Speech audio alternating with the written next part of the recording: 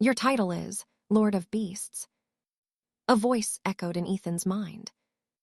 It was hoarse, borderline demonic, and followed by a sharp, tingling sensation that rippled through his body. He jolted awake and found himself sprawled half off his air mattress at an awkward angle, one arm numb beneath him, his back screaming in protest. Drool clung to his palm, and his mouth tasted like stale beer and regret. "Can't that fucker put me to sleep more gently?" he croaked, dragging himself upright. The world tilted. His head pounded like it was trying to escape his skull, and every muscle ached as if he'd just been beaten to a pulp. Slowly, the basement around him came into focus. The place he called home. There were dust-coated crates of wine and beer stacked along concrete walls. Then there was his air mattress that was deflated slightly, like it was giving up on him the same way he had given up on himself. Beside it, a small pile of clothes, two mismatched pairs of shoes, and a cardboard box that held cheap cigarettes and a lighter with a cracked wheel. That was it. His life, reduced to one forgotten corner beneath someone else's bar. And yet, despite the hangover, the soreness, the fact he was broke, something churned in his chest. Excitement. Real, electric excitement. I've become a titled. The thought sent a shaky laugh bubbling out of him. He stood, then paced, then nearly danced across the cold concrete floor, heart racing. "I can't believe it," he whispered. "I actually—" His foot clipped some empty beer bottles he had left on the ground.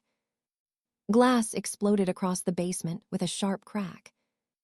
Shit. Heavy footsteps answered immediately from above. A door opened, then someone started down the stairs, already annoyed. Mark, the owner of this place. Broad-shouldered and solid, like a man carved from something sturdier than most. He moved with the easy confidence of someone who knew he could handle trouble without ever having to announce it. He had deep brown skin and short, neat hair cut into a clean fade.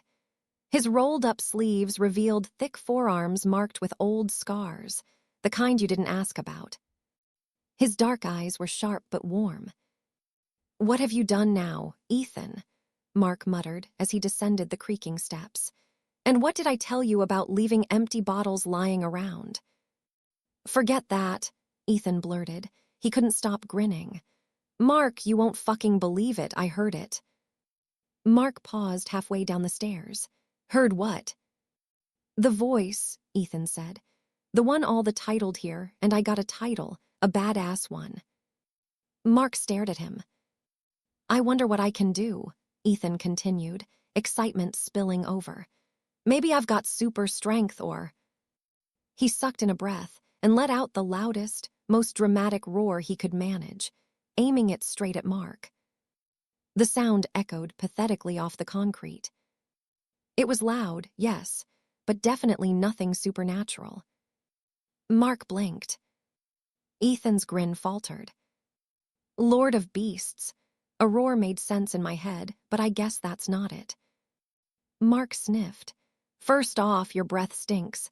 Secondly, there's no way you received a title." Ethan frowned. "What?"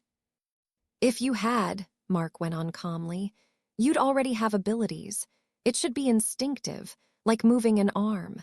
Unless legendary morning breath counts, I'm not seeing it." The words hit harder than Ethan expected. "Well, whatever I heard, it must have." "And am I really going to have to carry you down here every night?" Mark interrupted, rubbing his temples. The irritation was real, but beneath it was concern more than anything. "We're not kids anymore." There was a tense moment of silence after that, before Ethan glossed over his last comment. "Couldn't you have at least brushed my teeth before dumping me down here?" "Couldn't you have learned when to stop drinking?" Mark retorted. "It's easier to sleep when I black out," Ethan thought as he reflexively reached for a cigarette. Mark slapped it clean out of his fingers. And what did I say about smoking down here? You trying to burn down my bar, Mr. Titled. Ethan hesitated, then straightened. You think I'm crazy, he said quietly. Fine, I'm getting tested. Mark frowned. For real, no need to take the joke that far. I'm not joking, Marcus. Mark stiffened slightly at the use of his full name. I heard and felt something, Ethan said, voice low and steady. I know it did. But it simply didn't make sense. Every Titled awakened their abilities immediately. Be it super strength, pyrokinesis, or X-ray vision, it should manifest effortlessly. Yet here Ethan was, on his hands and knees, crawling across the basement floor like an animal, trying to figure out what it was he was capable of. A sharp sting snapped him out of it. Shit. Blood welled from his palm, where a shard of glass had bitten deep. Mark sighed. Go shower and get changed. I'll clean this up. Ethan looked up at him, sheepish. You're the best, man. I'll pay you back, once I'm officially registered. Mark just shook his head, as his friend disappeared into the cramped bathroom beneath the staircase. Ethan took a moment to look at himself in the merciless mirror. That's a rough 25. He was lean, but not from training, from surviving. Though with the amount he was drinking as of late, he was starting to get a small beer belly. Old scars littered his body, alluding to a rough life. Messy hair and a rough stubble, he could look quite handsome if he were more well-kempt, especially with his piercing blue eyes that didn't quite belong to someone who'd already hit rock bottom. Even before his title, there was something feral about him. Something that he almost seemed to be trying to suppress and move on from. Doesn't get much worse than this, he muttered, shaving quickly, showering, and pulling on his best clothes, a plain black tracksuit. In his pocket, a cracked phone with several missed calls from an old man Cho, and a small wad of cash. Everything he owned. Upstairs, Mark was drying glasses behind the bar. The Black Howl wasn't a fancy bar, but it was warm. Worn wooden tables, a polished counter, and a battered pool table took up most of the space. It was a nice, small bar that had its regulars, the biggest of which was now Ethan. I'm heading out, Ethan said. Want anything, breakfast? It's 2 in the afternoon, Mark replied. I've already eaten lunch. Ethan grinned and turned for the door, but as he did, Mark grabbed his arm. Your shift started an hour ago, he said quietly. Mr. Cho did me a favor giving you that job. The pay's not great, but with your record, it's the best you'll get without going back to. Ethan looked down at the hand, gripping his arm, then back up at the face of his giant counterpart. He clearly didn't appreciate being grabbed, but Mark still held him tightly and locked eyes with Ethan, who just sighed. What do I even have to lose? Mark's jaw tightened. You've got plenty to lose, so don't say that. He let go, taking a breath. Whatever happens, I've got you. Ethan nodded appreciatively, something tight in his chest loosening as he stepped outside. The bell above the door rang. Just like that, he was on his way to get tested as a titled. But things didn't go as he would have hoped. Ethan stepped out of the Black Howl, the bar he lived under, and immediately slipped a cigarette between his lips, lighting it without hesitation. The smoke burned harsher than usual. Despite the excitement bubbling in his chest, the hangover still clung to him. His head throbbed, his body felt heavy, and his patience was thin. Today wasn't a day for anyone's bullshit. Ethan liked his space, and only a handful of people ever saw his laid-back, joking side. Mark was one of them. Yo, what's cracking, Ethan? How's Big Mark doing these days? The voices drifted over from the corner outside Mr. Cho's bodega. 3 men lingered there, leaning against a lamppost like they owned the street. Jackets zipped up despite the mild weather, hands tucked inside like they were holding onto something reassuring. One of them stood out. He had a broken nose, crooked like it had never healed properly, as well as a thick neck. His eyes never quite settled, always sharp, always wary. He was a familiar face to Ethan. Mace. The other two, barely out of their teens, were the kind of idiots who thought they were tough and acted friendly with everyone. They were the ones who'd called out to Ethan. "What the fuck do you do that for?" Mace muttered under his breath, smacking the back of one youngster's head. "Why?" he shot back. "You scared?" "And aren't you a tit?" the other started. Mace snapped his head, toward him so fast it was almost violent. The youth froze mid-word. Mace's glare was lethal, the kind that promised consequences far worse than bruises. "You ever finish that sentence," he growled, "and I'll make sure you don't get another one." Both of them swallowed nervously. Mace lowered his voice. "I already told you, Marcus Reed and Ethan Crowe are off limits." They scoffed under their breath, but they ain't shit anymore. Mace's jaw tightened. "You don't get it," he said quietly, "and you don't want to." Ethan finished his cigarette slowly before finally glancing their way. His eyes passed over them once, dismissively, before he walked over while lighting another. He stopped a few feet away, exhaling smoke. "What did I tell you about hanging around here, Mace?" Ethan said calmly, blue eyes locking onto him. "Go sell that shit somewhere else." His voice wasn't loud. It didn't need to be. Mace stiffened and almost flinched. "We hear you," Mace said quickly, gripping the shoulders of the two younger guys. "We were just passing by." Ethan held his gaze for another second, then nodded once. They moved off, tension trailing behind them like a bad smell. As they walked, one of the younger men muttered, "You strapped, right?" "Yeah," the other replied.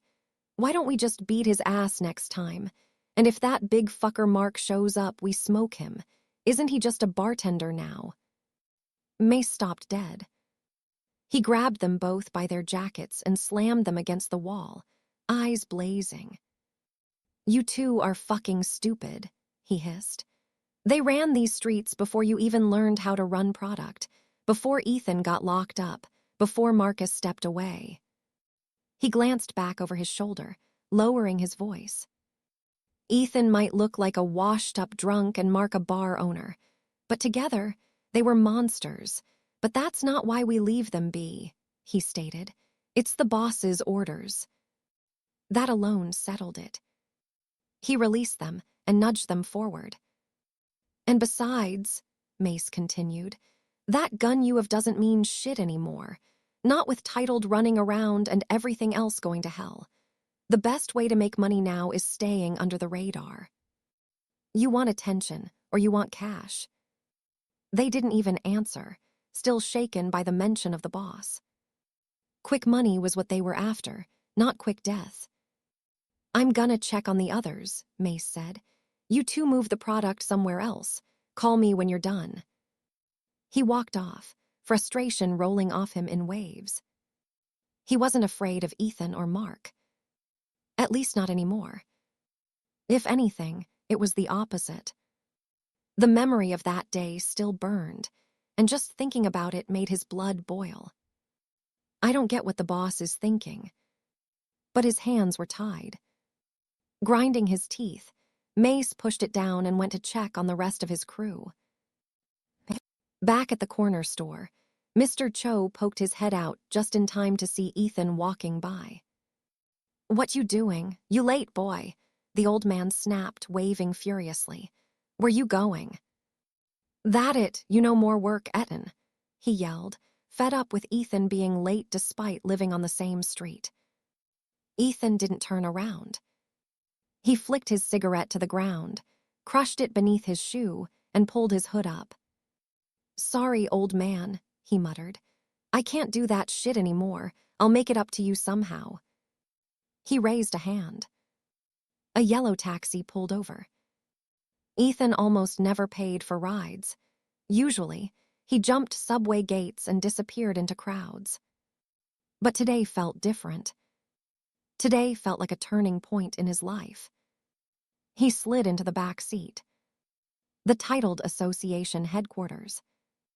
The driver hesitated, eyes flicking to the rearview mirror. Ethan looked exactly like what he was, a hungover thug with bad posture and worse life choices. Then Ethan pulled out his wad of cash. The cab rolled forward immediately, heading towards Lower Manhattan.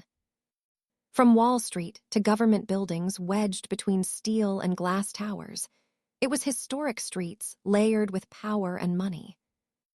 Old stone crushed beneath modern ambition. Ethan hated it. It was too clean, crowded and fake. But this was where the titled association headquarters stood. He sat in silence the entire ride. When they arrived, he paid slightly extra, which in total was nearly a quarter of all his cash. Worth it, he thought as he stepped out. After all, I won't be broke for much longer. The titled association building dominated the skyline. The tallest structure in the world. Ever since the Burj Khalifa collapsed during a gate break, nothing had come close. Ethan craned his neck, squinting upward. Jesus, he muttered. Inside, he froze. Polished marble floors stretched endlessly. Floating holographic displays streamed live data. Guards in tailored suits stood at attention, eyes sharp, movements precise. Power lived here. Control. So this is where the real monsters work. He approached the front desk. The woman behind it had neatly cut brown hair and a professional smile that didn't reach her eyes. How can I help you today? I want to register as a titled. Her gaze swept over him, head to toe. Is that so? She said flatly. Identification and your title. Ethan shrugged. Don't have any on me. You can look me up. The titled association was now the most major branch of the government, so of course she could. She sighed. Name. Ethan Crowe. Her fingers stopped. Crowe, she repeated softly. The screen filled instantly. Birth records, schools, arrests, and convictions. Her posture shifted. The air felt colder. And your title? She asked again, voice tighter. Ethan met her gaze, reading the judgment plainly written there. Another criminal becoming a titled, just what we needed. He smiled faintly. I don't believe I'm required to disclose that. He was right. Titles were weapons, and he would much rather keep his concealed, at least until he knew what he was capable of. Some opted to reveal them, others didn't, but it was purely up to the individual. She studied him for a long moment, then turned sharply. I'll have someone conduct your titled assessment. Moments later, another woman approached. She was smiling, more accommodating and hospitable than the receptionist. But what caught Ethan's attention was the two thin antennae that rose from her scalp. Definitely a titled. Ethan's heart kicked harder. Guess this is where I find out what I'm worth. Ethan had crossed paths with a handful of titled over the years. Most of them were nothing special and were incarcerated alongside him, scum of the earth who, when released, would just use their abilities for small-time crime rather than heroics. There was a man who could turn his fingers into blades, probably saddled with a miserable title like knife fingers. Another was a woman who could soften her bones and squeeze through gaps barely wider than her head, calling herself Boneless Cat and escaping the prison to live her life as a thief. Nothing impressive, and they were quickly moved to another facility upon displaying their abilities. And yet, every single time Ethan encountered a titled, something inside him stirred. a tightening in his chest, a prickle along his spine. Whether it was primal instinct or simple caution, he didn't know, but he always felt on edge around them. They were literally superhumans, walking among ordinary people, the strongest of whom could kill him with a flick of a finger, and the world would applaud. Compared to them, everything Ethan had suffered through, every fight, every injury, every bad decision felt small. Trivial. It was humbling and unsettling. "Right this way," the woman with antennae said pleasantly. Ethan nodded quietly and followed her. Up close, he got a better look at her. The antennae protruding from her head were thin and smooth, almost translucent, faintly glowing at the tips. Something about her presence felt alert. She's definitely a titled, Ethan thought, but I wonder what her ability is. If he had to guess, she had some kind of insect-based ability. Maybe enhanced senses, or maybe she was something like an ant queen, commanding an army of critters. Who knew? All he knew was that he desperately wanted to understand his own abilities. Lord of Beasts. The title echoed faintly in his mind again. From what he'd seen, titles tended to be literal, and powerful-sounding ones usually weren't a joke. His sounded incredible, but also ominous. Of course, all kinds of ideas about it bounced around his mind, but only time would tell what it really meant. As they walked, Ethan noticed people lingering around the reception area. From guild recruiters with sharp eyes to reporters clutching cameras and tablets, they were all waiting for the next headline-worthy title to appear. I can only hope it's me, he thought, pulling his hood a little lower. As much as he wanted to be a powerful titled, he'd rather not have the fame and attention that came with it. Every titled receives a single title, the woman explained as they walked, snapping Ethan out of his thoughts. Your abilities stem from it, but your potential and growth are separate matters. We still don't know where titles come from. Some say from God, while others theorize that we as a race are evolving. But then again, we don't know for sure where humanity itself came from either.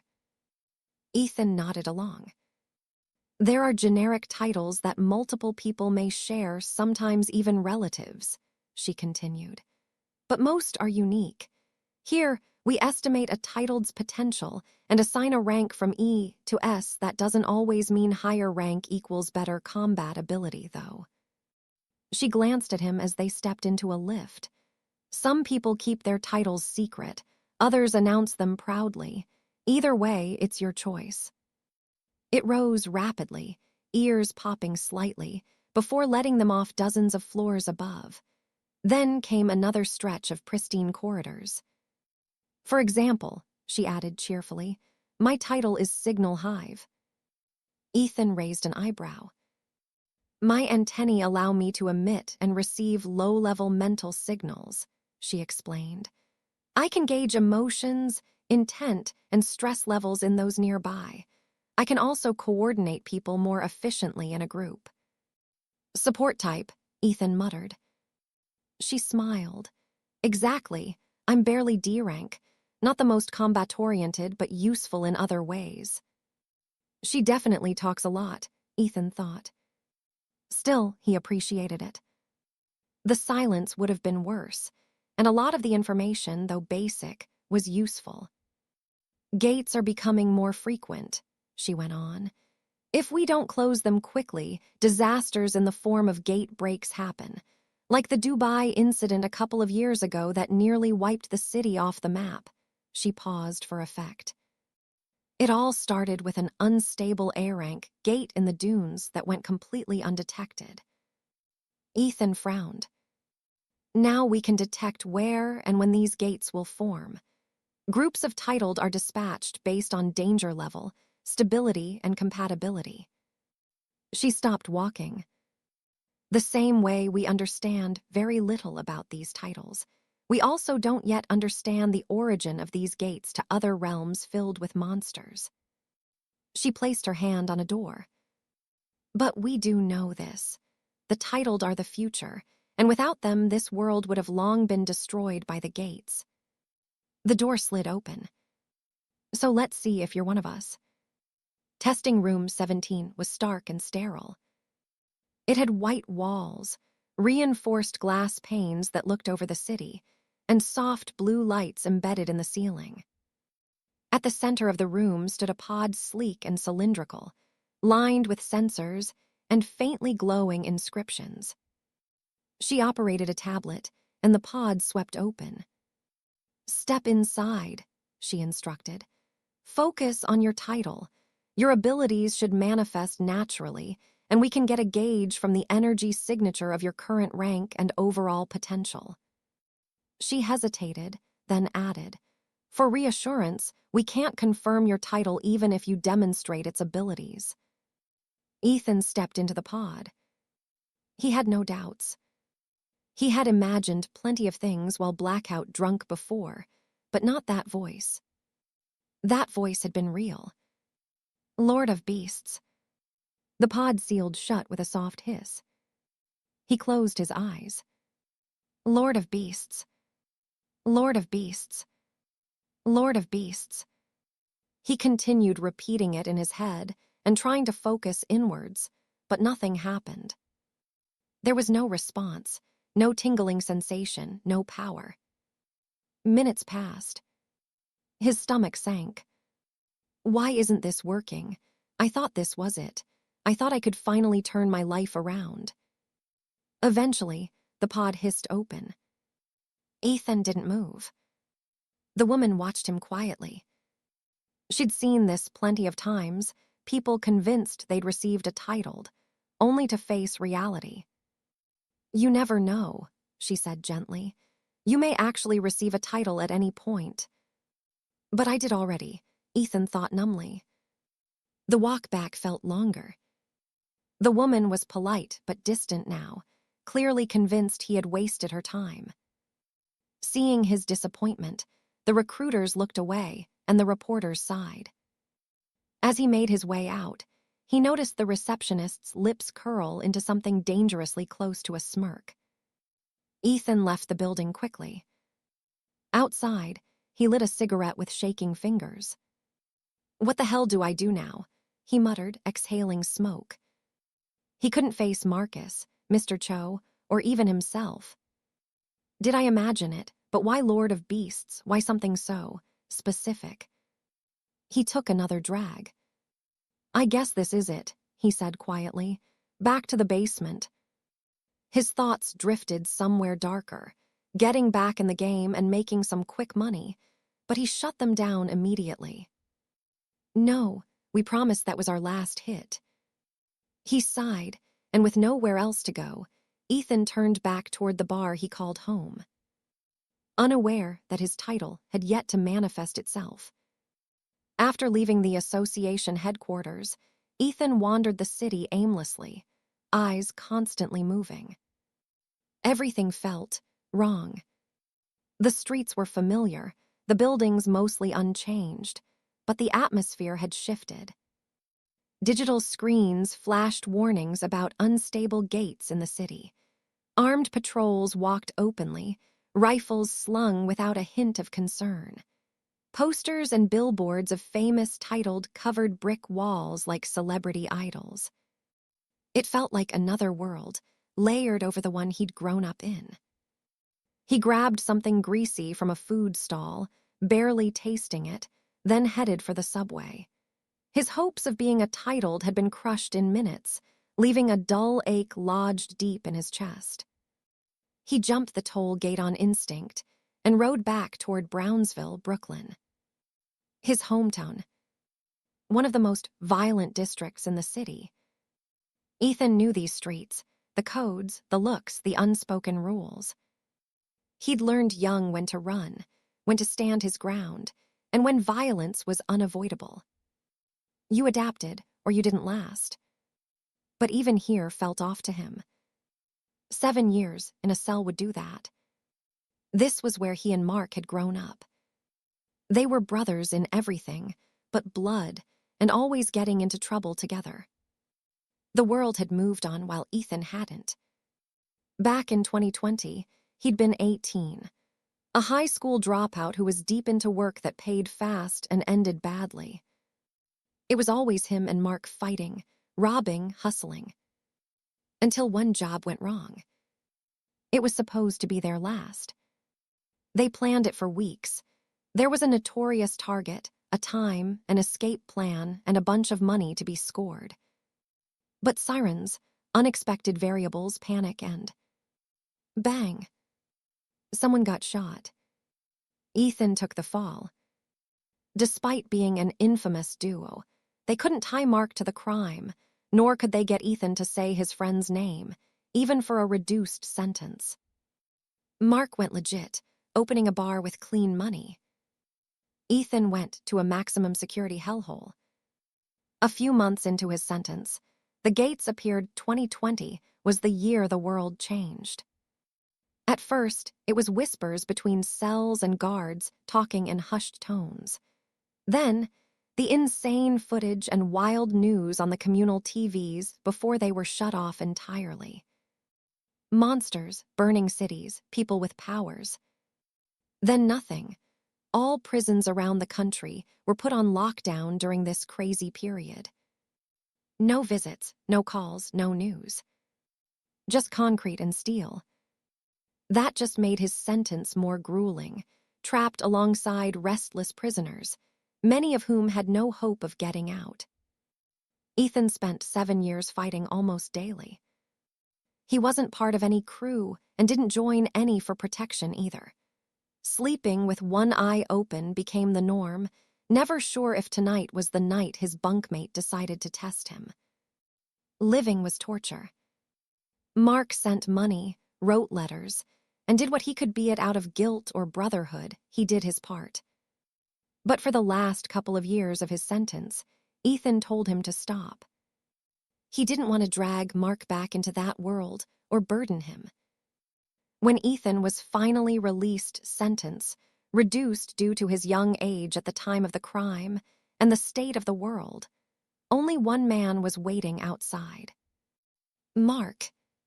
Somehow bigger than before, he was leaning against his old car like he'd been there all day. Ethan remembered that moment more clearly than anything. Free at last. And completely unprepared. Everyone else had adapted and found their place beneath the titled. Ethan had been locked away while the world rewrote itself. Now everyone lived in bubbles. From janitors to office workers to presidents. None of it mattered. They were all just ants beneath giants. A gate could tear open in your living room at any moment, and if it destabilized, that was it. Game over. That thought gnawed at Ethan constantly and made everything he had done feel pointless. It made him feel pointless. He'd always chased what he wanted. Always fought for it. Be it for money, respect, or just for the thrill of it, he never settled for less and always lived as he pleased. Yet here he was, in 2027. I'm 25, he thought bitterly, counting the crumpled bills in his pocket. A massive rap sheet with nothing to show for it, no prospects, and a total of $127 to my name. I was better off in the can, he laughed. He wanted needed to be titled. Crime had been fun when he was young and necessary, when he got older. Now, he felt insignificant and lost in life. I know what fixes this. He didn't want to think anymore. Nothing quieted the mind like the poison he drowned his thoughts out with every night. As such, he headed back to the Black Howl to put a dent in Mark's profits again. Getting there should have been uneventful. But just his luck it was. The two idiots from earlier were back, selling right outside Mr. Cho's bodega, exactly where Ethan had told them not to. For them, it was more foot traffic, and as such, faster sales. The quicker we move this shit, the quicker we can go get ourselves some bitches. But now, they were about to learn the hard way not to cross Ethan Crowe. Ethan spotted the two young thugs as he walked down the street. They're around the age mark, and I were back then, but we never bothered with peddling dope. He reminisced for a moment before locking eyes with them. They merely laughed, not scared or intimidated by him. Ethan wasn't in the mood to deal with them, and was about to keep walking until he saw Mr. Cho through the glass of his store. Swollen face. Bruises. Dried blood at the corner of his mouth. Ethan immediately stopped. Something twisted hard in his chest. He wasn't the heroic type, or at least he didn't try to be, but he was indebted to the old man and hated seeing people around him suffer. Without hesitation, he walked straight over to them, fists clenched but his face calm. "Didn't I tell you not to sell your dope here?" One of them smirked. "We sell where we want, asshole." Ethan smiled, but it was a dangerous smile, one far from amusement. "I can understand that, but then why'd you do that to the old man?" "We were selling," he started mouthing off. "So we shut him up," the other said. "You got a problem with that." There were two of them, one of whom had a gun, and they had a giant crew behind them, as well as Mace and their boss. That's where their confidence lay. But Mace and their boss weren't here, and they were among the few who could save them now. Ethan lit a cigarette, eyes flat. "I needed to blow off some steam anyway." "What was that?" one snapped. Ethan stepped in and drove his fist straight into his nose. The crack echoed. The youth screamed, stumbling back. "You're in some gang and think it makes you hard," Ethan snarled. "You think beating an old man makes you somebody." The second rushed forward, but Ethan slammed him into the wall, his forearm crushing his throat. "There are literal fucking monsters in this world now," Ethan continued, breathing heavy. "And you're both still this arrogant." They swung wildly. Their eyes were squeezed shut, panic taking over. It was pathetic. "They both have a boxer base, but they're barely amateurs," Ethan gauged. "It doesn't matter how much you train or plan, it all goes out of the window once you get hit in the face." Ethan had survived 7 years in prison and spent years getting into trouble before that. This wasn't a fight. This was child's play. "But I should probably quit smoking," he thought distantly. "I'm already getting tired." He weaved through most of their attacks, and each time he did, he would strike back, focusing on speed and jabbing at their faces. Even when he had open body shots that could have dealt more damage, he wanted to break them mentally and leave them with a battered face that reminded them not to come here again. That's when, how'd you like that?" He took a hit to the face. One of them managed to graze him with one of their swings. "I'm getting rusty already, getting hit by a kid," he laughed, rubbing his face slightly before swinging right back, with intent this time. Bang! He immediately fell to the ground, dazed by a cross to his mouth that broke one of his front teeth. "Do it," he cried to his friend as he caught the piece of his tooth, blood dripping from his mouth. The other then pulled a pistol, hands shaking. "Be back up. I swear I'll really shoot." Ethan's expression hardened. "You don't pull a weapon unless you're ready to use it." He stepped forward slowly, grabbed the gun by the barrel, and put it against his own forehead. "Go on then, kill me." He held it tight and wasn't bluffing either, his piercing blue eyes unwavering as he stared into the soul of the shaken youth who had just had his ass handed to him. "You'd be doing me a favor," he added under his breath.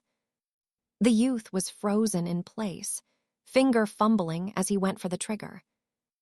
His friend was looking at him expectantly, but only he would live with the consequences.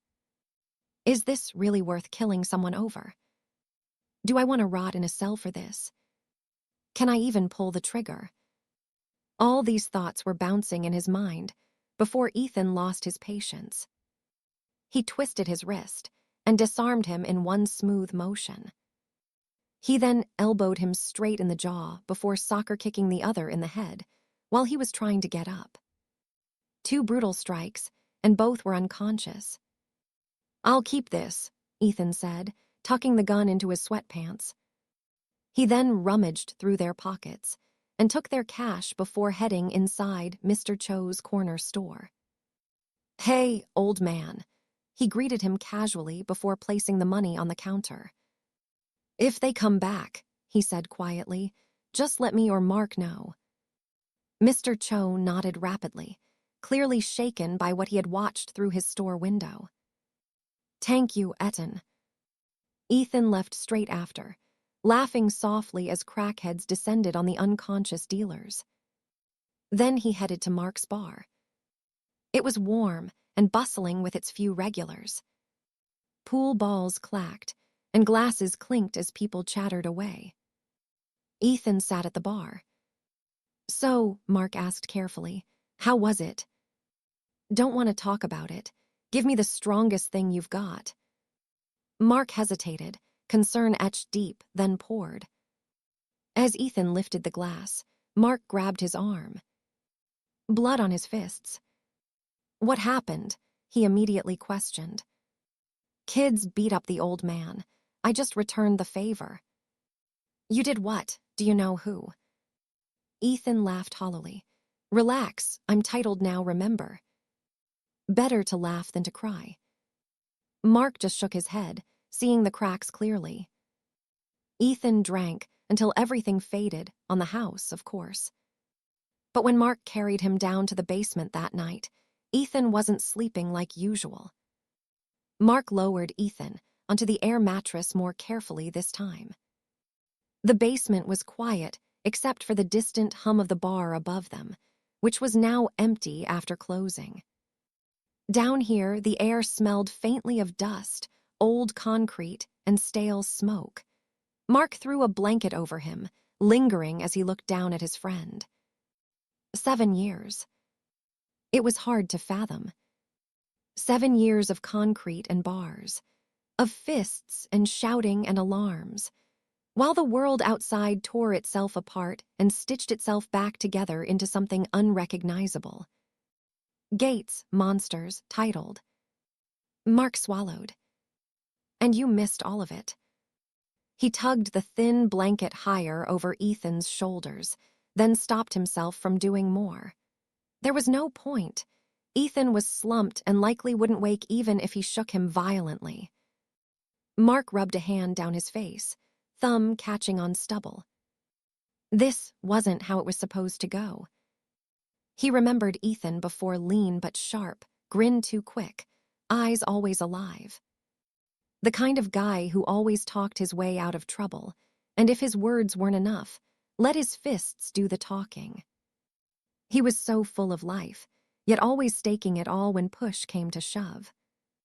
Mark's jaw tightened. It should be me. The basement felt smaller the longer he stood there, almost like it was closing in on him. On an air mattress with nothing going for me, he thought. Was that all his 7 years were worth? Was this all he could do for him after what he sacrificed? Mark hung up his past, smoothed things over with the people that mattered, and opened a bar. He had got away scot-free. All while Ethan. Mark exhaled slowly through his nose. There was the smoking, which was surprising. Then there was the drinking, which was even more surprising. Ethan wasn't the type to do either, yet now his days revolved around them. But the biggest change was in his behavior. The way he flinched when someone got too close to him, the way his eyes always tracked exits and potential weapons without meaning to. I can only imagine what he had to endure, and knowing him. It hurt him just to think about it. Ethan taking on prisoner after prisoner, his sentence a living hell. At least he hasn't touched the harder stuff, like Mace and his crew cell. Mark clung to that small mercy like it meant more than it did. Ethan knew better than anyone what those drugs did to people. But alcohol was more than enough to hollow a man out on its own. It had only been a month since Ethan got out. A month, and Ethan hadn't interacted with anyone or done much of anything other than smoke and drink. There was no curiosity about the world that had changed without him, only unease. He hadn't even asked about Mark's family. The family he also grew up with and was practically his own. That hurt more than Mark liked to admit. He doesn't trust anyone anymore, he thought, looking down at him. Not even me.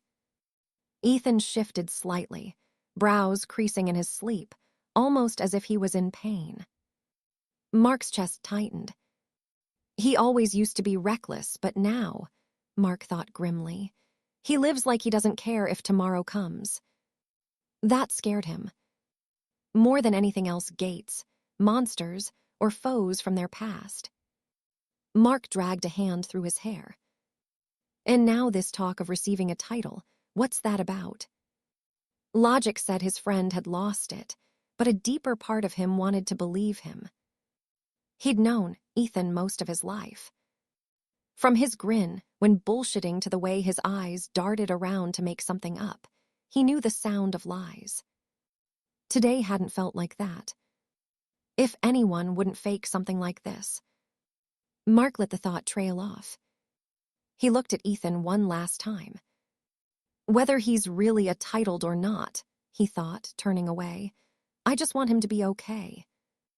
Though he'd be lying if he said he wasn't hoping his friend had been granted the abilities to take a second shot at a better life.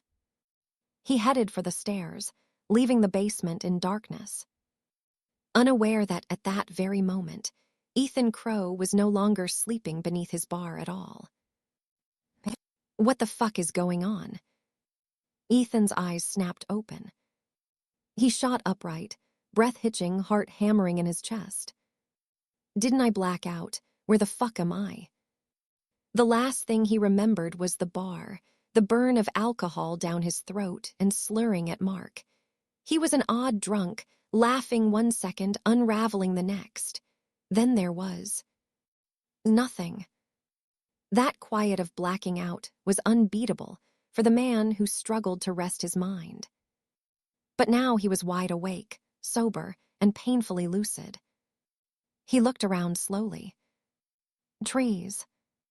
Tall, ancient-looking trees with thick trunks and tangled roots stretched in every direction. Pale light filtered through a dense canopy, casting long shadows across mossy ground. This definitely isn't anywhere in New York. Ethan then looked down at himself, and that was even more puzzling. He was in rags. Torn cloth hung loosely from his frame, rough and uncomfortable against his skin. As for his feet, they were bare except for crude sandals tied together with fraying rope. This definitely wasn't what I was wearing. He swallowed. Am I dreaming, or just finally losing my mind? He pinched the inside of his arm. Pain flared sharp and immediate. Ethan hissed. That hurt. His chest tightened. So this is real. That sparked a bunch of questions. Is this some kind of gate? But then how did I get into it? Why am I sober? And who put me in these damned rags? Then, the world itself seemed to vibrate. A hoarse, ancient voice rolled through the forest, not inside his head, but everywhere at once. It echoed between the trees, sank into the soil, and pressed down on him like a physical weight. Welcome to the Tower of Beasts. Ethan froze. The sound wasn't loud, but it was absolute. There was no direction to it, no source to turn toward. It simply was. His blood ran cold. That voice. His breath came shallow. It's the same one, the one I heard when I thought I got a title. More questions exploded through his mind. Tower of Beasts, what the fuck does that mean? Is this my real body, or some kind of separate space? And most importantly, his pulse thundered. Does this mean I really am titled? The forest trembled again as the voice returned. Floor 0, initiation for Lord of Beasts. A translucent interface materialized in front of him, hovering in the air like something straight out of a game. Ethan stared at it, then laughed, breathless and disbelieving. So this shit is real. Text scrolled across the interface. This is a trial in floor 0 of the tower. Another line followed. You are the 999th candidate for the title. To officially become Lord of Beasts, you must. Ethan's jaw tightened. Then a single ominous objective appeared before him. Objective, survive for 24 hours. He blinked. Oh, that's it. No further instructions. No simple daily exercises that he needed to complete to get stronger. Just survive. His eyes narrowed, and questions piled up again. Survive, he asked the empty forest. Against what? What's out here? Am I allowed to leave this area? No response. The silence stretched, heavy and deliberate. Ethan swallowed. And if I die here? That question was answered instantly, the voice reverberating through the trees with cold finality. Death within the tower is absolute. His stomach dropped. The voice continued. The host's soul will perish, never to live again in any vessel. For a long moment, Ethan didn't move. Didn't breathe. Then he let out a slow exhale. Sounds about right, he said sarcastically. As soon as the words left his mouth, the interface shifted. A timer appeared. 23:59:59. 23:59:58. 23:59:57. The countdown had begun. Ethan stared at it, then slowly looked out into the forest around him. Despite the danger, despite the madness, despite the fact that this place could be the death of him, his hands were shaking for another reason. Excitement. Real, sharp excitement. For the first time since stepping out of that prison, Ethan didn't feel small. Didn't feel weak. Didn't feel insignificant. So this is it, he thought, lips curling faintly. My last shot. If he survived these 24 hours, then he wouldn't be another lost nobody in a world ruled by monsters and titled. He'd stand among them. And if he didn't, well, he thought grimly, it's not like many people will miss me. I'm sure Mark'll be fine. Seeing the objective hovering before him, Ethan felt his heart begin to race. It was a mix of excitement and pressure. The translucent interface floated calmly in the air, utterly indifferent to the fact that his life now hinged on a single line of glowing text. Objective, survive for 24 hours. The countdown ticked away in the corner of his vision. 23:59:51. 23:59:50. So, that's how it is, Ethan muttered, throat dry.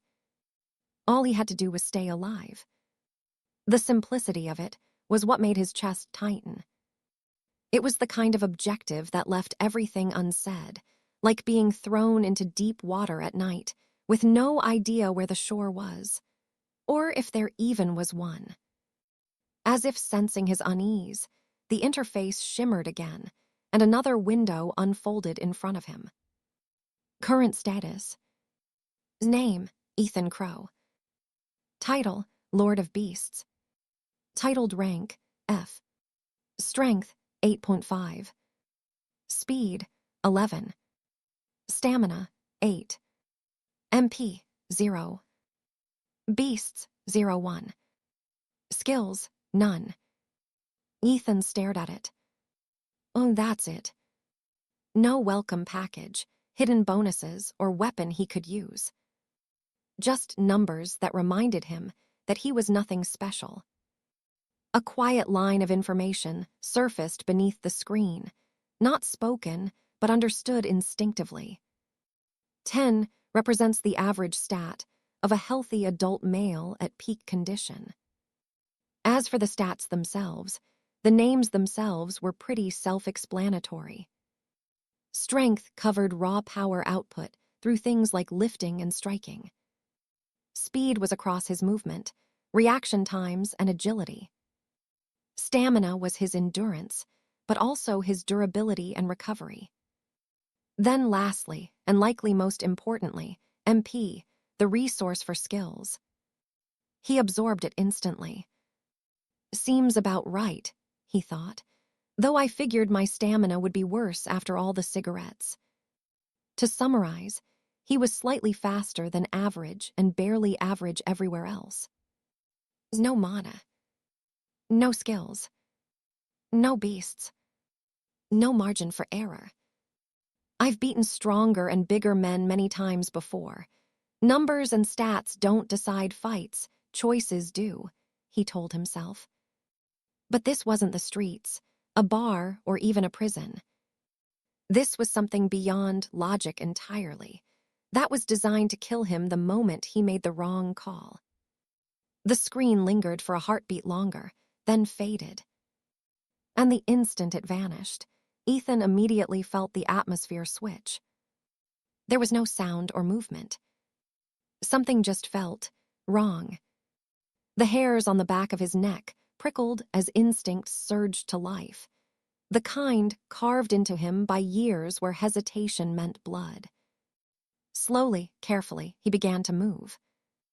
His sandals crunched softly against the forest floor, which was covered with leaves, twigs, and... "What the fuck?" he exclaimed internally. He stepped on something hard that crunched slightly. When he looked down, his heart skipped a beat. It was a pearl-white skull, half buried beneath damp leaves. Ethan stopped and lowered himself into a crouch. His fingers hovered over it before hesitantly grabbing it. This is human. There was no mistaking it. Holding the cracked skull up to his face, its empty eye sockets almost seemed to stare into his soul. If this isn't a bad omen, then what the fuck? Looking around, he began to notice the white among the foliage. There were bones everywhere in the small clearing he found himself in. A rib cage lay beside the skull, ribs splayed like broken fingers. A few steps away, a femur jutted from the soil, snapped clean by brute force. Near a tree, smaller fragments lay half-buried. Knuckles, shards, pieces he didn't want to look at for long. Whatever had been here hadn't just killed. It had fed, gnawing them down to white, lifeless remains, picked clean and left behind without care. His stomach twisted. Are these the 998 who failed this trial before me? He wondered darkly.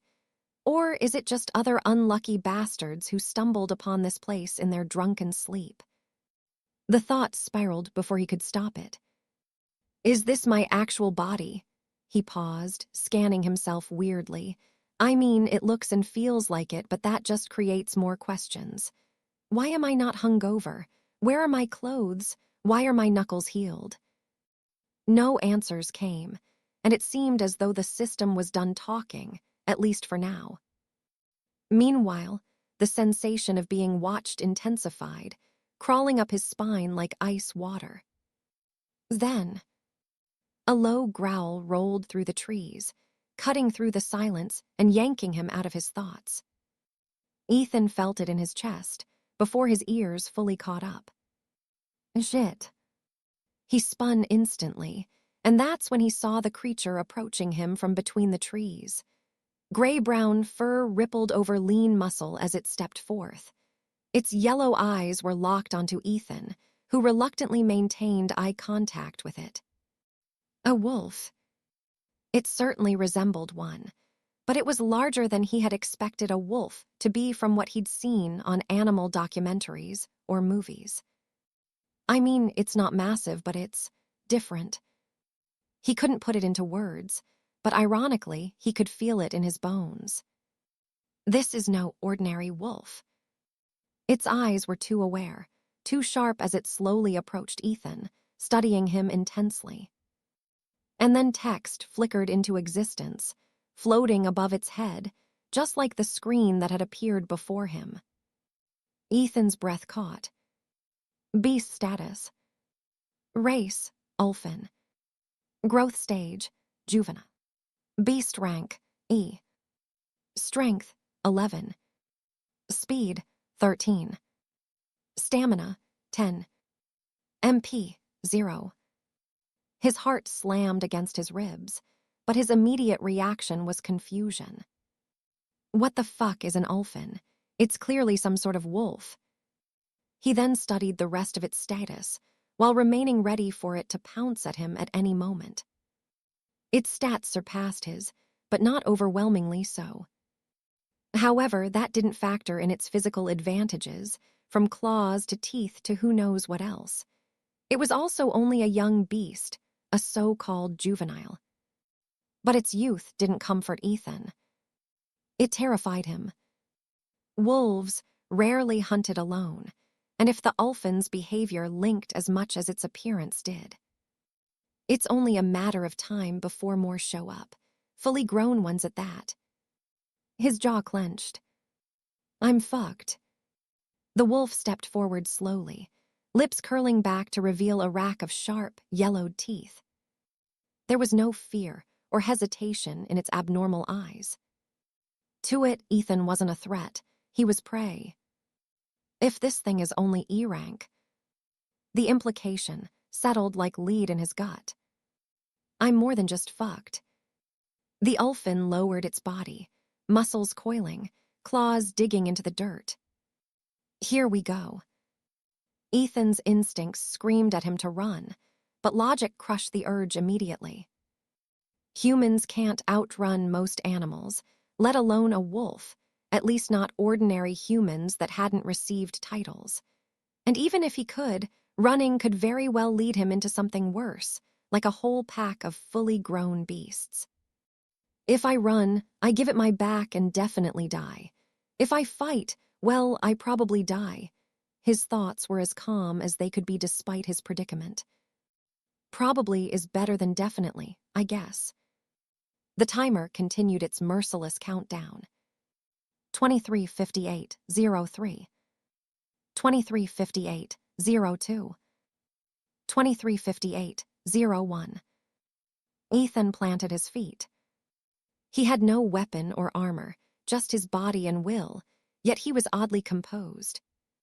He raised his hands slowly, never breaking eye contact with the predator, every sense sharpened to the max as adrenaline flooded his veins. Simultaneously, his heartbeat pounded like a war drum in his ears. The scene was set. Man and beast faced each other amidst scattered human bones. Ethan only had one objective, and right now, that meant standing his ground and fighting. E-rank beasts were usually handled by E-rank titled, at the bare minimum.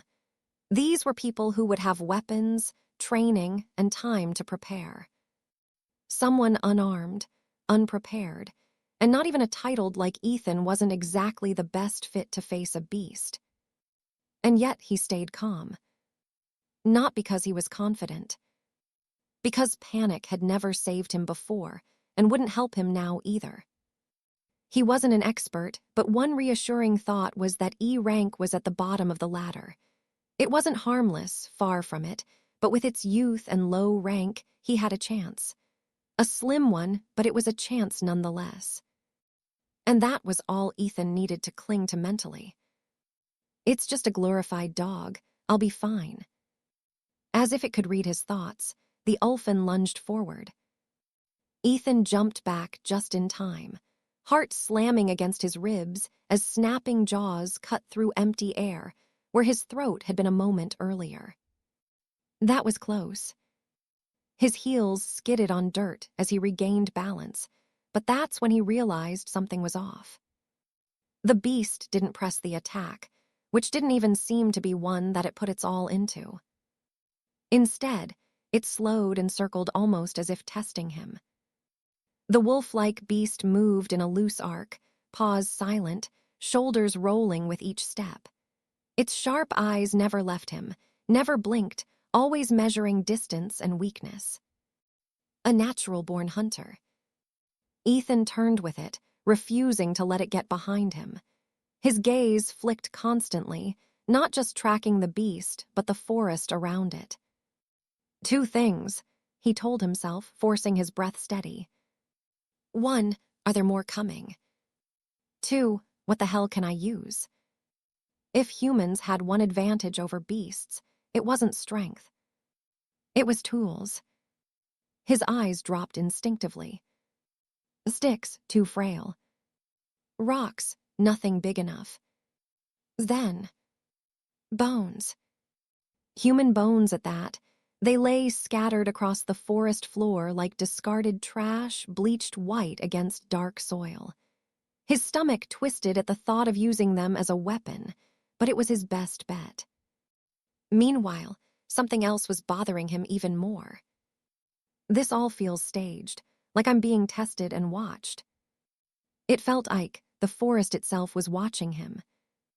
As if prompted by that thought, the system spoke again directly in his mind. Beast acquiring opportunity has arisen. The sudden speech and words floating above the beast, made his heart stutter, but Ethan didn't let his focus slip. His eyes stayed locked on the so-called Ulfin even as the translucent letters burned into his vision. Defeat the beast to acquire it, as your own the Lord of Beasts must be capable of at least this much. Ethan swallowed. Of course, he thought grimly. Can't I just tell it to sit? If he was really the Lord of Beasts, shouldn't they obey him?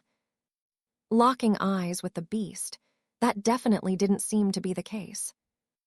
But as much as he would have preferred otherwise, it resonated with Ethan, who always had to fight for what he desired. Obedience isn't given, he realized. It's earned. Acquire the beast by force, that's exactly what he intended to do. He shifted his stance, loosening just enough to move. Calm didn't mean fearless, it meant controlled. Fear was there, clawing at his spine, but he didn't let it drive. The Ulfin's body lowered again, its muscles coiled then. A swoosh. It lunged, much faster this time. Ethan dove to the side, the beast's claws scraping his shoulder as he did.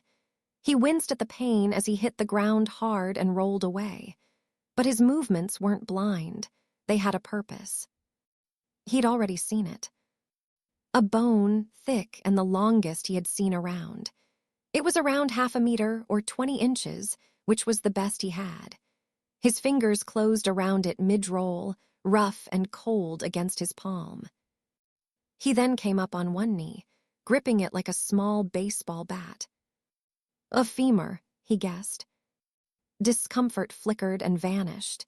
He didn't have the luxury of being picky, and when it came to survival, there was little he wasn't willing to do. Meanwhile, the Ulfin wasn't going to give its prey any rest. It pivoted instantly and pounced again towards him. Ethan stepped forward and swung as it did. The bone he wielded cracked against its skull with a dull, jarring thud. It was a clean hit, the impact rattling Ethan's arms, but it was to no avail. What the fuck is this Ulfin thing made of? The beast barely reacted, and followed through with its attack regardless. Shit. Pain exploded across his chest as claws tore through skin, much deeper this time. Ethan twisted back as far as he could, but blood still welled as heat flared through him. He hissed, retreating a step. It's going to be hard to beat it with a blunt blow. This wasn't a dog, or even a wolf, it was a wild beast. The Ulfin lunged again. Ethan clenched his teeth, digging his feet into the ground, as he swung even harder. But the beast saw the attack coming from a mile away and quickly adjusted. Catching the bone in its jaw, Ethan tried to tug it free, but it had a vice-like bite. The Ulfin then bit down, and there was a sickening crunch that almost seemed to echo. The femur snapped like it was merely dry wood. Ethan froze for half a second. If it gets a bite on me, it's over. It can fucking snap bones with its jaw. Is it some wolf-crocodile hybrid? Despite the shock and losing his weapon, Ethan kicked forward on instinct, sandals slamming into its snout. The beast stumbled back a step, more startled than hurt. Ethan dropped the fragmented bone and raised his fists.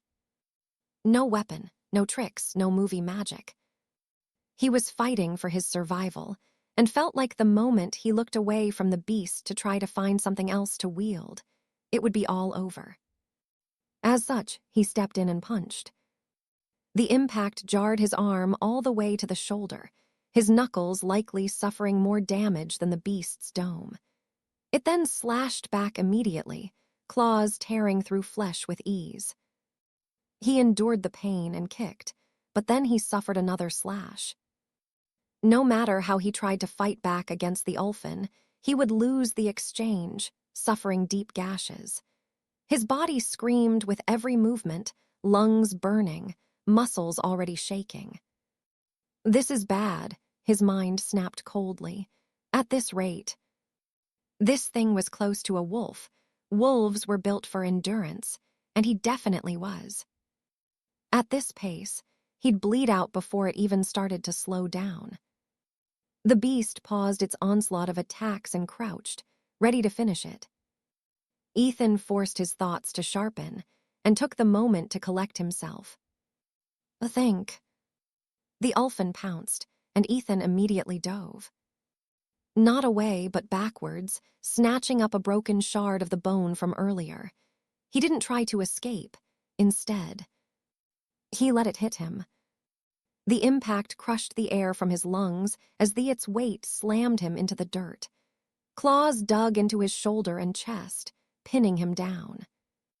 Agony detonated through him, but he endured as he had been. Hot breath washed over his face as thick saliva dripped from bared fangs. The beast hesitated no more correctly. It paused. This wasn't out of mercy. The damned creature was savoring the moment, reveling in its dominance like a true predator. That moment was all Ethan needed. Without hesitation, he drove the bone shard upward with everything he had, straight into its throat. It immediately howled in agony. Blood burst out in a violent spray, hot and choking, soaking Ethan's face and chest. The beast thrashed wildly, its claws raking away at his flesh, but its strength drained fast. Its body betrayed it. The blow was a fatal one. It began to convulse as it struggled against its death, but eventually its body went limp, collapsing onto Ethan. He shoved, its fur and surprisingly heavy body suffocating him before rolling onto his side. His vision was swimming as he gasped for air. Blood, a mix of his own and the beast's, soaked the ground beneath him. For a long moment, he didn't move. Then he forced himself upright and sat heavily on the beast's cooling body, chest heaving, hands trembling. He was bruised and bleeding, but most importantly, alive. A rough laugh tore out of him as he looked down at the Ulfin he had somehow managed to kill.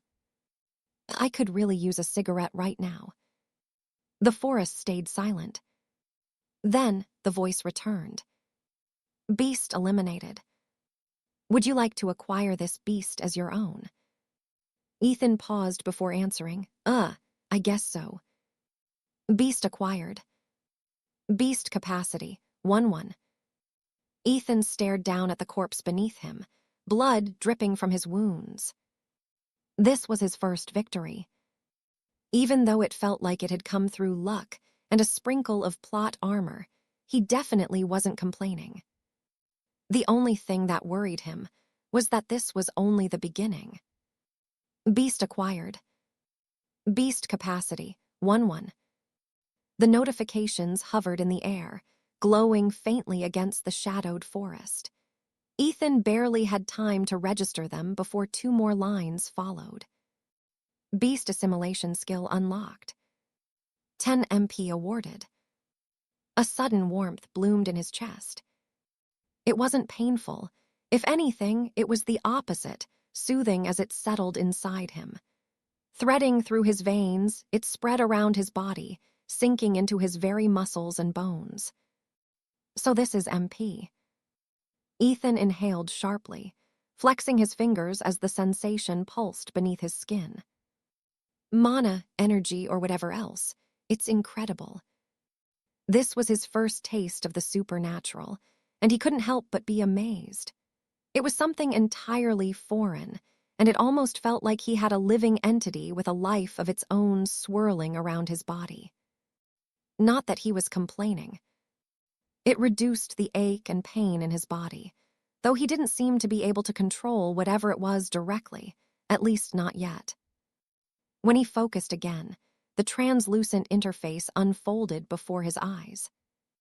4 tabs now floated in his vision to choose from: objectives, status, and 2 others.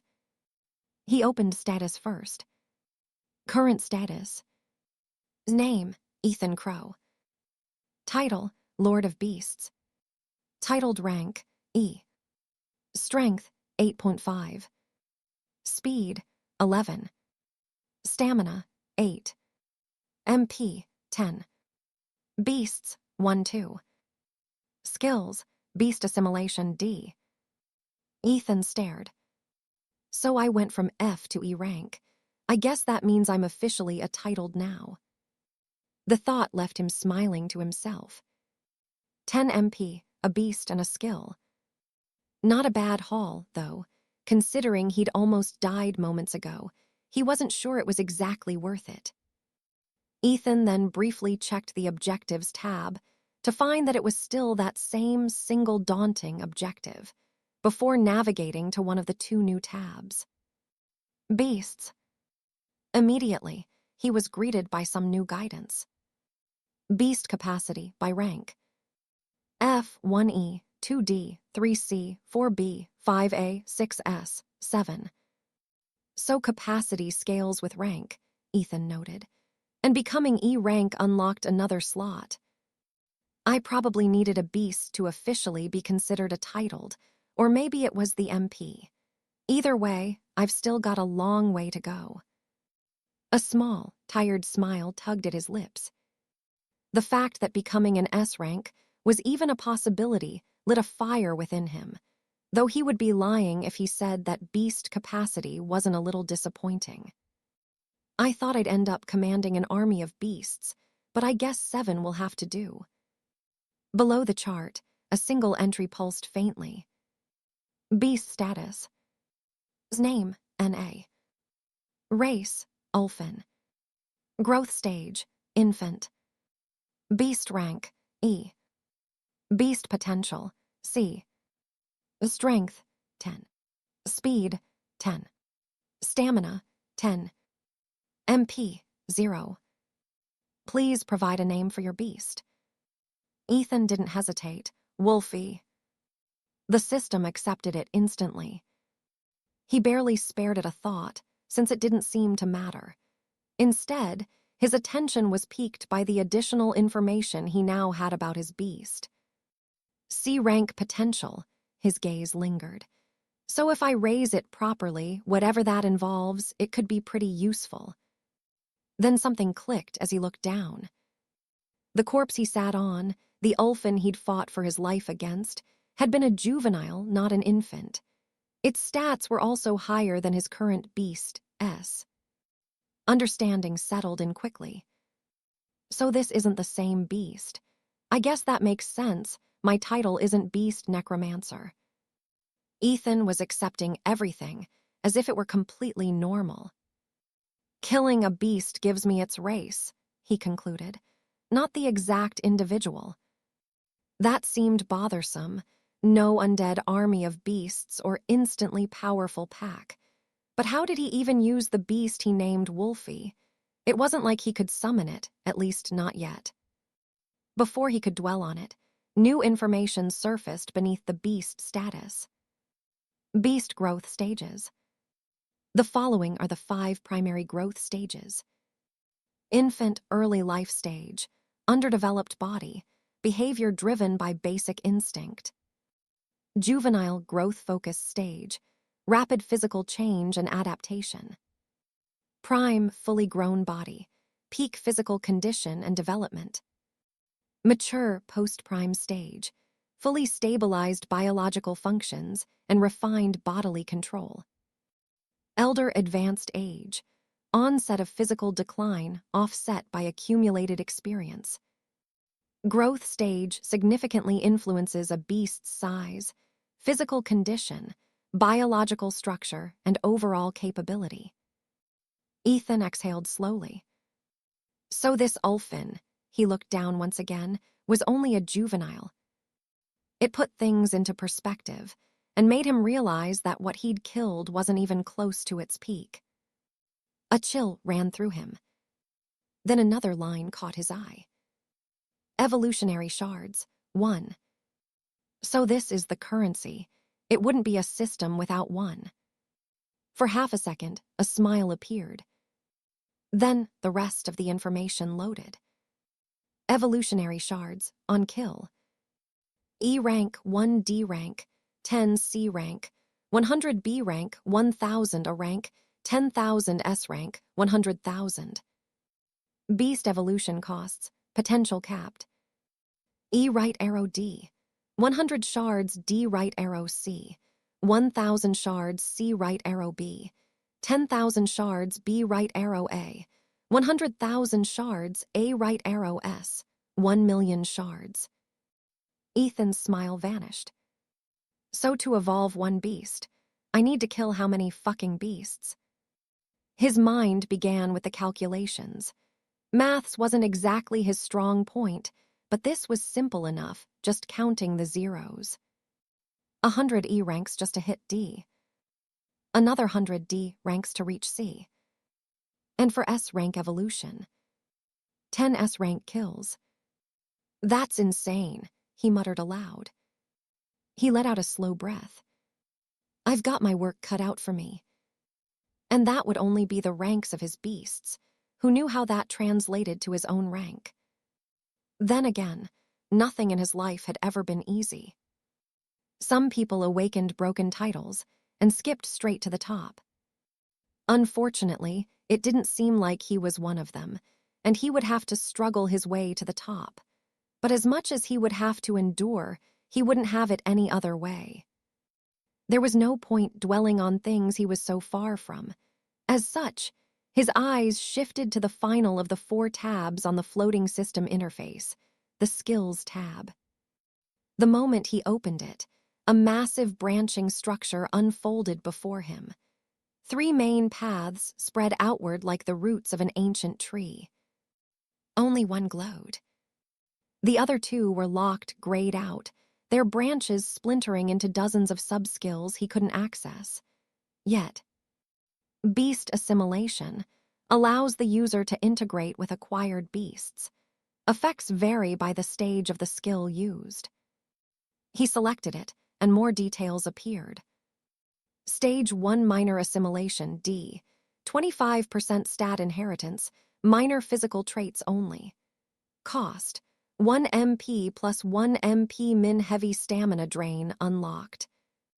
Stage 2 partial assimilation, B, 50% stat inheritance, partial transformation. Cost, 2 MP plus 2 MP min severe physical and mental strain locked. Stage 3 complete assimilation, S, 100% stat inheritance, full fusion. Cost, 4 MP plus 4 MP min extreme physical and psychological burden locked. Ethan swallowed. This is ridiculous. Even Stage 1 let him borrow a quarter of a beast's power, which, depending on the beast, could be incredible. And that was just the beginning of this skill. Meanwhile, the grayed-out branches hinted at many other skills, evolutions and synergies he couldn't even comprehend yet. If his beasts could grow and his skills could evolve, then it was only a matter of time. This wasn't just about surviving, it was about climbing. S-ranks flashed through his mind again, those living disasters that nations fought to control. If I survive, he thought, a slow smile spreading despite the pain burning through his body, I can reach them. Blood soaked his clothes, and his wounds screamed with every breath. He was exhausted, alone, and trapped in a forest that clearly wanted him dead. And yet, he laughed softly. Not because his predicament was funny, but because, for the first time since his release, he had something worth fighting for. Lord of Beasts, his eyes hardened with resolve. I like it. Ethan couldn't stop himself. Even with only the first stage unlocked, beast assimilation was a D-rank skill. It would be his first real taste of being titled, and his first real weapon in this nightmare of a forest. He wanted to use it right away. The problem was, he had no idea how. There was no tutorial, instruction manual, or helpful pop-up explaining how to activate it. All the available details were limited to what the skill itself was. Standing there, soaked in a mix of his own blood and that of the Ulfin, he felt exposed and vulnerable. Every second he stayed there felt like an invitation for something worse to find him. That was without even accounting for his condition, which, though subtly improved by the MP he now had, was still horrible. I need to move, he thought, but before that, I need to understand this. If beast assimilation was going to be his lifeline, the only skill he could rely on, he couldn't afford to fumble it in a real fight. As such, he closed his eyes. Instead of focusing outward or seeking external guidance, he turned his attention inward. Immediately, he felt it. His mana. It flowed through him like blood, warm, steady, everywhere at once. But just like blood, he couldn't consciously control it, no matter how hard he tried. It didn't respond to thought or will in any precise way. So this isn't one of those stories where I wield it with my mind, he realized. This energy wasn't something he commanded directly. It was something his body used, the same way it used oxygen, muscle memory, and reflexes. An instinctive system. With that in mind, he stopped trying to force it. Instead, he recalled what the woman with antennae had said during his titled assessment, which didn't exactly go as he had expected. Focus on your title. Your ability should manifest naturally. So that's what he did. He latched onto the words now ingrained into his very soul. Lord of Beasts. At first, there was nothing. He felt like he was grasping at the wind then. Something responded. A rush surged through him, sudden and overwhelming, as if a hidden circuit had snapped closed. His connection to something deep inside him sharpened and locked into place. He then continued, guided by instinct. Beast assimilation. The swirling energy then spread around him, diminishing slightly, but he barely noticed. Because in that moment, everything else changed. His body felt lighter, stronger, and filled with unfamiliar vitality. It was like every muscle in his body was tautened and coiled, ready to burst. But that wasn't the most shocking part. The world exploded into sensation. Scents flooded his nose all at once. He could smell it all. From the trees to crushed leaves to the damp soil, the stimuli overwhelmed him all at once. Then there was blood. The thick metallic stench was the thickest and most disturbing. But incredibly, his nose was now so sharp he could tell his own apart from that of the beast he killed. Unknowingly, his knees were bent as he hunched slightly. He wasn't transforming or mutating. There were no claws or fur, like a grotesque werewolf. This was only stage one of the skill, minor assimilation, so the physical changes were limited. But the biggest change that couldn't be seen externally was in his psyche. His thoughts sharpened, instincts rising to the surface. His blood felt hotter. The space around him felt tighter, more defined, Like the forest wasn't just scenery anymore, it was territory. The world as a whole felt different. As for his piercing blue eyes, they flared into beastly yellow. He was still Ethan, still conscious, still himself. But layered over that was something else, a beast-like awareness that overcame his innate intuition. It was to the extent that he had to consciously resist the urge to drop onto all fours. So this is what it feels like, he thought, breath slow and controlled. To be closer to a beast. He pulled up his status instinctively. Current status. Name, Ethan Crowe. Title, Lord of Beasts. Titled rank, E. Strength, 8.5 plus 2.5. Speed, 11 plus 2.5. Stamina, 8 plus 2.5. MP, 10 plus 0. Beasts, 1, 2. Skills, Beast Assimilation D. It was just as described. Exactly 25% of Wolfie's stats layered onto his own. So if my beast has MP, he realized, I'd gain that too. A chill ran through him. That's broken. If he could use a beast, SMP to sustain assimilation, he could offset one of the skill's biggest costs alongside the drain on his stamina. Unfortunately, Wolfie had 0 MP. For now, at least. Still, his fascination was quickly overshadowed by unease. This blood, he thought, any nearby beast can smell it. And now, so could he. His senses were doing most of the work for him, far more than his eyes. In this dense forest, sight was unreliable when trees blocked most of his line of sight. Smell and hearing told the real story.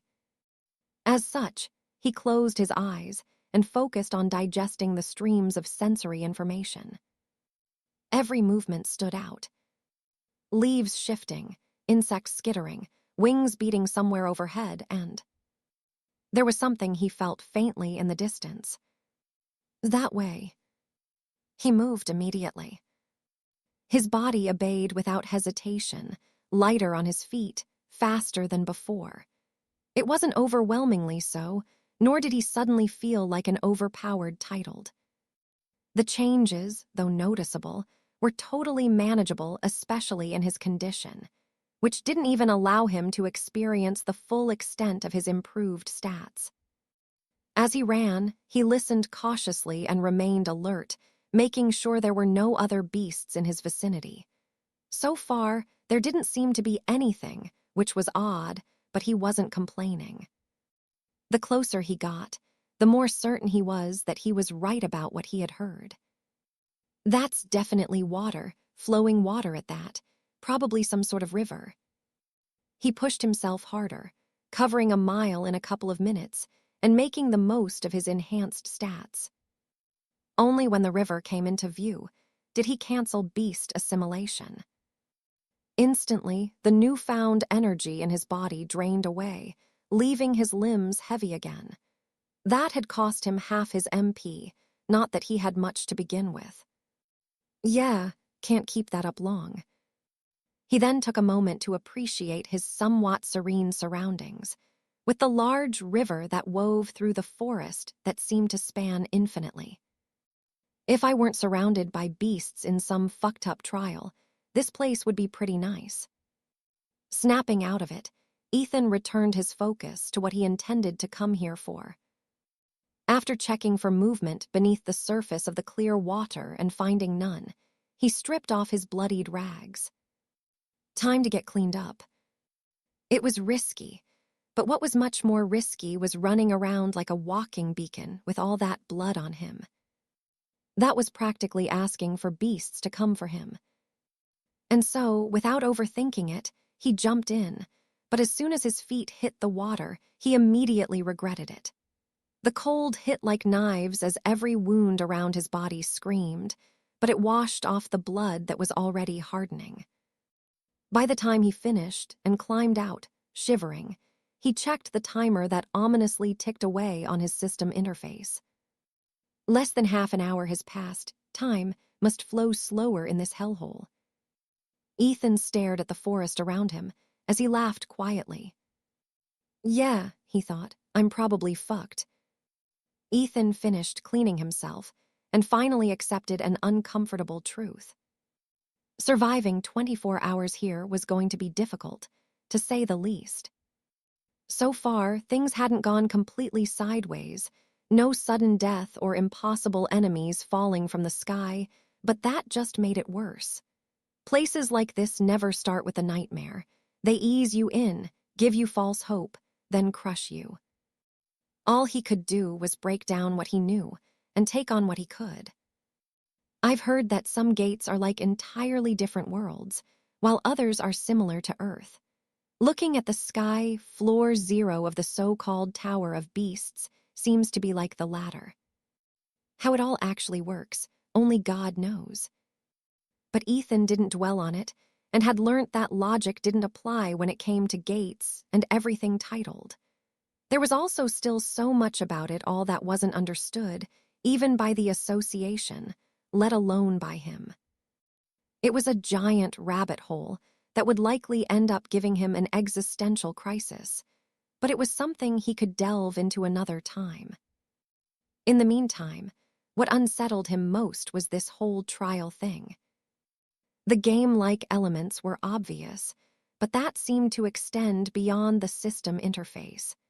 It was almost like he was in a VR MMORPG, and that Ulfin was the first obstacle that was designed to push him to his limits. If that were the case, now that he had a skill and acquired a beast, there would be even bigger obstacles. Oh well, if this is what it takes to become a titled, then I'll just figure it out. His confidence came from a mix of courage and denial, but it was better than being shaken to his core and ending up like one of those skeletons from earlier. Now he needed to figure out a plan of action. As much as the sky was familiar, the forest was anything but that. The trees towered high, packed so tightly together that the space between them felt claustrophobic despite the open sky. It stretched endlessly in every direction, as if it had no edge at all. Finding somewhere truly safe to hide. Yeah, good luck with that. He crouched by the river, dunking his rags into the water and scrubbing at the dried blood. Red clouds bled out into the current, vanishing downstream. As he worked, he caught his reflection on the water's surface. Matted hair, dirt-smeared skin, and claw marks crisscrossing his body. He snorted, then laughed quietly. This shit is crazy. If someone had told him back before prison that the world would be crawling with people who had supernatural titles, gates to monster-filled dimensions, and trials where failure meant death, he'd have assumed they were addicted to novel fires or off their meds. And yet here he was. Do all titled go through this kind of bullshit? The hoarse voice that lived somewhere beyond him, above him, or maybe inside him, didn't bother answering. It seemed to only respond when it felt like it. Ethan sighed and finished rinsing the rags, then began tearing them into long strips. He wrapped them tightly around the deeper wounds, knotting them off as makeshift bandages. Most of the cuts were shallow, mere flesh wounds that were already healing faster than they had any right to. Still, less bleeding meant less dying. Thankfully, it wasn't cold. The air was mild, almost comfortable, and the rags didn't do much for warmth anyway. Whether it was mana, being an E-rank titled, or the fact that he now had a beast, his body just wasn't bleeding like it should have been. The wounds still hurt, and they'd slow him down, but they weren't going to kill him. He looked like a lunatic, his bandages tied everywhere, barely holding together. But there was one thing he was overwhelmingly grateful for. Underwear. Whoever designed this Tower of Beasts had at least been considerate enough to spare him total humiliation. Even if the forest was full of beasts instead of people, running around completely naked still felt wrong. An intrusive thought suddenly popped into his head. I wonder what happens to my friend down there if I unlock stage 3 and get complete beast assimilation. Like, say if it was with a horse beast I acquired, would it? He shook his head hard.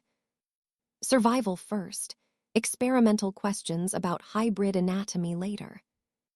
All right, 23.5 hours left. He straightened, stretching slowly as his body protested. I'll be fine without sleep. I shouldn't really need food or water either, but honestly, I'm not even sure this body follows normal rules. The river flowed steadily beside him, clear and clean, so he wasn't worried about dying of thirst anytime soon. I could stay here, but I can't be sure it's safe. And beast assimilation only lasts 9 minutes once I activate it. His MP pool was laughably small, and its regeneration was painfully slow. Best move is to keep following the river, away from the Ulfin corpse. If there are others, they'll find their fallen companion eventually and search the area. Sitting still would just rot his nerves. At least moving gave him something to focus on. The trees also thinned slightly along the riverbanks, giving him better visibility and guaranteed access to water if need be. As such, he picked a direction at random and began walking, keeping his pace slow and steady. There was no need to rush or waste energy. Ethan kept an eye on his MP as he did. Rough estimate, he seemed to regain 1 point every 10 minutes, as long as he wasn't using any skills. He could feel it returning too, a subtle warmth settling back into his body. Mana felt a lot like stamina, except deeper and stranger. And as it recovered, something unusual lurked behind it. Hunger. I guess energy had to come from somewhere. If mana wasn't being absorbed from the environment as he'd hoped and theorized, at least not entirely, then his body was probably burning its own reserves to produce it. Even if it was only partially, it would still cost him fat, muscle, and whatever else it could get. And his wiry body, well, it didn't exactly have much spare fuel. Great, another thing to worry about later. Though he couldn't help but laugh as he slapped his stomach. But this beer belly I started to put on is useful after all. For now, he put the creeping hunger to the side and remained alert, scanning his surroundings as he walked. Eventually, he spotted a smooth, heavy rock near the river's edge and picked it up, weighing it in his hand. It wasn't sharp, but it was solid. If he had to fight, a blunt weapon was better than nothing, and a hell of a lot less disturbing than swinging human bones. But in hindsight, he probably should have grabbed some of them. Not that there was any point in heading back now, even if he could retrace his steps. He kept walking, and he almost began to enjoy it. His surroundings were quite scenic after all. But very quickly, it became clear that his quiet stroll along the river wasn't going to stay peaceful for long. Ethan continued on his seemingly peaceful stroll, moving along the river. The water flowed lazily beside him, quiet enough to almost feel harmless. He stayed close enough to drink, far enough that he thought nothing would reach him. He quickly came to regret that assumption when a sharp hiss split the air, and something surged out of the river in a blur of motion. Pain exploded in his arm as teeth sank into his forearm before he could even react. Shit. His heart dropped. He grabbed the slick, thrashing body on instinct and wrenched it off him, staggering back as the creature hit the ground and recoiled instantly. It was a snake. Thick-bodied, dark-scaled, its wet hide glistening in the filtered sunlight. It was bigger than any snake Ethan had seen, coiling and preparing to strike again with terrifying speed. As it did, a window flashed into existence above its head. Beast status. Race, water snake. Growth stage, mature. Beast rank, E. Strength, 10. Speed, 15. Stamina, 8. MP, 5-5. So the wolf has a weird race like Ulfin, but this beast is plainly a water snake. Ethan didn't waste any time dwelling on it. There was something much more pressing on his mind. Am I going to die? Is it venomous? I mean, it looks like it. It's a fucking snake.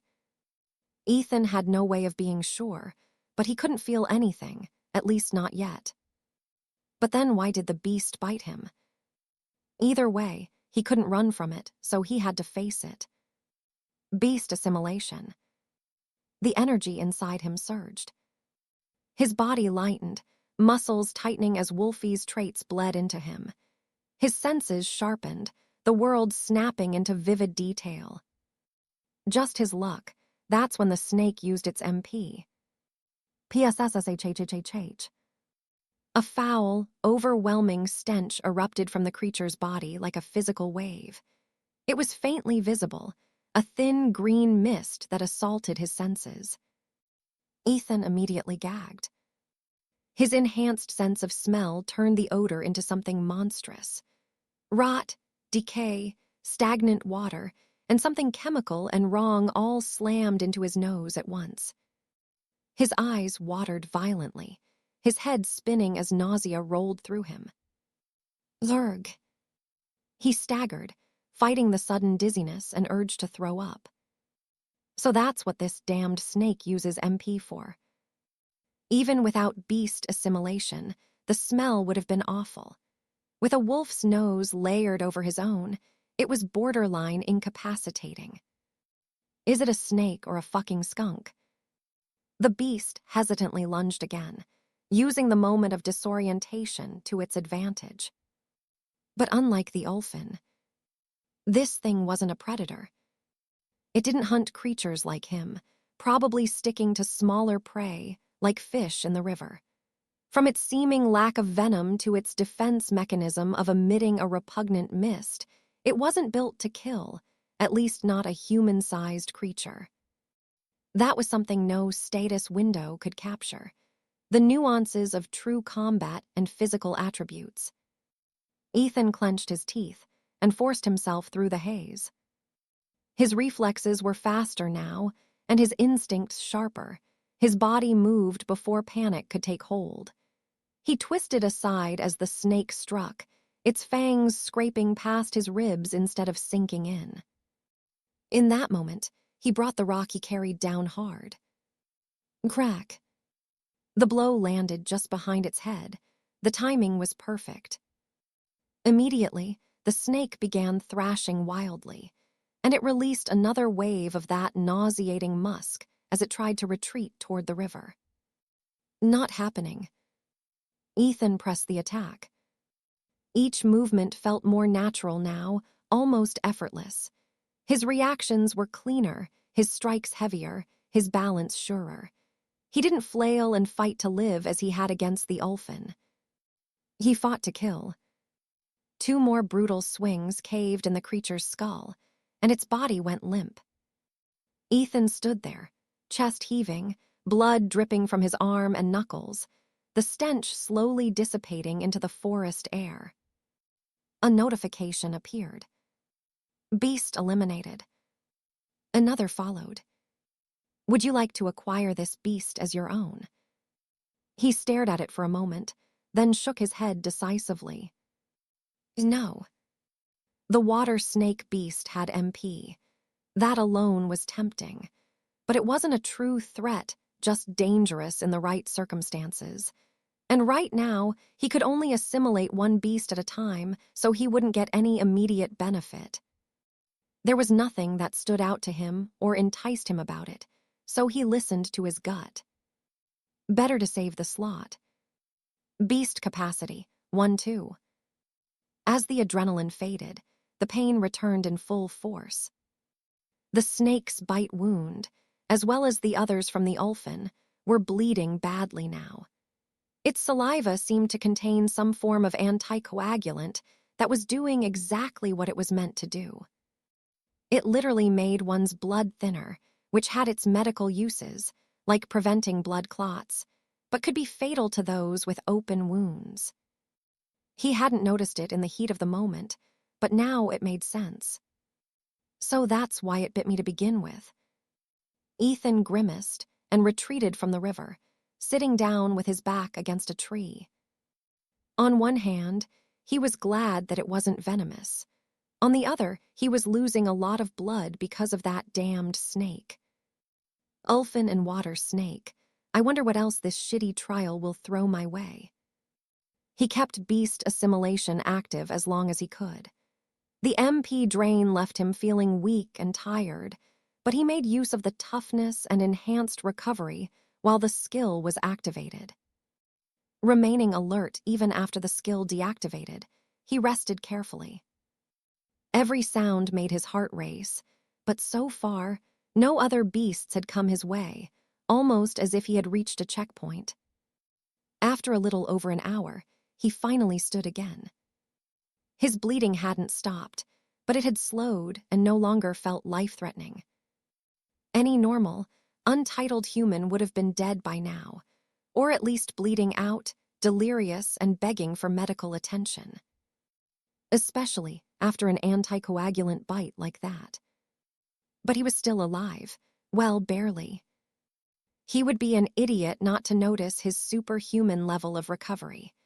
It wasn't at the level of other titled, some of whom could recover from wounds instantly, but it definitely wasn't normal.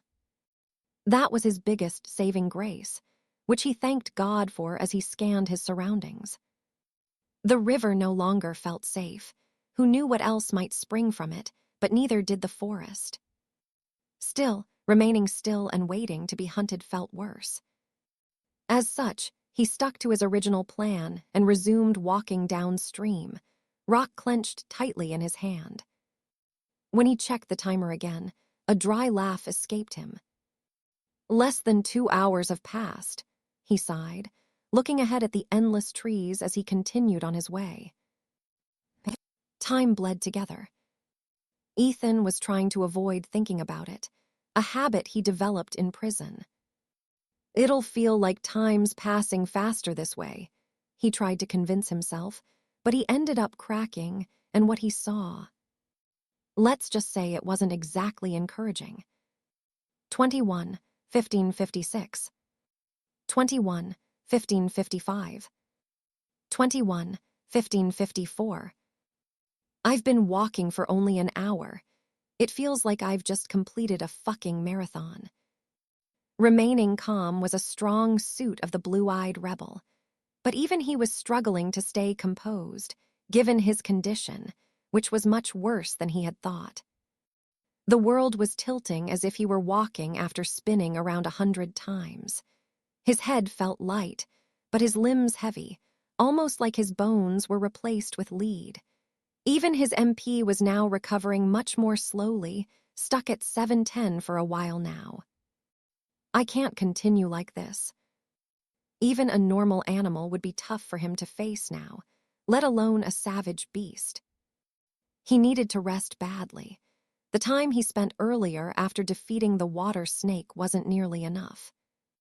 Biting down on the dizziness, Ethan climbed a small, scraggly tree near the river with shaking hands. He hauled himself onto a thick branch and collapsed onto it, chest heaving. It wasn't much, but it was above the ground, and that gave him a better vantage point, and maybe passing beasts wouldn't notice him or would leave him be. How long will I be safe up here? Whatever sadistic bastard made this place won't let me have it easy. Will I even recover much by resting up here? Ethan's stomach twisted painfully. And I'm starving. The constant MP drain, the physical exhaustion, and the blood he'd lost had left him running on fumes. Even as a titled, even with beast assimilation, his body was reaching its limit.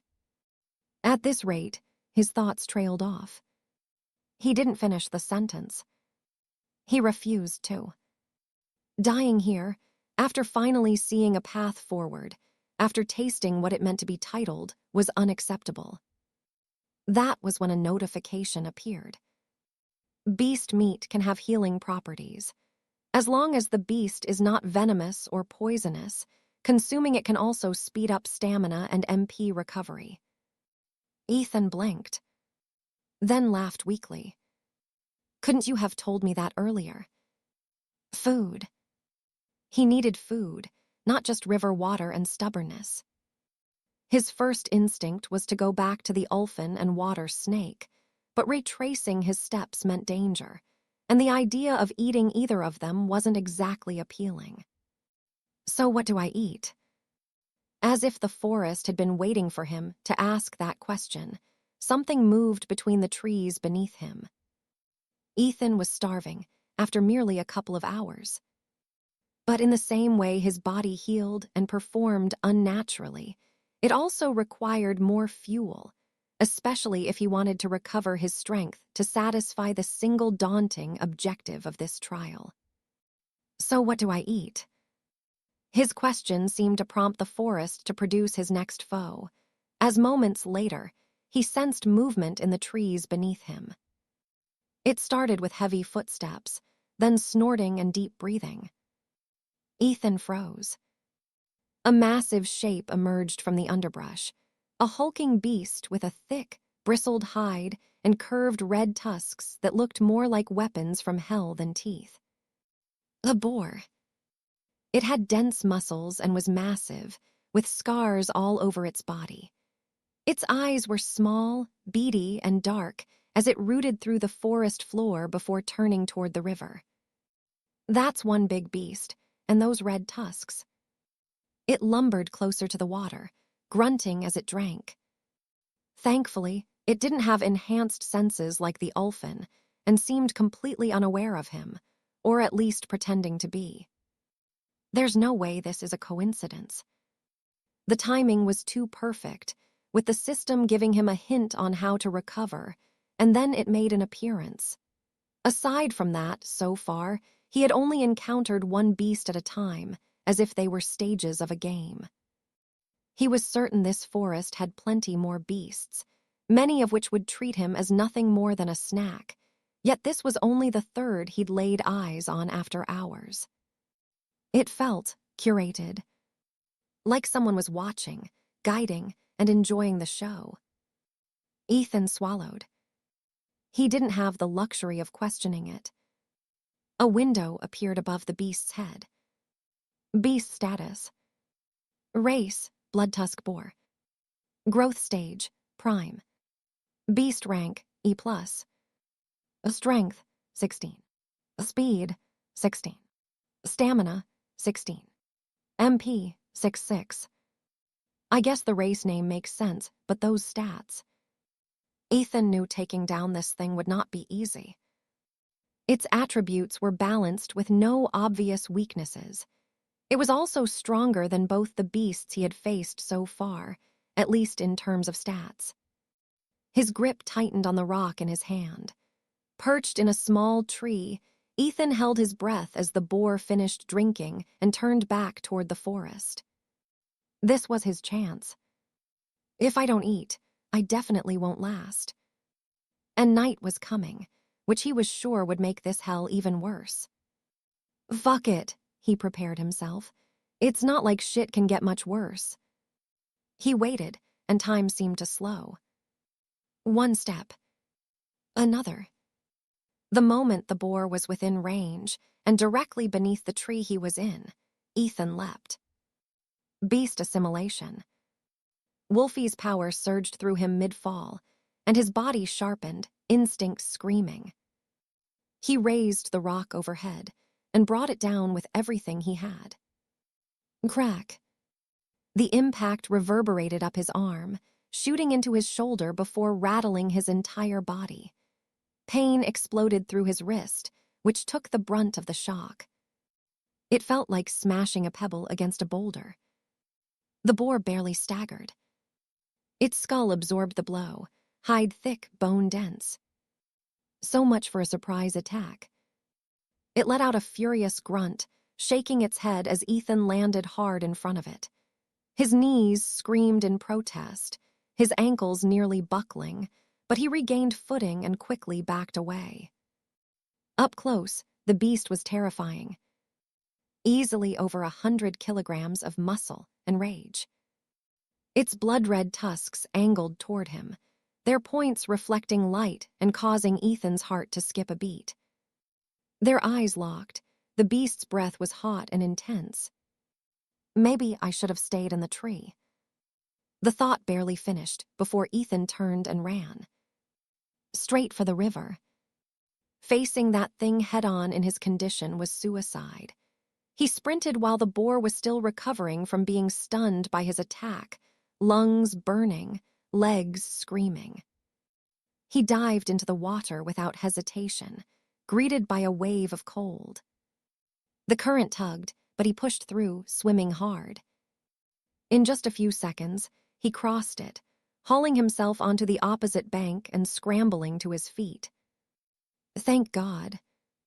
His heart pounded, but he was glad some aquatic beast hadn't bitten him.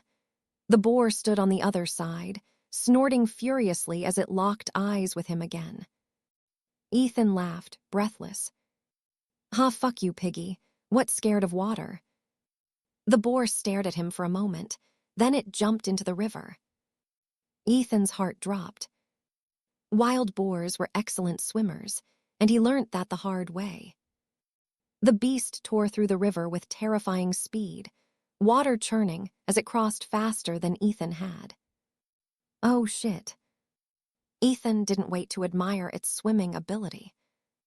He turned and ran as fast as his legs could carry him, deeper into the forest. This side felt wrong and caused him to feel on edge, but behind him thundered hooves and fury, so he couldn't exactly turn back. He zigzagged between trees, hoping the dense forest would slow it down. Boars were fast, but they were bulky and shouldn't turn well right. But he quickly found out that no matter how hard he tried, getting away from the blood-tusk boar wasn't going to be easy. Ethan ran. Branches whipped past his face, roots blurred beneath his feet, and his lungs burned like they were on fire. But behind him, the forest thundered. Thud, thud, thud. Each impact of the boar beast's hooves echoed through his bones. With beast assimilation active, there was no escaping it. He could hear it, every furious snort, every heavy footfall tearing up the earth. He could smell it hot, musky wild rage closing in fast. Too fast. It's right on me. Within seconds, it was practically breathing down his neck. Running like this was pointless. Even at his best, he couldn't outrun or outlast this beast in a straight chase. And right now, he was exhausted, half-starved, bleeding, and running on borrowed strength. If I keep this up, those red tusks will. His mind snapped into focus. So what do I have that the wild piggy does? Another heavy breath sounded behind him, this time uncomfortably close. It's a fucking brain. He formulated a plan in a heartbeat and committed to it instantly. The boar surged forward. Ethan felt a tusk graze his hip, tearing fabric and skin alike. Pain flared, but instead of panic, a wild grin spread across his face. A grin that said he'd either die spectacularly or flip this hunt on its head. He sprinted straight toward a tree. Not just any tree. The thickest one he could see. Keeping chasing, come closer. The boar's field of view was dominated by his back, his body blocking everything ahead of it. And even if it wasn't, wild boars had terrible eyesight. They were nearsighted, had poor depth perception, and relied more on smell and momentum than vision. That was exactly what he needed. At the last possible second, just before he was about to get skewered after running face first into the tree, Ethan jumped. He sprang straight up and threw his legs wide, forcing them apart midair, almost doing a split. The world seemed to slow as his plan came to fruition. Beneath him, the boar charged straight through where he'd been a heartbeat earlier. It didn't stop simply because it couldn't. Momentum carried it forward then. Boom. The crash shook the forest. Its crimson tusks struck first, slamming into the tree with monstrous force. Instead of snapping, the hardened ivory bit deep, embedding itself into the trunk. The impact rattled the beast from head to spine. It let out a stunned, furious squeal. Meanwhile, Ethan landed on its back casually, the boar's bristled hide pricking his skin. "I can't believe that actually worked," he muttered, half laughing. But celebrating could wait, and he leapt off immediately. This was the best-case scenario. He had foreseen in the plan that he had formulated on the fly. Either the tusks would break, eliminating its primary means of attack, or, like now, the boar would be stuck. "Thank God again," Ethan breathed. The boar thrashed violently, trying to rip its tusks free as the tree groaned under the strain. Ethan scanned the ground, desperately, for something he could use. There were no rocks, sharp branches, or even a bone.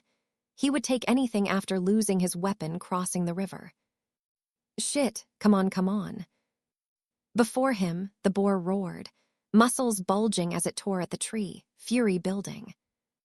"Damn, this piggy is durable," Ethan growled, "and fucking angry." That's when his eyes dropped and locked onto its legs. They were thick and muscular, but still very much exposed when compared to its massive upper body. It was the only weakness he could see, and he was going to exploit it as best as he could. Ethan could only see one weakness on the blood-tusk boar that was stuck, and he planned on exploiting it. With hesitation, he stepped in and delivered a brutal oblique kick to the boar's right front leg.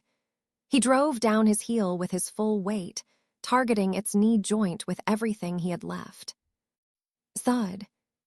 The impact jolted up through his leg, but the joint held. Thick muscle and dense sinew absorbed the blow, the limb bending only slightly before locking again. "Not enough, then I'll just keep at it." Ethan didn't pull back far this time. He stayed close and latched onto the boar's fur. He then began hacking down again and again, stomping, driving, attacking the same leg with everything he had left.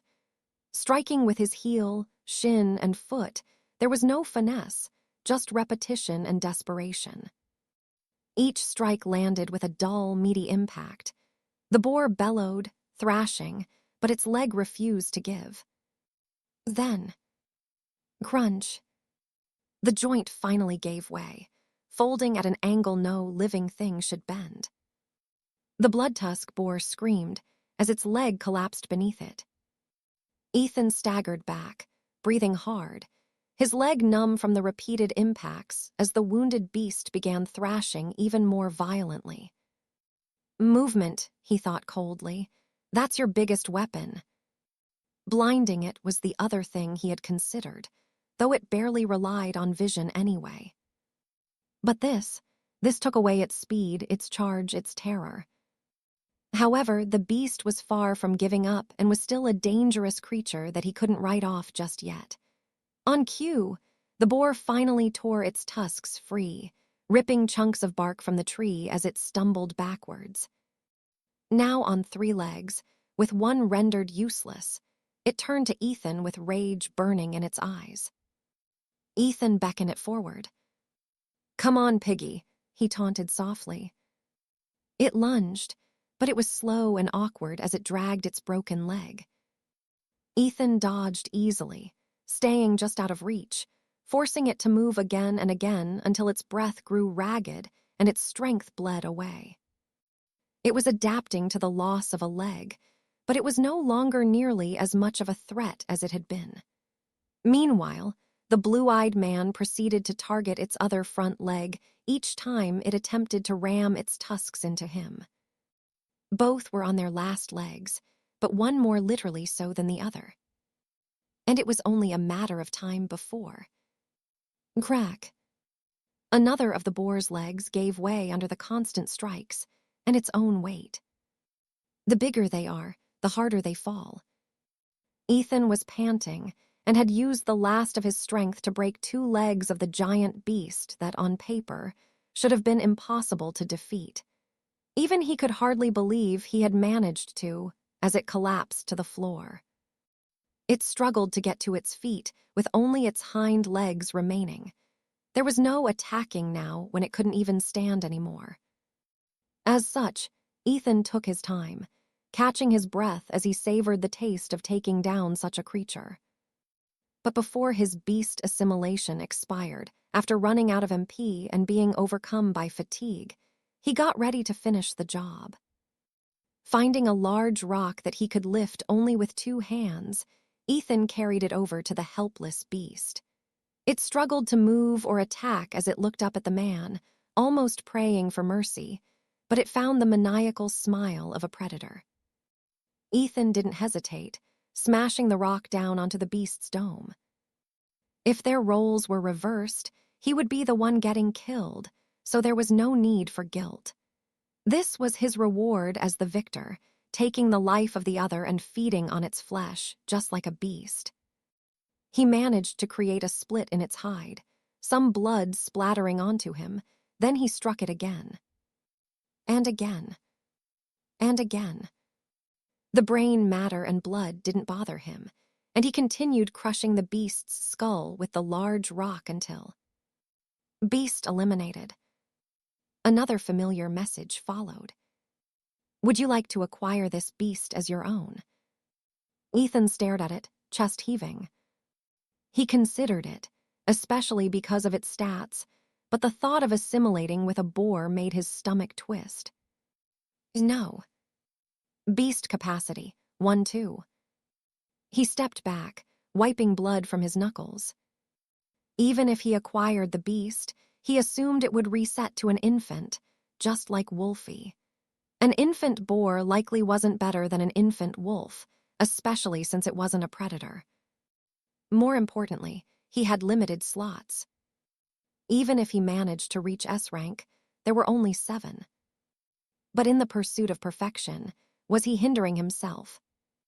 If I'd taken the water snake, I might have swum faster or been able to go downstream and get away from the beast.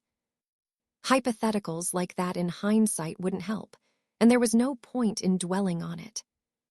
Regrets are for the weak and victory for the strong. I don't remember where I heard that, probably some shitty action movie, but it sounds pretty cool. That's when it hit him all at once. Pain, fatigue, dizziness. It was worse than anything he had felt before. It felt like he had been run over, then helped back up, just to get run over again. Immediately, Ethan turned back toward the beast's massive corpse, which now had a caved-in cranium with its brain splattered around it. Dinner is served, he joked as he took in the result of his brutality. One thing was clear, he needed to eat and fast. But there was one issue. How the fuck am I supposed to butcher it? Ethan looked down at himself and snorted. He was covered in dirt, streaked with drying blood, and had rags torn into makeshift bandages loosely tied around his body. His feet were in sandals that had impressively held themselves together. Only his underwear preserved what very little dignity he had left. He looked like something that had crawled straight out of the Stone Age. A caveman, he muttered, a very unlucky one. His gaze then shifted to the boar's corpse. It was huge, with a tough hide, dense muscle, and thick layers of fat. Ethan swallowed. I don't even eat pork, he laughed, but I'd eat literal shit right now if it stopped me from passing out. Hunger clawed at him, worse than any beast had. His stomach twisted painfully, his limbs weak and trembling, barely staying upright after his MP was depleted. If he didn't eat soon, it wouldn't matter how clever or lucky he was. He'd just collapse and get eaten by a random beast. But there was a problem. How the fuck am I supposed to butcher it? He had no knife or tools, and even if he managed to tear into it. Wild boar meat definitely can't be eaten raw, he thought grimly. It probably has all kinds of parasites and bacteria, especially since this ain't a normal boar. He groaned and scrubbed a hand down his face. I'd rather not shit and vomit myself to death. That meant not only did he need to butcher the thing, but he also needed to cook the damned beast. To think that eating would be so difficult, something that most took for granted, was now the bane of his existence. Then, strangely enough, he couldn't help but think back to the prison chow hall that had sustained him for pretty much his entire adult life. The prison chow hall, plastic tables, and lukewarm slop that nobody truly knew what it consisted of. But that wasn't the food nor the conflicts he had within it that brought it to mind. It was the one channel the guards ever kept on the single old television that was something straight out of a 90s movie. The Geography Channel. From survival shows and half-naked men wrestling crocodiles to animals mating and lions hunting zebras. It had it all, and back then, he'd barely paid attention. If anything, it did his head in. He would rather have stared at the ugly, bald, tattooed man who always sat opposite him. Now, please tell me some of that useless crap stuck. Fire. He needed fire. And he needed to cut through that hide. The smell and smoke would be a beacon, sure, but without food, he was done for regardless. Ethan let out a shaky laugh. You've got to risk it for the biscuit. Decision made, he scoured the ground until he found a jagged stone. Sitting down, he began grinding it against the large rock he had used to crush the boar's skull, sparks flying occasionally as he worked. Minutes passed. His hands ached and his weak arms shook, but eventually the edge grew sharper. Good enough, he muttered. Still, even with a sharp stone, cutting into the boar was a nightmare. The hide was thick, much tougher than it looked, so much so that most kitchen knives would struggle to cut into it. Ethan was running on fumes, and he waited patiently until he regained 2 MP. He was practically a sitting duck, and if even a house cat showed up now, he would be defenseless.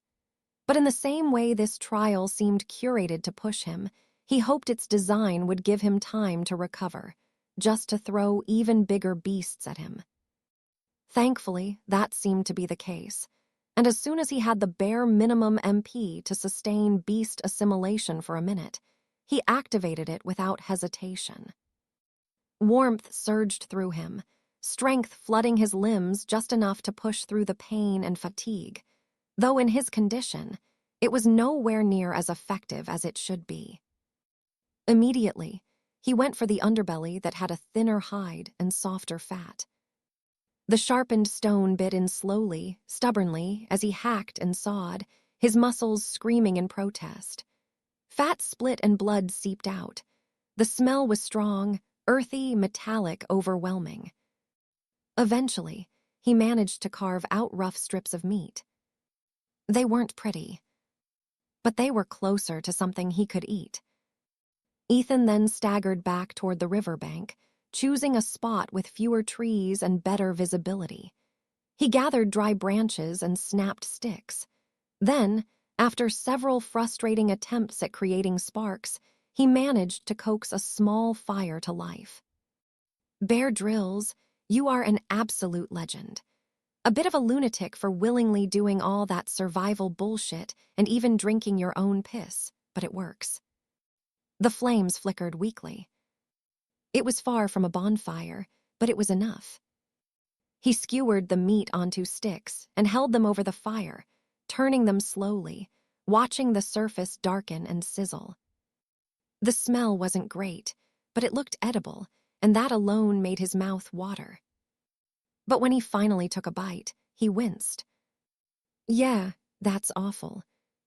There was no salt or seasoning, and aside from that, it was tough and gamey with an odd aftertaste, though as he continued chewing. Warmth bloomed in his chest, and his body reacted instantly. It was unlike anything he had experienced. Within minutes, his pain began to dull, the weakness receded, and energy flooded back into his limbs. Then a series of notifications flashed before his eyes. Strength +1, Speed plus 0.5. Stamina plus 0.5. Ethan froze in a mix of shock and awe, then laughed. You've got to be kidding me. Even his MP surged upward, recovering at a pace that felt almost unreal. Exertion and recovery increase stats in the same way strain, and rest increase muscle mass. That was all the voice said, but there was more to it. The key thing was that eating beasts made him stronger. Yes, maybe the mental and physical struggle he had endured played a part in his development, but it was the recovery that was key. And the meat he was consuming was doing wonders at that.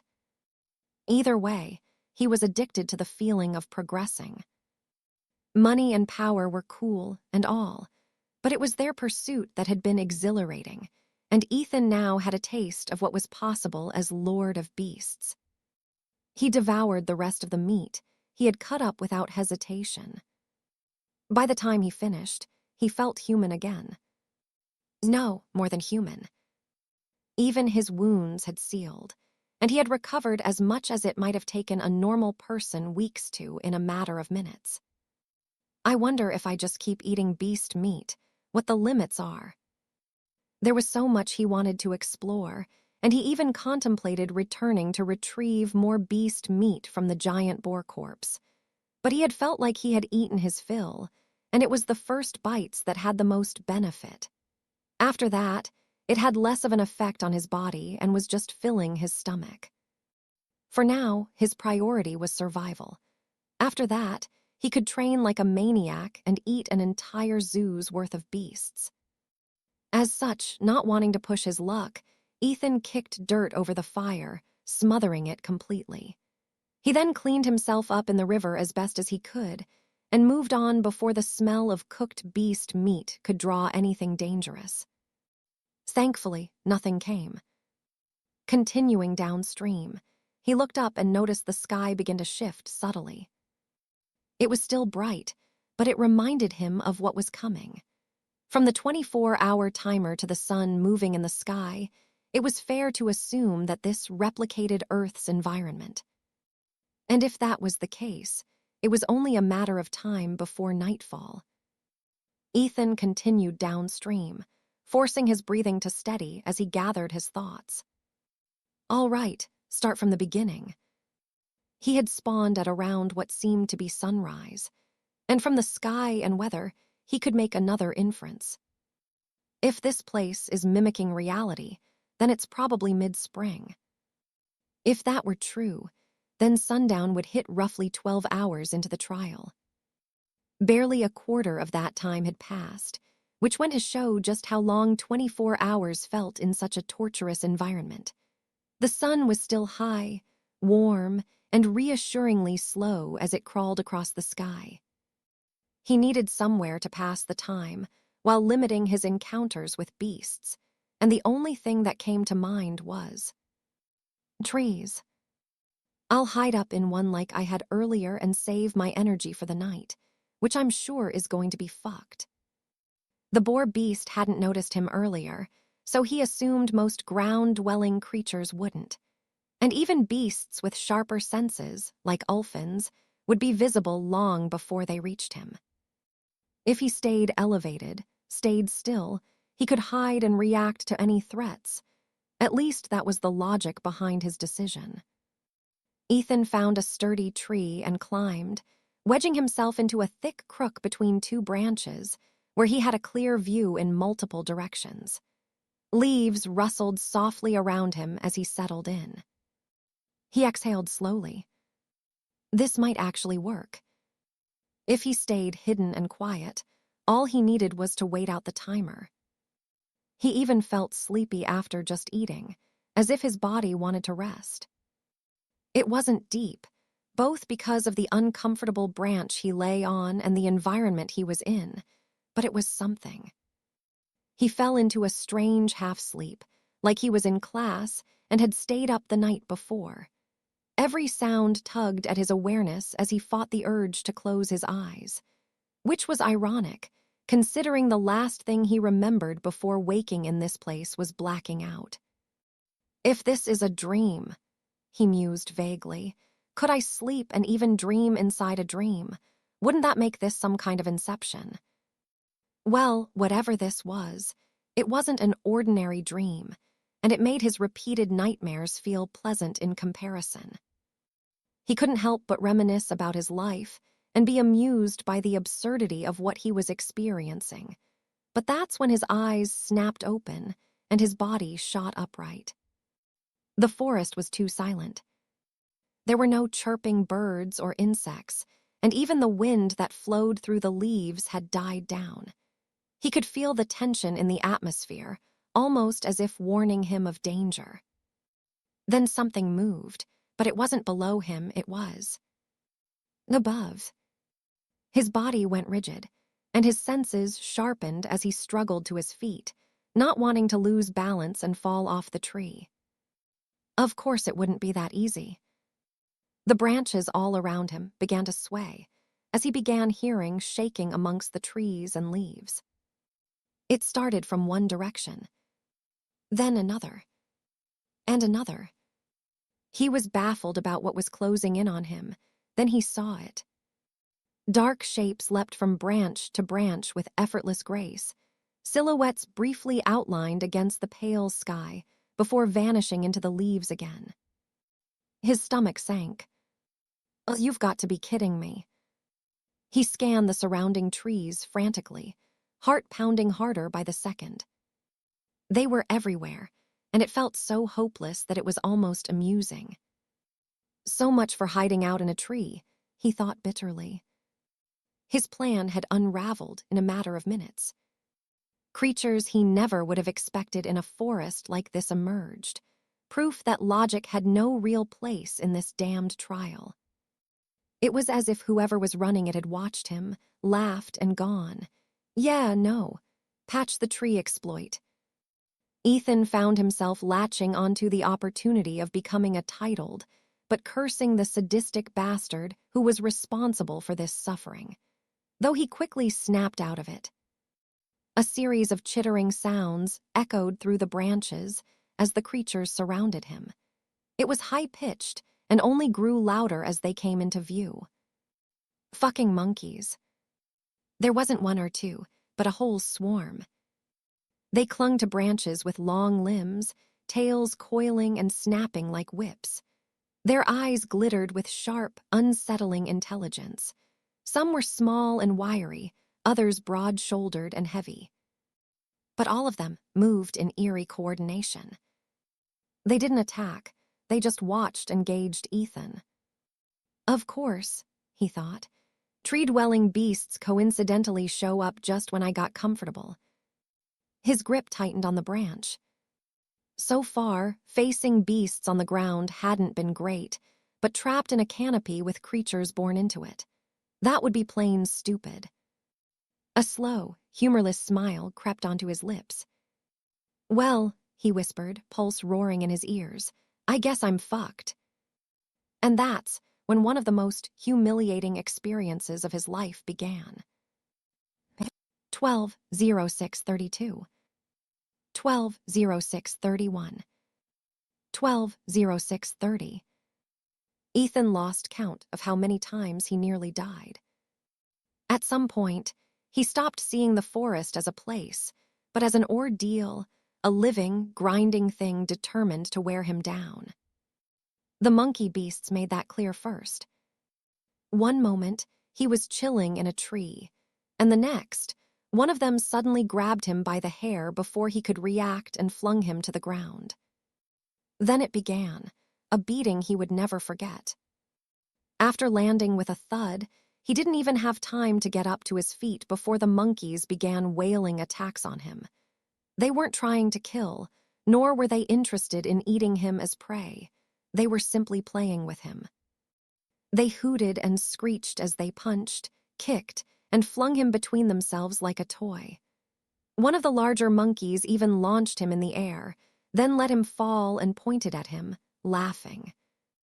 Ethan was helpless to fight back. Each of the monkey beasts had greater stats than him and was perfectly adjusted to this environment. His chances were slim against a single one of them, let alone an army. But eventually, after yanking his limbs and slapping him around, they grew bored and left. They left Ethan on the forest floor in a crumpled heap, bruised and gasping. The only reason he hadn't suffered worse injuries was that he had activated beast assimilation. He stared up through the leaves as they dispersed. Cheeky little fuckers, he groaned. If they'd been true predators, he wouldn't be breathing. It was almost like they were a warning not to camp in the trees. And boy, did it work. Ethan didn't even consider climbing anything again and instead went back to his first plan, staying on the move. Over the coming hours, he encountered beast after beast, most of whom thankfully also weren't predators. A spineback hedgehog burst from undergrowth, firing pins and leaving him riddled with holes. A bluebell deer, beautiful and tasty-looking, that he chased down without hesitation, but never managed to get his hands on. A series of burrow hounds, who erupted from the ground beneath his feet and chased him until his lungs burned. Even a moss badger lumbered past, massive and indifferent, the only beast that didn't even bother to look at him. Those were just a few of the creatures he came across. Some chased him. Some he fought. Some ignored him entirely.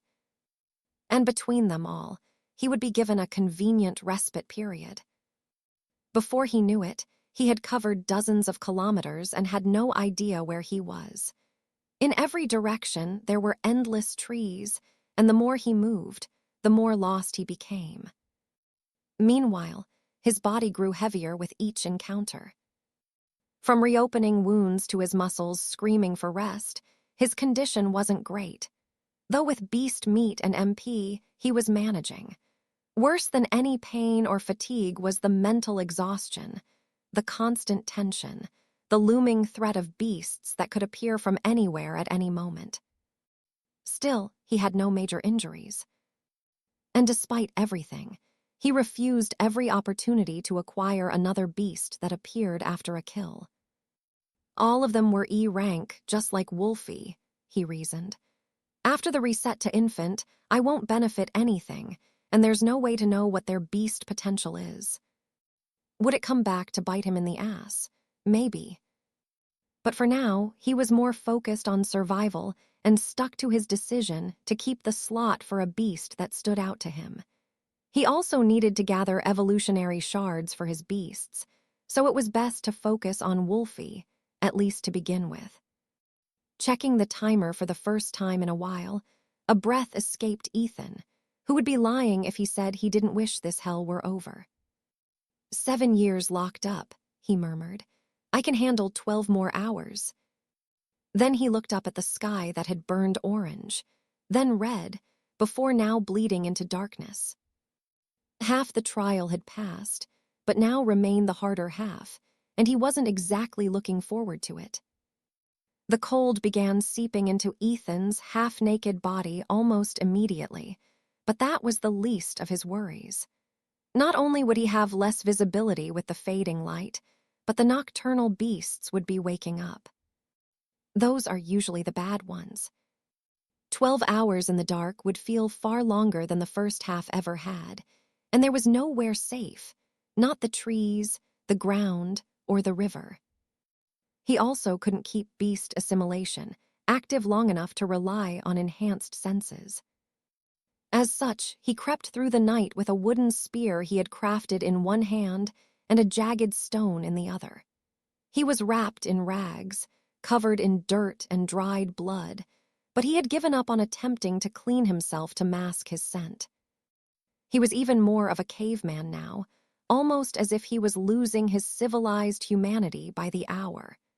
Not that he cared about any of that, as he looked up to see the moon taking the sun's center stage.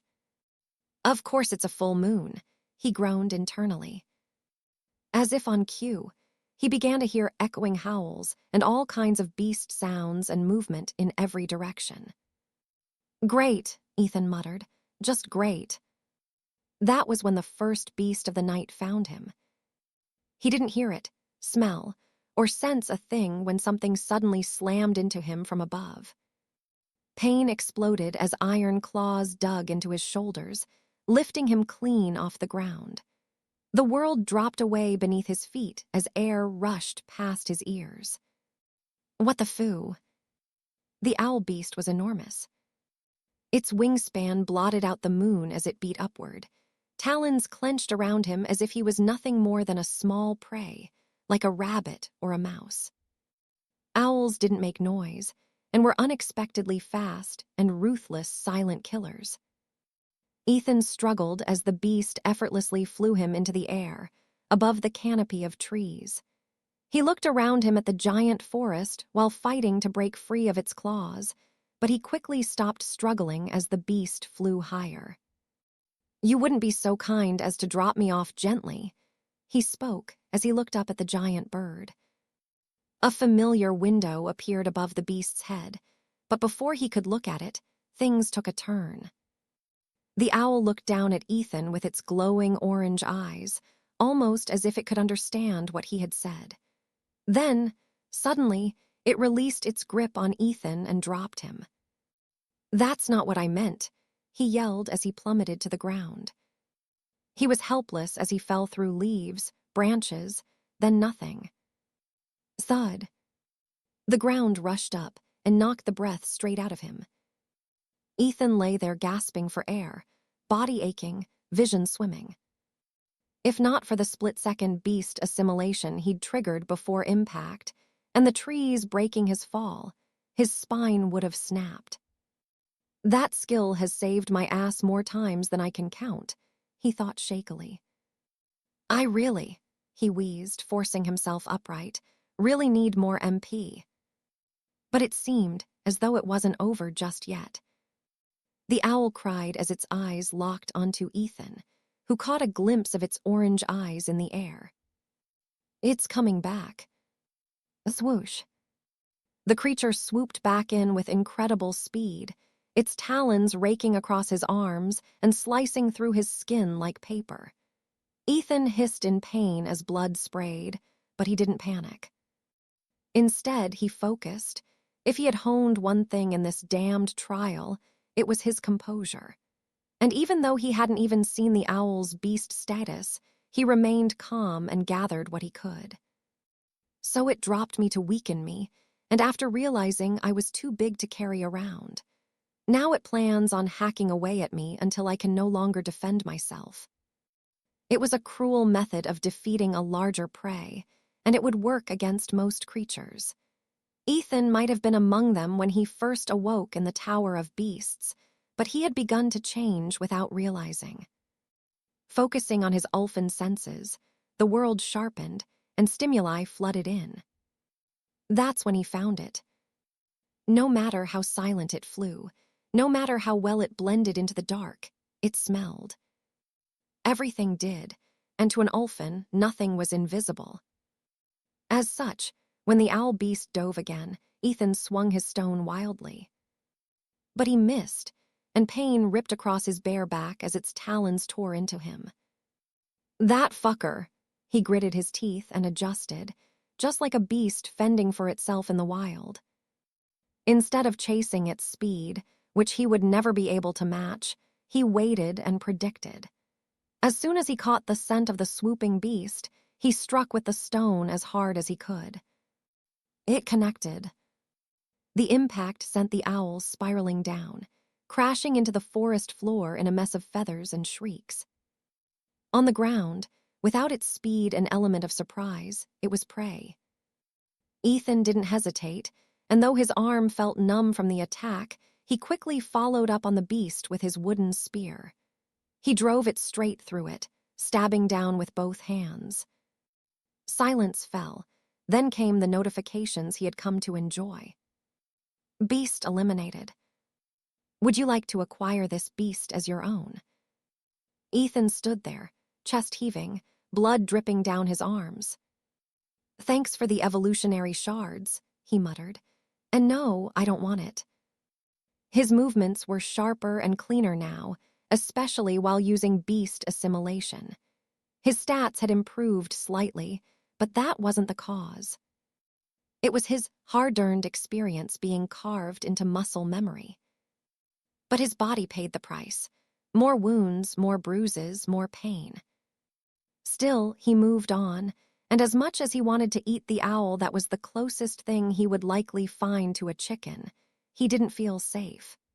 Lugging around its body would be asking for trouble and waste his energy, so as much as it pained him to do so, he left it and continued on his way through the forest. Some cracked ribs and cuts, I'll live. Deactivating beast assimilation to reserve his MP, he remained careful and alert. But it wasn't long before he realized that the owl beast was nothing compared to what the night had in store for him. It was sudden. The forest grew heavy, the air felt oppressive, and even the insects went quiet.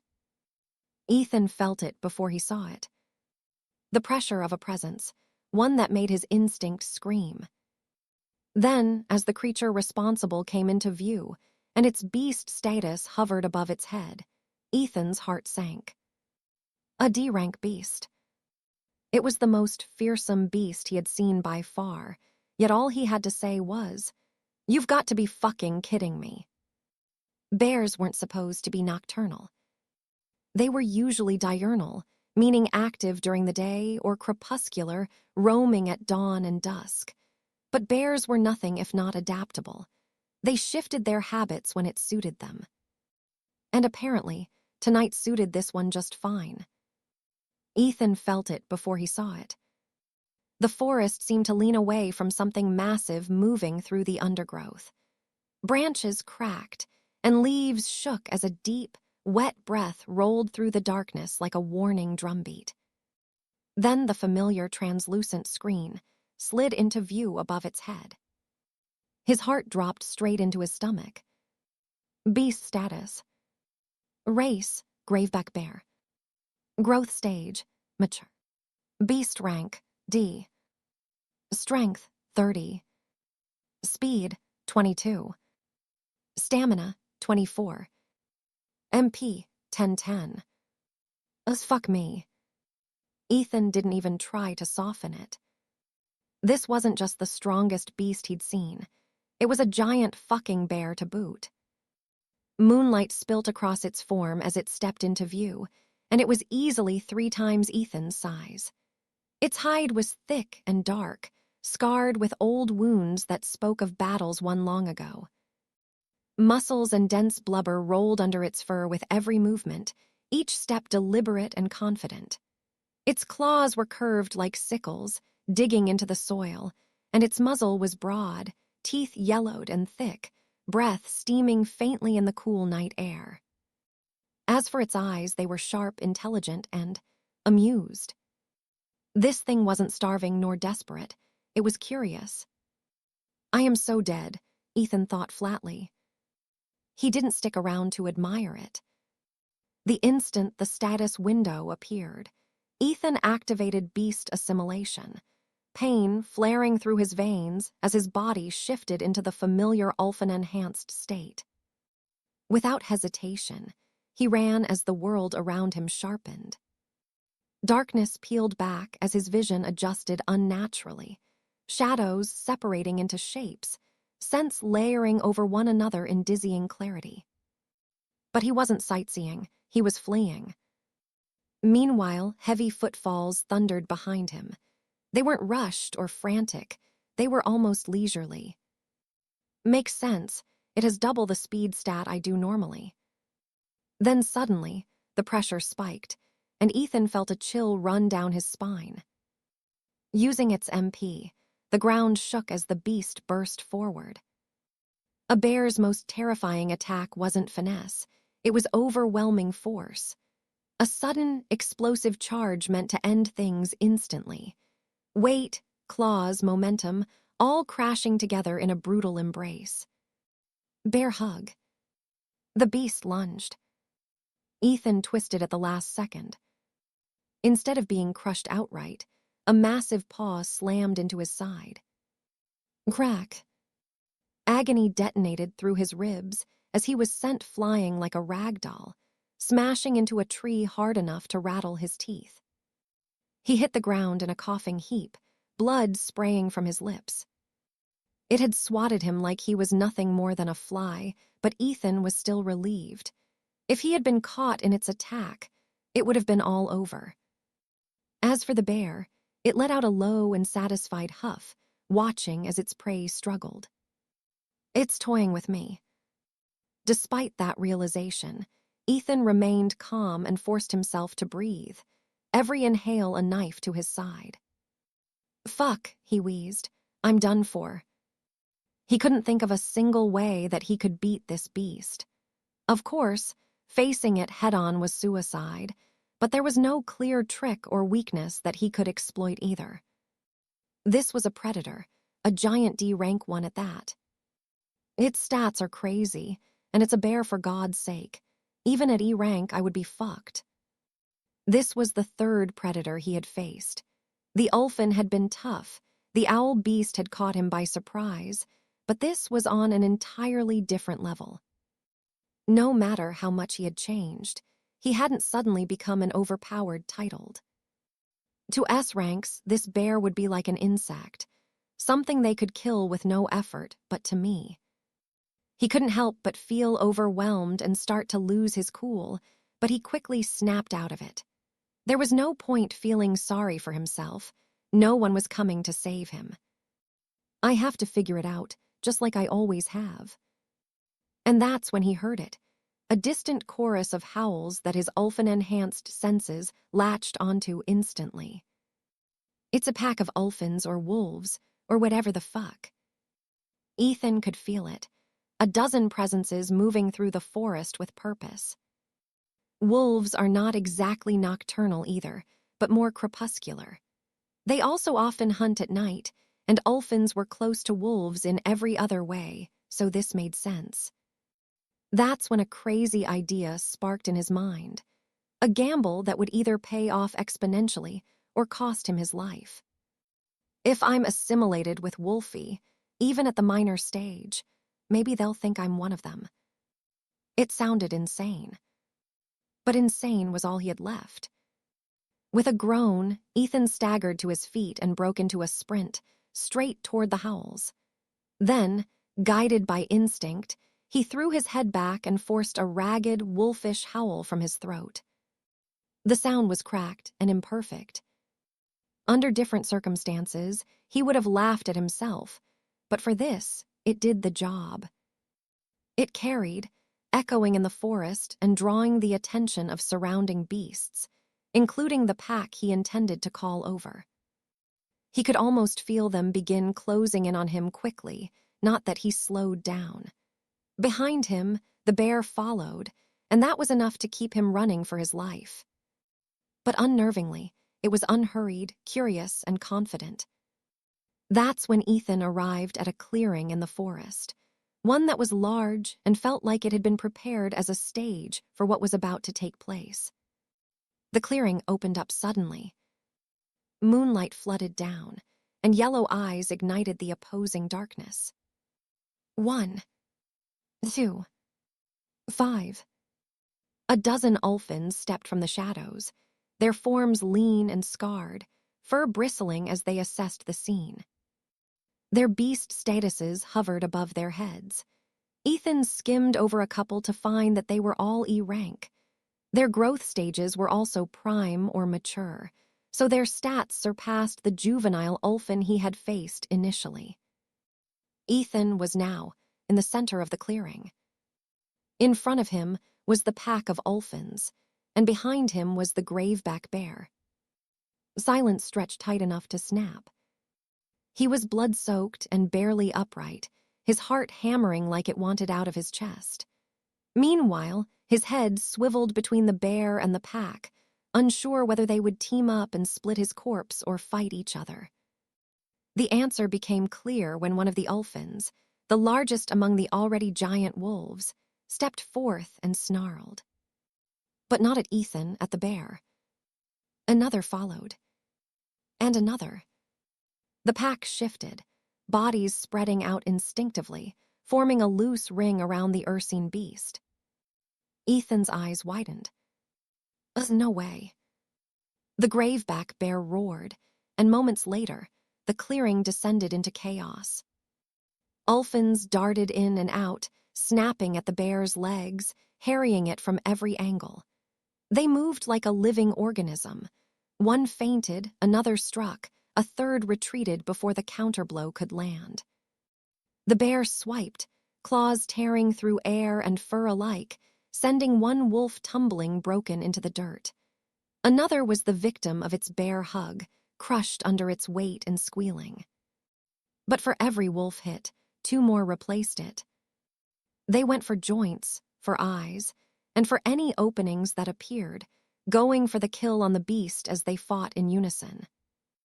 Meanwhile, the bear bellowed, furious and no longer amused. Watching it made Ethan's skin crawl as he crept out of the way. It actually worked. He had sparked a miniature war through desperation and a crazy idea, but he had no plans of watching how it unfolded. "I'd love to stick around, guys," Ethan muttered, clutching his side as pain flared again, "but I've really got to go." His MP was draining fast, and the edges of beast assimilation were already fraying. The second it deactivated, he'd be nothing more than an injured human standing among enraged beasts. As such, he turned and ran. Behind him, roars and howls collided, the sounds of teeth and claws echoing through the forest. There was no way either side would come out unscathed, and whoever won would be weakened and distracted. Hopefully, enough to forget about him. Ethan didn't slow down until his lungs burned, but as he ran, one thought lingered, cold and sinking. This trial really doesn't want me to live. And looking at the timer, he knew the night wasn't done with him just yet. Ethan didn't wait around to see how the fight ended. The moment the Ulfins and the bear were fully engaged, he turned and ran stumbling, limping, half blind in the dark, but moving all the same. Survival didn't care about pride or curiosity. He put distance between himself and the clearing, then more distance, then more, until his lungs burned and his legs threatened to give out. Only then did he collapse behind a fallen log, curling in on himself as quietly as he could. His MP was empty, and his body felt like it was being held together by stubbornness alone. He stayed there, barely breathing and listening to his surroundings. The forest was alive. Beasts roared and shrieked somewhere, howls rose and fell, branches snapped, and screams cut through the night like knives. There was conflict everywhere, and beasts in every direction. This wasn't just dangerous anymore, it was wild. The objective is to survive, he reminded himself. That's it, just survive. He glanced at the faint, ever-present timer in the corner of his vision. 11:56:23. 11:56:22. 11:56:21. "I've got this," he whispered hoarsely. "I would rather die than go back to living without this title." But even as he said it, he knew deep down it was going to be tough, especially since something had clearly changed. It was like the trial, or even the entire Twisted Tower, had flipped a switch the moment night fell. Everything resembled a game, and so did the sudden changes in difficulty. However, unlike a game, he wasn't in control, and his life was actually on the line. Hard mode, that's what it was now. Even without beast assimilation active, he could feel them now. Not just one or two. Dozens. The forest crawled with hostile intent. There were many more beasts than before, stronger, wilder, and more aggressive. And unlike during the day, most of the beasts seemed to be predators that were much more dangerous and suited to killing. Under the thick canopy, moonlight barely reached the ground as Ethan strained his eyes uselessly. His breath was still unsteady from the escape, but despite his condition, he was relieved. I can't believe that actually worked. He forced himself upright and staggered forward, putting one foot in front of the other, moving without direction, without plan, just away. Staying still unnerved him when surrounded by so many beasts and still near the conflict he had sparked. After a while, he stopped again to catch himself, bent over with his hands on his knees, chest heaving. "How did I even get here?" he muttered. The words spilt out before he could stop them. "I was just drinking, wondering what the fuck to do with my life. And now I'm fighting beasts, bleeding out in a forest, and apparently I'm the so-called Lord of Beasts." He let out a weak, hysterical laugh. "That's if I survive this shit." The forest almost seemed to respond to him, though he wasn't a big fan of what it was. 4 pairs of glowing eyes blinked into existence ahead of him. Ethan froze, and his blood went cold. They stepped forward, one by one, silent as ghosts. Ulfins. There were fewer than before, the remaining survivors. Their fur was matted with blood, some of it not their own. One limped, another had a torn ear, but their eyes burned brighter than ever in the moonlight. They hadn't won cleanly, but they beat that thing. I guess numbers win in the end, especially when it's a pack of oversized wolves. Ethan swallowed hard. They didn't run, he realized. They fought because they couldn't leave each other behind. Wolves didn't abandon their own, and the only reason they fought the bear in the first place was that they'd thought he was one of them. The realization sat heavily in his chest. He wasn't guilty, not in the slightest. Ethan was afraid. Because now, whatever illusion beast assimilation had created was gone.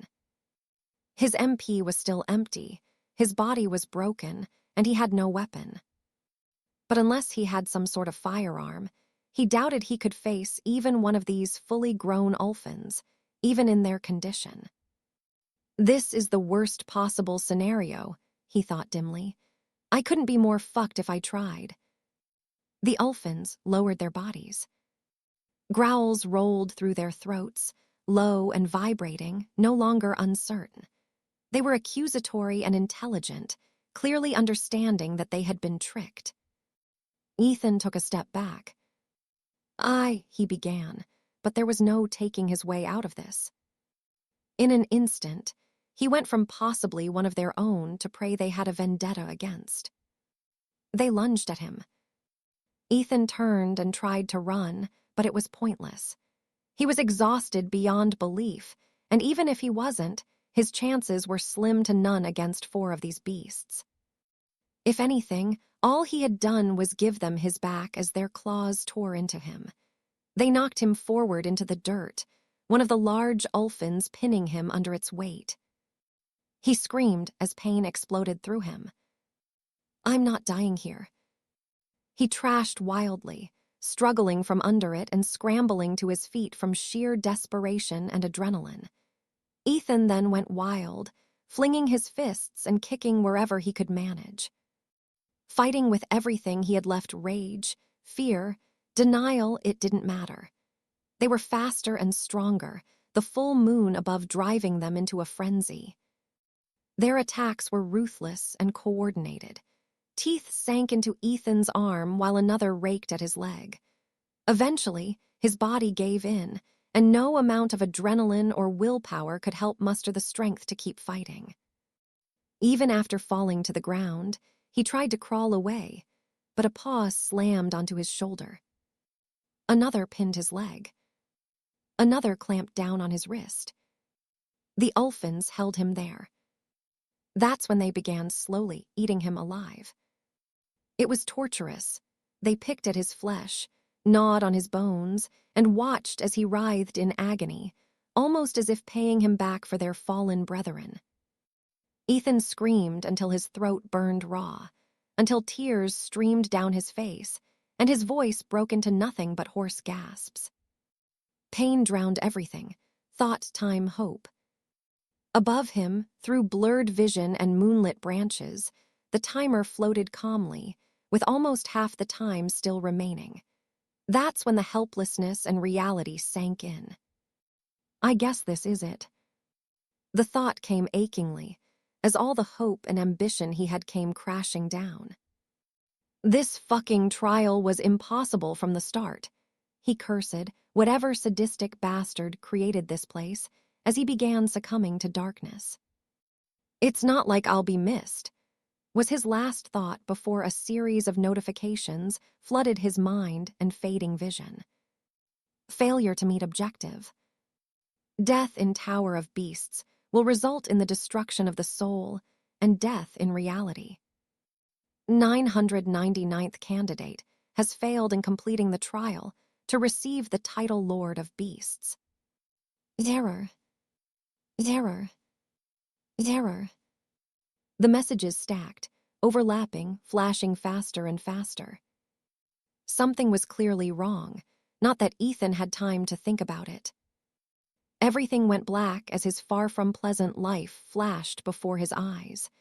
The last thing he registered was the series of error messages as the system bugged out, unusually.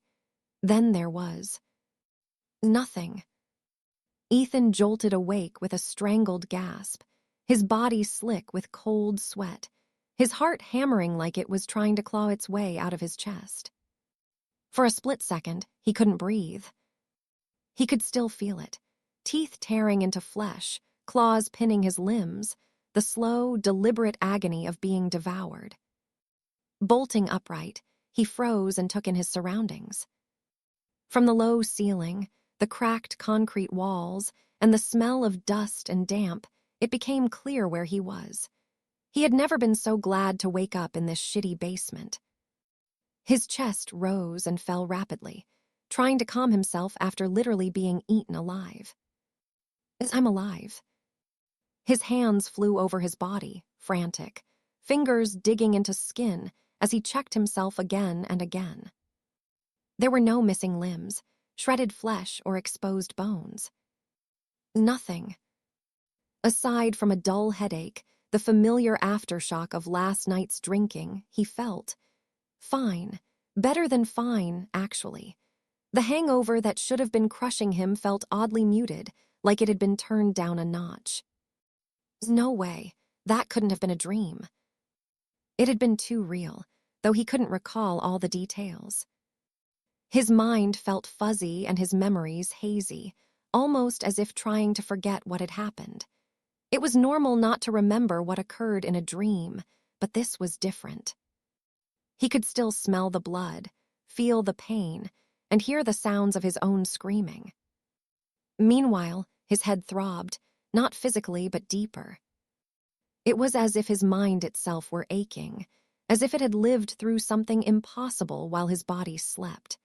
Yet his body was completely fine, and no matter how hard he tried, he couldn't figure out what felt like it was missing. "Fuck, man," he muttered hoarsely. "I really must be going crazy." He was baffled, but more than anything felt grimy, his clothes drenched in sweat.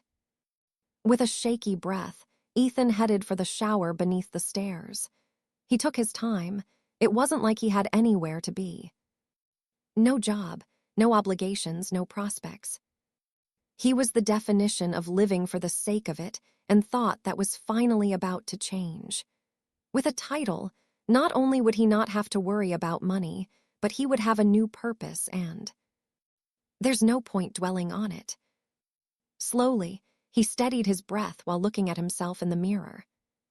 "See," he told himself, "it must have just been a nightmare, a really fucked up one." He was used to those and reached down and pulled off his shirt, but that's when his heart stopped.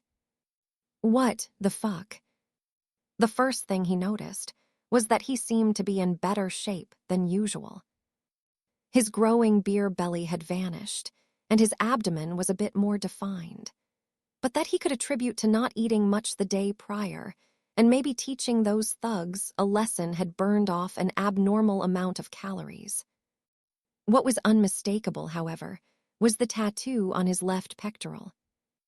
It wasn't small or subtle, nor was it something Mark would prank him with in his sleep. There was a wolf's face, inked in dark, sharp lines, its expression feral and domineering. The details were insane, every strand of fur, every crease of muscle. It almost looked alive. Ethan stumbled back, nearly tripping in the tiny bathroom as he stared down at his chest. I don't. He'd never got a tattoo, or even considered it. Ethan hated needles, and there wasn't a single thing in his life he cared about enough to ink permanently onto his body. Yet there it was. The wolf didn't move, but its eyes felt real. They weren't glowing or shifting, but they almost seemed to be watching, as if there was something behind them. That's when it hit him. Maybe it isn't a wolf, but an ulfin. A chill crawled up his spine, and everything suddenly came rushing back, as if he had broken through a mental barrier. He wasn't sure if it was one he put up or was one imposed on him, but with it gone, his mind was assaulted with what had happened in his sleep. The tower, the trial, the forest, the beasts, the system. A familiar translucent screen snapped into existence before his eyes, hovering in the air just like it had within the tower. It was all real. 4 tabs line the top: status, objectives, beasts, and skills. At the center of the screen, glowing softly, "Congratulations on completing the initiation and officially becoming Lord of Beasts." Ethan laughed, clearly confused. "What?" he then said aloud. If it truly had been real, it still didn't make sense. No way. I failed. I definitely failed."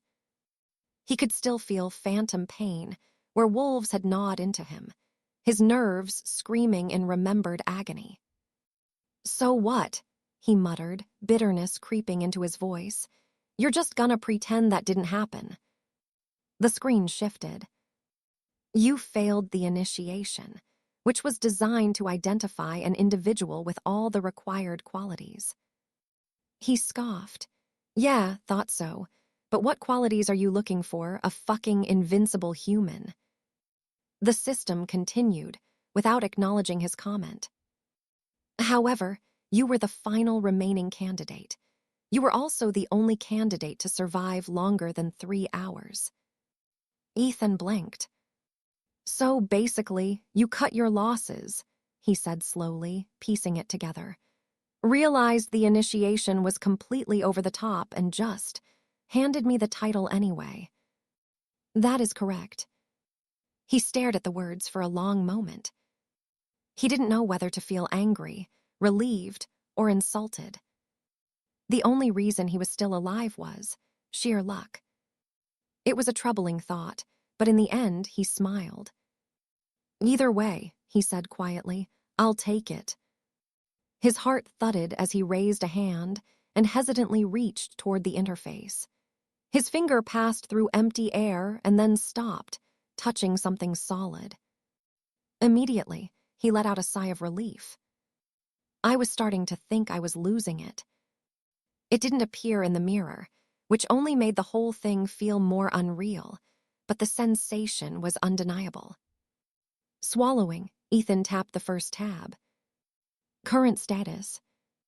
Name, Ethan Crowe. Title, Lord of Beasts. Titled rank, E. Strength, 9.5. Speed, 11. Stamina, 9. MP, 1111. Beasts, 1-2. Skills, Beast Assimilation D, Beast Summoning S. His eyes skimmed the numbers. Strength and stamina up by another 0.5, and MP by 1. It was small gains, but it was incredible to think about and made him wonder just what the limit was. That's when his brain finally caught up. Oh, wait. His eyes locked onto the bottom of his status. An S-rank skill. His pulse spiked. S-rank, the rank of titled who bordered on transcendent, and were so few and powerful that most people knew them all by name. They are beings that shook nations just by existing. Ethan forced himself to breathe. Stay calm, I'm far from it as I am now. With trembling fingers, he switched to the skills tab, and the familiar skill tree unfolded before him. 3 core branches. One was still grayed out, locked and unknown. But there were now 2 that were unlocked: beast assimilation and beast summoning. Ethan didn't hesitate. The moment the skill appeared before him, he tapped it. A cool pulse of light spread through his vision, and a new panel unfolded in crisp, deliberate lines. Beast summoning allows the user to summon acquired beasts at will. Summoned beasts act independently, but remain instinctively loyal. His eyes sharpened as more information expanded beneath it. Skill rank S. Seeing it again made his heart skip a beat. MP cost, summon plus maintenance. E rank, 1 MP plus 1 MP min. D rank, 2 MP plus 2 MP min. C rank, 3 MP plus 3 MP min. B rank, 4 MP plus 4 MP min. A rank, 5 MP plus 5 MP min. S rank, 10 MP plus 10 MP min. Ethan skimmed over it. So it works like beast assimilation, but rather than being based on stages, it's on the rank of the beast. There was an initial activation cost, then a steady drain to keep it active. Pay to call them, pay to keep them. His mind immediately began calculating.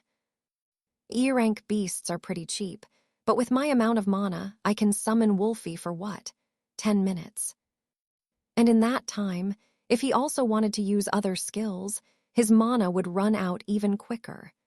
As such, he didn't even think about summoning higher-ranked beasts, at least not yet. Currently, an S rank was beyond him, and even if he evolved one of his beasts to a rank, he barely had the MP to summon it for a minute.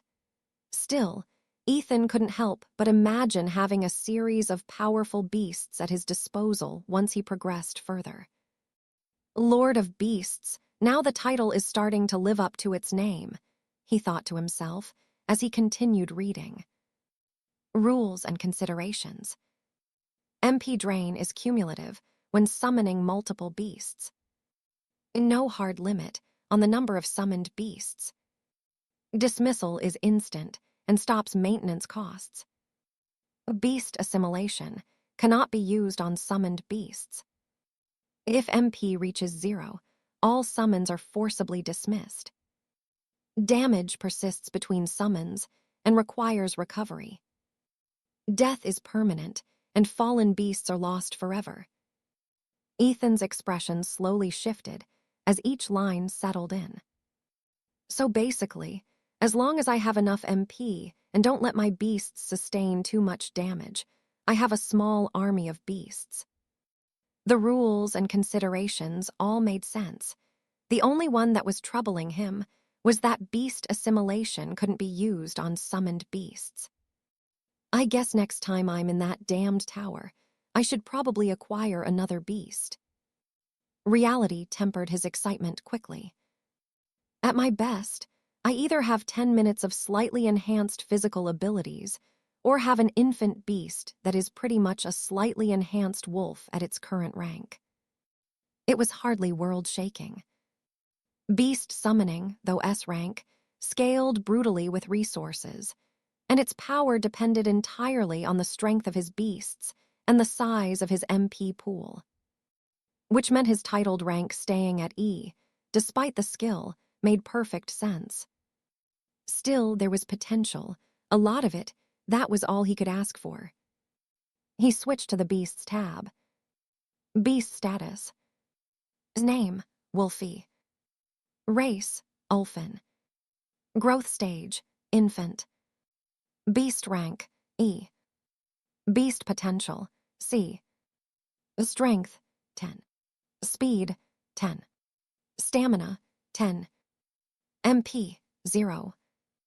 His lips twitched slightly. Yeah, I'm still weak as hell. Below that, another section caught his eye. Evolutionary shards, 6. So it counts only beasts I've personally killed, he realized, seeing as it didn't count the Ulfins and Bear Beast. Figures. To think after all that struggle in that trial, he only directly killed 6 beasts. It was laughable and humbling. 94 more, he sighed, rubbing his face, just to evolve you to D rank. And assuming that every beast he acquired started as an E rank infant. I've got my work cut out for me. But that was future Ethan's problem. For now, there was only one thing on his mind. Ethan looked down at the wolf tattoo on his chest, then back at the system interface. A slow, nervous grin spread across his face. Time to try beast summoning. Ethan was shirtless, about to shower, when he suddenly bolted out of the bathroom and into the basement. Okay, no overthinking, he muttered, pacing in a tight circle. His heart was racing. The wolf tattoo on his chest hummed, not metaphorically, but literally. A low, vibrating warmth spread from the ink, pulsing in time with his heartbeat, like something inside it had just woken up. So it really is connected to Wolfie, he realized, in awe, but also dreading where the next tattoo would show up. His beast capacity, even at S rank, seemed to only be 7, but having a dragon tattoo on his ass, or worse, some ugly beast on his face. He sighed, resigning to his fate. It wasn't like he could laser off these magic beast tattoos, or at least he doubted that's how they worked. As such, Ethan pushed those thoughts aside and calmed his mind. Beast assimilation had worked best when he stopped thinking and just felt it, allowing instinct to take over. This should be the same. He closed his eyes and... Beast summoning. Ethan reached inward, and the sensation hit him instantly. A rush surged through his body, sharp and electric, followed by a sickening tug that made his knees buckle. It felt like something was being yanked straight out of his soul, thin threads snapping free as his MP drained. Ah! The tattoo on his chest flared with a soft blue glow. Then it peeled itself off his skin. The wolf's face detached, stretching into 3 dimensions as it leapt forward, light condensing and fur forming midair. It landed on the concrete floor, a tiny, trembling thing. An infant Ulfin. It was no bigger than a puppy, its fur a soft gray, its eyes a vivid, innocent yellow. It blinked, tilting its head as it looked around the unfamiliar basement, sniffing the air. Then its gaze locked onto Ethan. Its tail wagged. No way, Ethan breathed. The little Ulfin trotted over without fear, pressing its head against his leg and rubbing affectionately, letting out a soft, almost chirping sound. He stood there, stunned. This is it. This is my summon. On one hand it looked harmless, cute, even, hardly the terrifying beast he'd faced in the tower. On the other hand, with enough effort, evolutionary shards, and time. I know what you can become.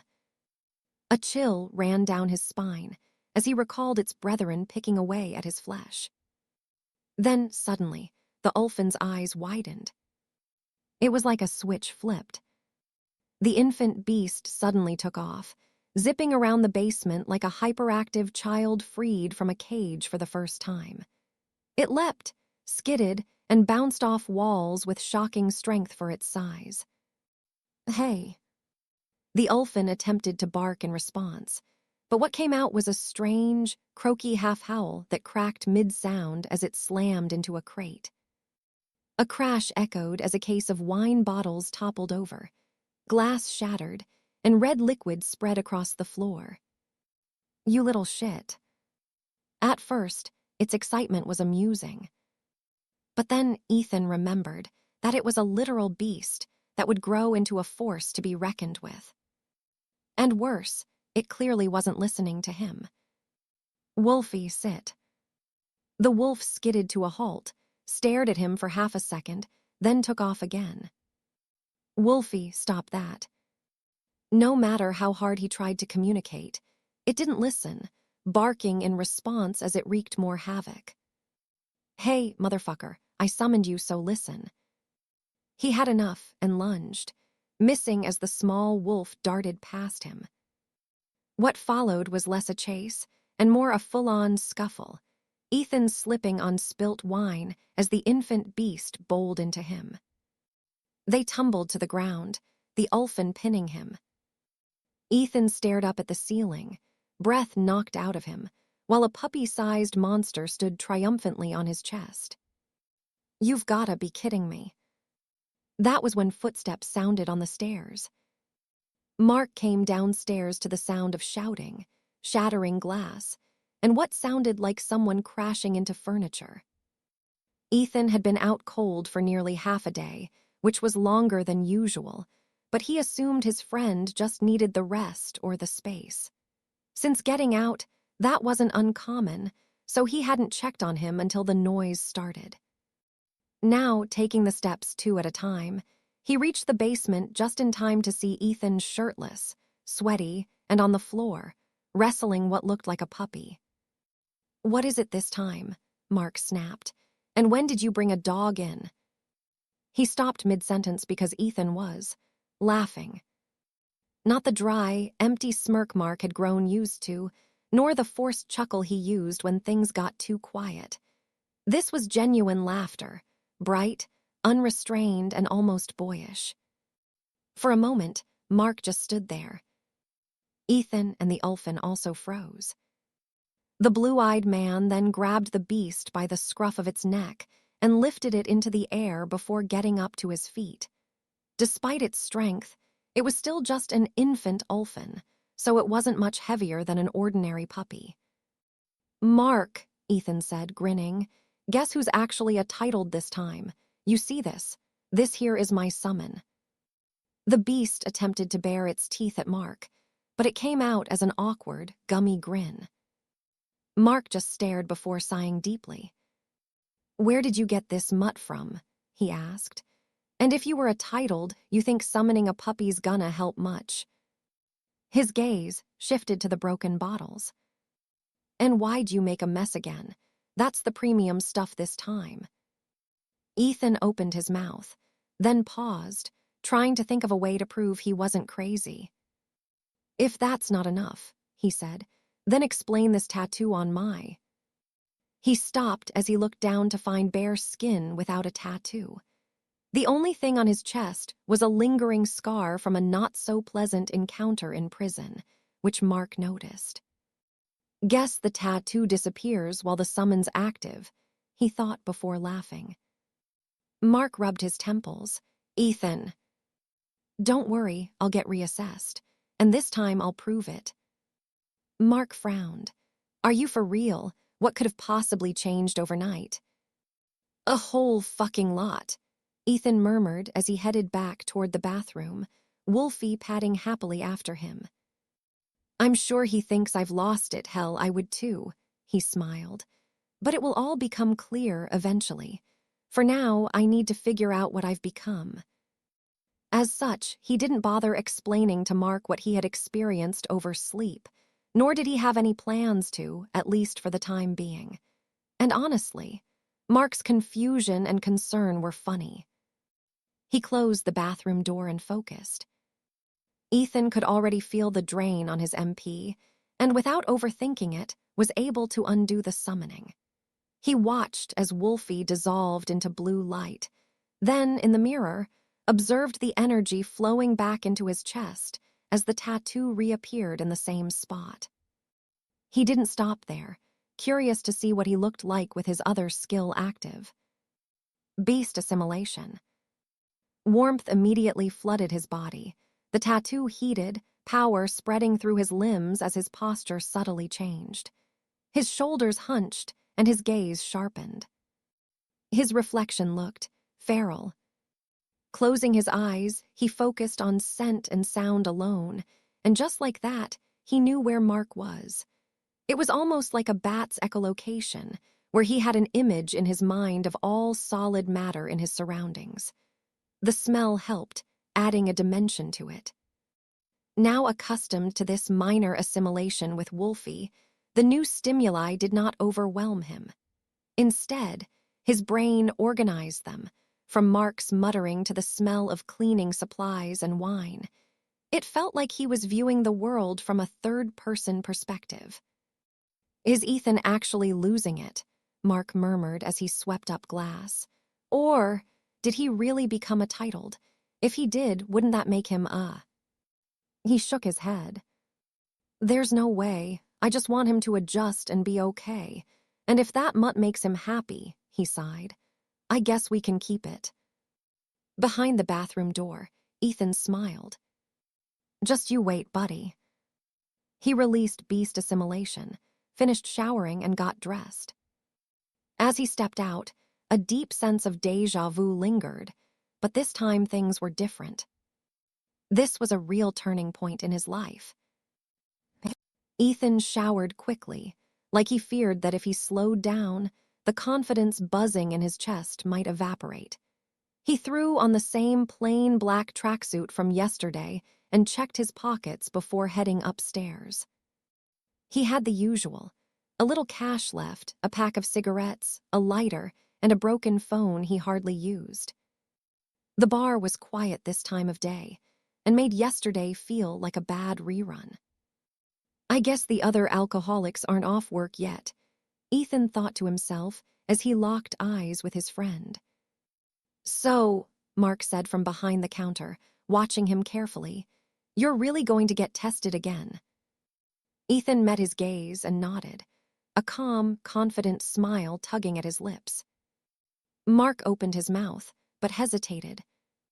I should probably warn him about. Before he could even finish the thought, the bell above the door jingled, and Ethan was already gone. The large man stared at the door for a long moment before letting out a quiet laugh and shaking his head. "If he actually has a title," he muttered, "I guess he'll find out the hard way." The sun was high. It was the same street, same cracked pavement, same city that had moved on without him, and yet everything felt different. As Ethan stepped out into the daylight, a strange sense of déjà vu washed over him.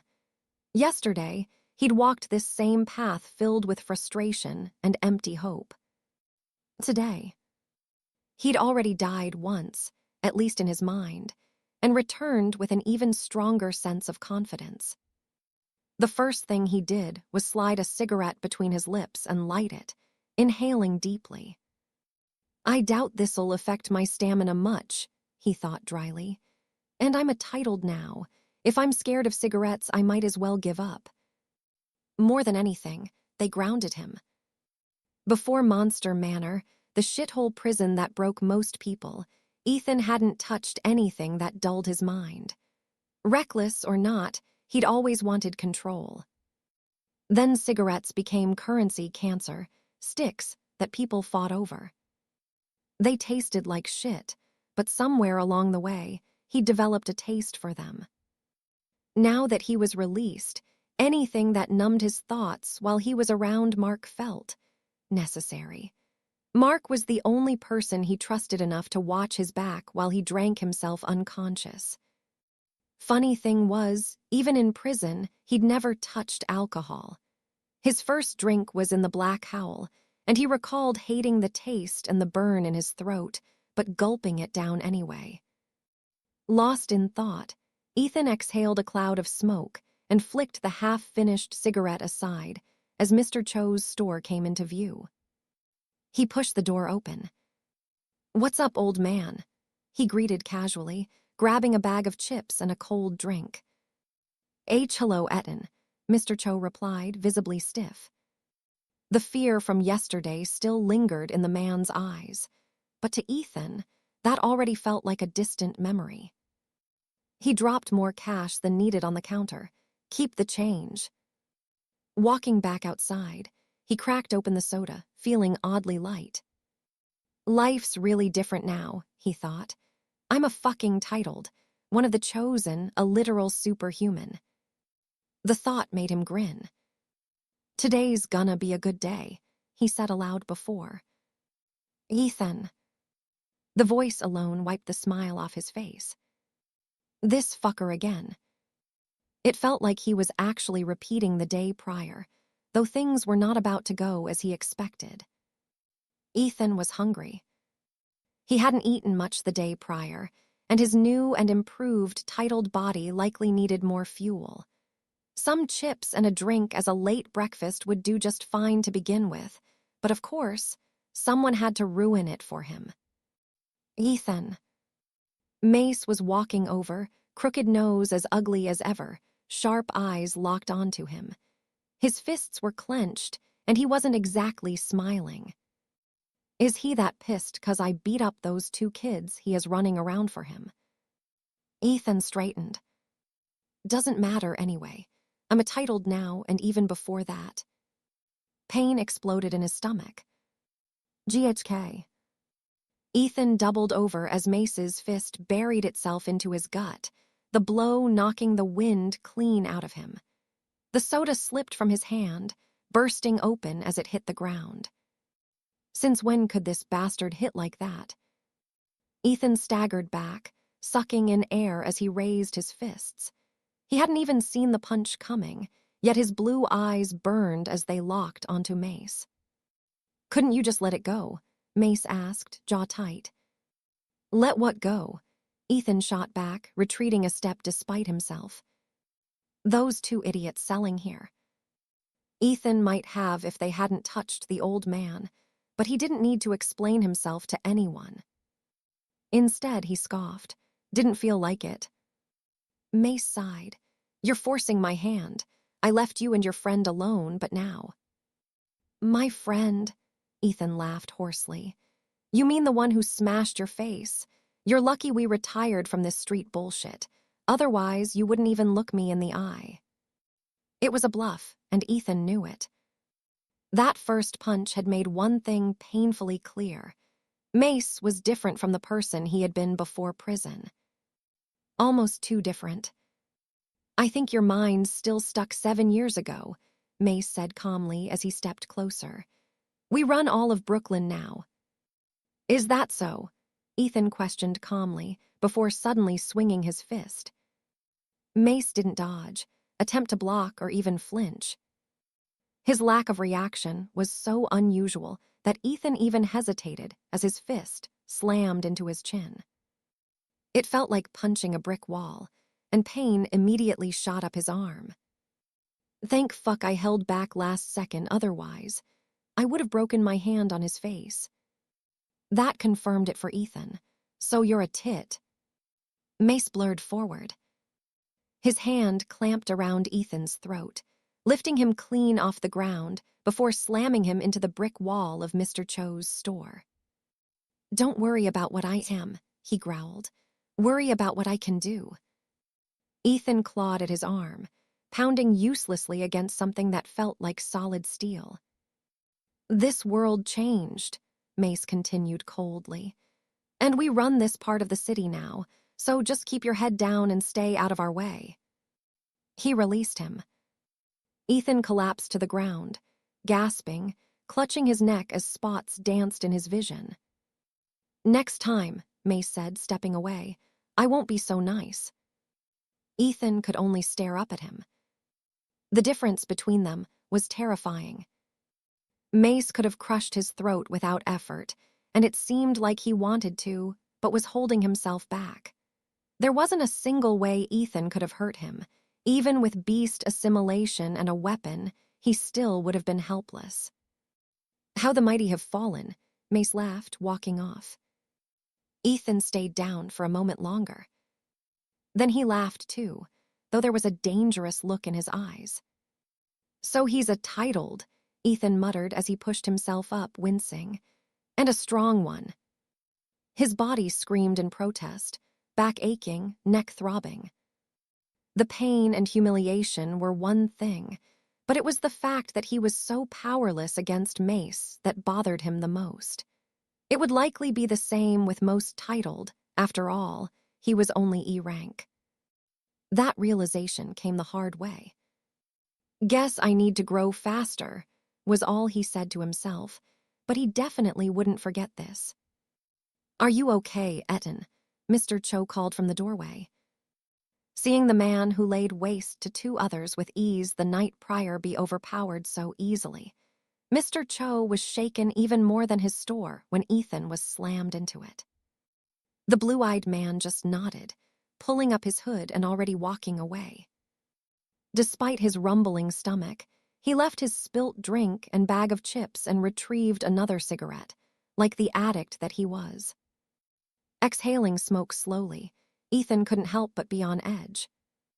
Anyone around me could be a titled, from Mr. Cho to every passerby. It was a troubling thought, but one that changed his entire view of the world. It might be harder to keep my promise to Mark now that I'm titled, but we'll cross that bridge when it comes. With that, he continued on his way, but his mind couldn't help but spiral as he did. Ethan quickly put some distance between himself and Mace.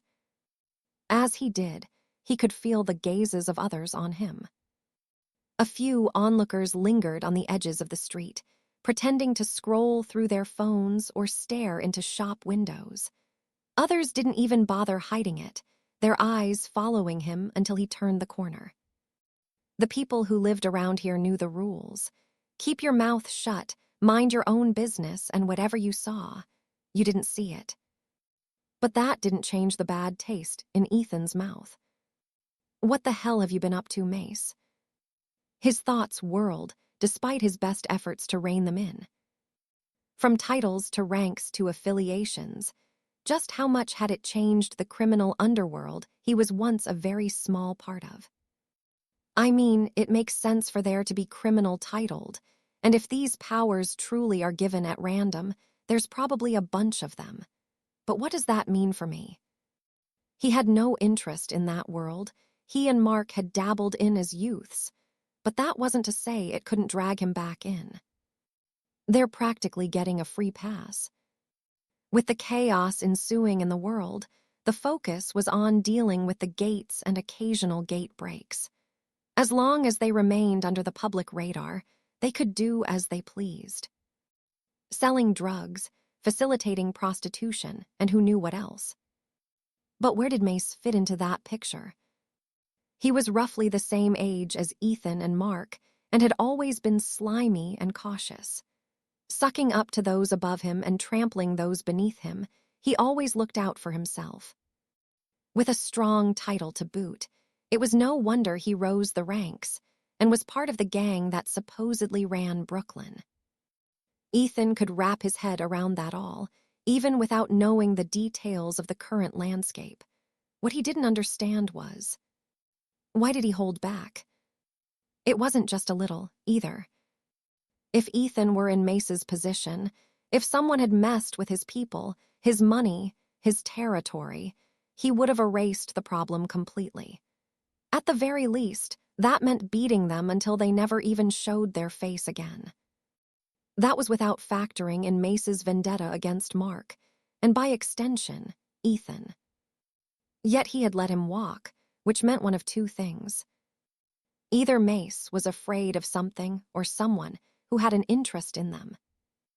Or he had something even worse in store for them, a deeper, more sinister revenge. Ethan wasn't sure which, if they were even correct, but regardless, he had to keep an eye on Mace and was oddly intrigued by him.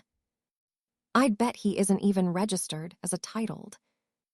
He was certain plenty of people weren't, especially in the lower ranks. Why bother with the association when you could use your abilities off the books? Gates weren't the only way to make money after all, not if you were creative or ruthless. The old Ethan might have done the same. But that version of him had died somewhere between concrete walls and iron bars. He wasn't just looking to survive or make quick money anymore. Ethan sought purpose, direction, something real. Still, the truth was unavoidable. There was too much he didn't know, and by having this conflict with Mace, he was getting sucked back into his old life. But right now, it was all far outside his control. Shoving the thoughts aside, he flagged down a taxi, feeling that same sense of déjà vu. This time, however, things would go very differently at the titled association headquarters.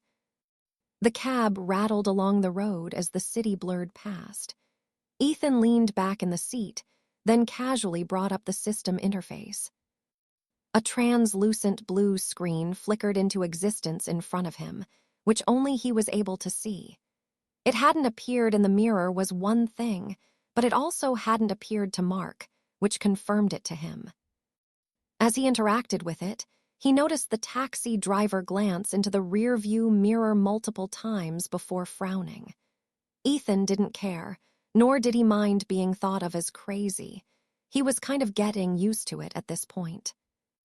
He skimmed over the tabs he'd already checked, status, skills, beasts, before pausing at the very last one, which he hadn't opened yet.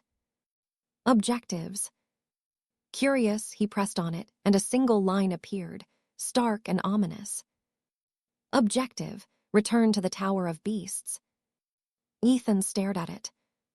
Then, slowly, a grin spread across his face, one that didn't stem from fear or dread, but excitement. That damn tower. He had struggled, bled, and literally died in it, being eaten alive by Ulfins, yet he couldn't wait to return to it. Once I get back in there, he muttered under his breath, once I make my beasts and myself stronger. His grin widened. I'm gonna be op as fuck. But first things first, he needed to register as a titled. Properly this time. What Ethan didn't know was that the moment he decided that, invisible gears had already begun turning. And somewhere in the city, he just earned the attention of a man who never let go of a scent once he caught it. Ethan Crowe was the 999th candidate for the title Lord of Beasts, which meant, theoretically, there had been 998 others before him. That much, Ethan had already pieced together. The scattered human bones near the tower's starting area had made that painfully clear. What he hadn't considered was the pattern it created. Across the world, people, healthy people, were dying quietly in their sleep. There was no illness, warning, or struggle, just suddenly having their souls crushed after failing a trial. Nearly 1,000 deaths, scattered across a planet of 8 billion. It was statistically insignificant. Tragic, yes, but practically invisible. The issue was that some of them had done exactly what Ethan had. Gone to their nearest titled association, asked to be tested, and failed the test. That much was also negligible in the grand scheme of things, but some of whom had even revealed the title they had supposedly received. Seigneur des Bêtes. Povlittle Ziveri. Senor de las Bestias. The title had appeared sporadically around the world over the past few years, always vanishing just as quickly. None of its supposed bearers ever survived long enough to truly claim it or wield its power. All of them died the same way, in their sleep. The association had noticed, but with gates erupting worldwide and Rogue titled threatening global stability, it was a footnote at best. Yes, there was a pattern. Yes, people had lost their lives, but no one truly cared or bothered looking into it. Except one man. A man known within the association as the Bloodhound. He was relentless, obsessive, and inhumanly thorough.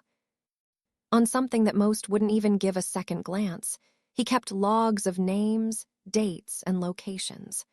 But no matter how hard he tried, he couldn't find anything that linked all these individuals aside from one thing. They were all people who had lived troubled lives. What metric could he use for that? There was no way to measure how tough a life one had lived. Certain data points could be used, but they were more a correlation than a causation. Things like a family's financial situation, whether they were an orphan or if they had a criminal record. This was the best he could do. Despite not having much to go on, he didn't drop the case.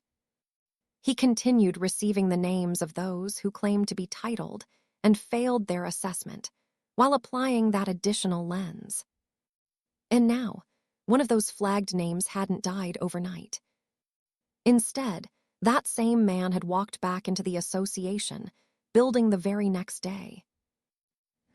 Ethan pushed through the association doors, irritation already simmering beneath the surface.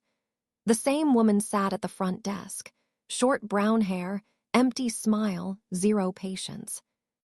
"How can I help you, T?" she began before looking up. Then she sighed. "We cannot waste government resources. Faking the receipt of a title is a criminal offense punishable by." "Yeah, whatever." Ethan didn't even bother listening to what she had to say and walked right past her. He spotted the woman with antennae, the one who'd assessed him the day prior. She had been professional and friendly, so maybe she would be of more use. But as he began to approach her, security moved in instantly. Two men in black suits intercepted him, hands firm on his arms. "Sir," one said flatly, "only association employees are allowed beyond this point." "Whoa, relax," Ethan said, raising his hands slightly. "I just wanted to." "If you are not escorted or approved for an assessment, you need to leave now before we have to." Ethan sighed. "Let me guess, throw me out on my ass." Neither man answered. And honestly, he couldn't blame them. "I can't beat these oafs, and even if I could, I'd just end up back in prison after being trashed by the titled in this building." After his encounter with Mace earlier, Ethan wasn't looking to get his ass handed to him. As such, he stepped back, about to give up and head back, when the woman with antennae noticed him. She approached, gaze sharp but curious. "Do you remember me from yesterday?" Ethan asked. "I do," she replied coolly. "I conducted your assessment, but unfortunately you were not a titled. According to our policy, reassessments can only occur after 1 month, unless there are special circumstances." "Special circumstances?" "Is that so?" Ethan said carefully. She studied him for a moment, then asked bluntly, "Are you an S-rank titled?" Ethan blinked in confusion. "Only S-ranks possess conditional titles," she explained. "Titles that require criteria to be met before fully manifesting. It's an open secret. Every S-rank had to overcome something before awakening their abilities." So that's what Mark was alluding to. Before he could respond, she continued. "If you had S-rank abilities, we wouldn't be having this conversation. You'd be able to shake this building, and even the city, with your power." He couldn't argue with her logic, and to make matters worse, a crowd was beginning to form. With a subtle motion, she signaled the guards to get rid of him, and they immediately tightened their grips. "Sir," one said, "you need to leave." Ethan exhaled slowly.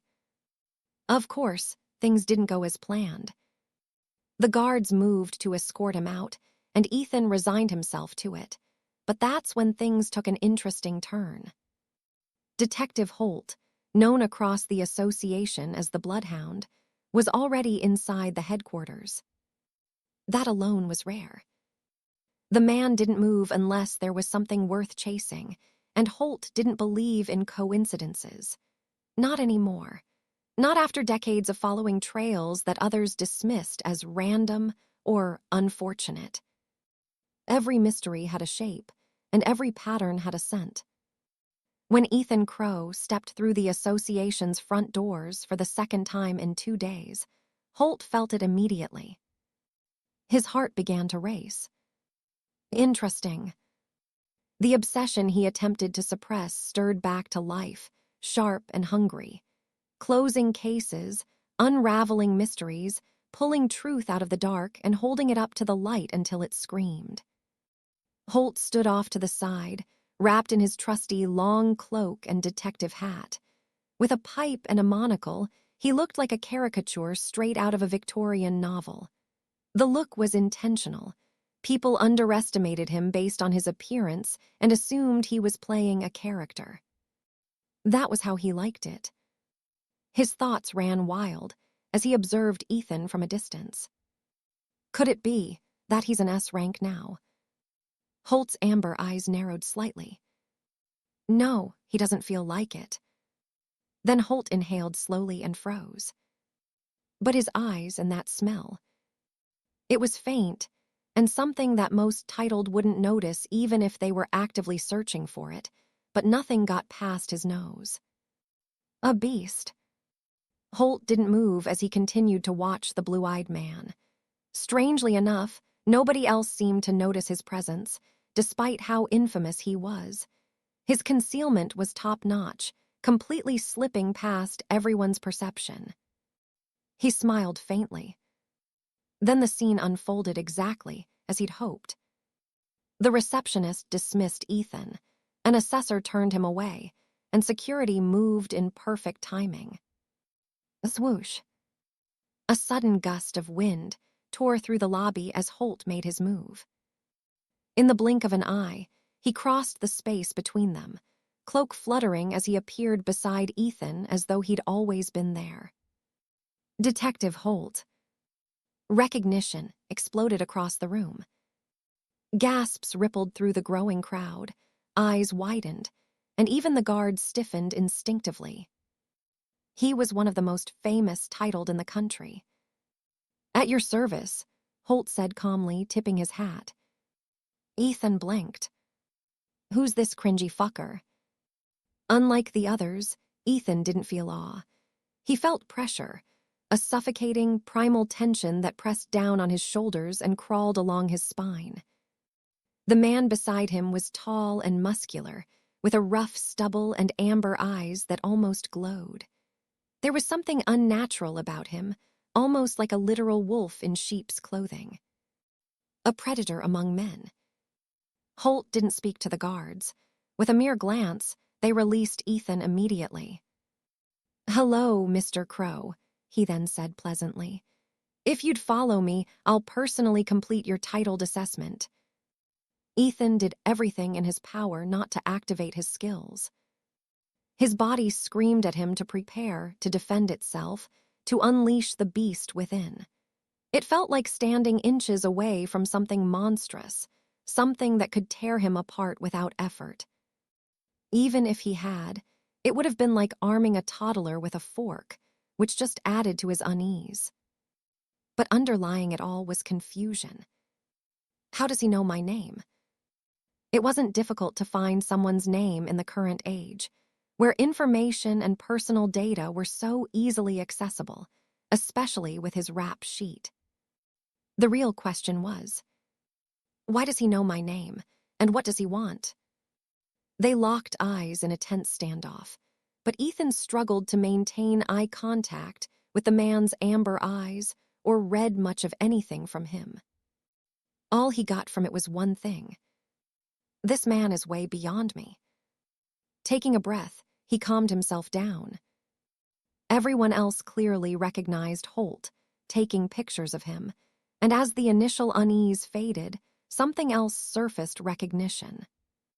I've seen this guy before. Feeling uncomfortable with the forming crowd, Ethan nodded and followed Holt, who observed him keenly with those unsettling amber eyes. No one dared get in the man's way as he led them into one of the many elevators. The doors hissed shut, leaving them in an awkward silence. As they stood opposite each other in the elevator, Ethan frowned slightly. Where was it again? He murmured under his breath.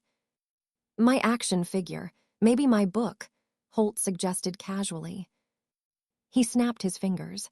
That's it, a cereal box. Detective Crunch, Holt said with a hint of pride. I've made quite a lot of money from that. Ethan looked him up and down.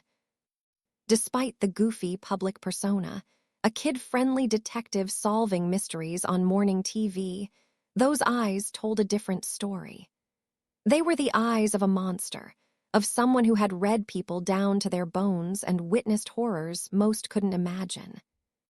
The association used the marketable, titled as celebrities and icons to make money, but also to help build public trust in these heroes. But Ethan saw right through that mask, as Holt asked his first probing question. As the assessor mentioned, he said lightly, those with conditional titles often grow into the most powerful. All known S ranks had trials or conditions they had to meet before truly manifesting their abilities. What do you think of that? Ethan shrugged.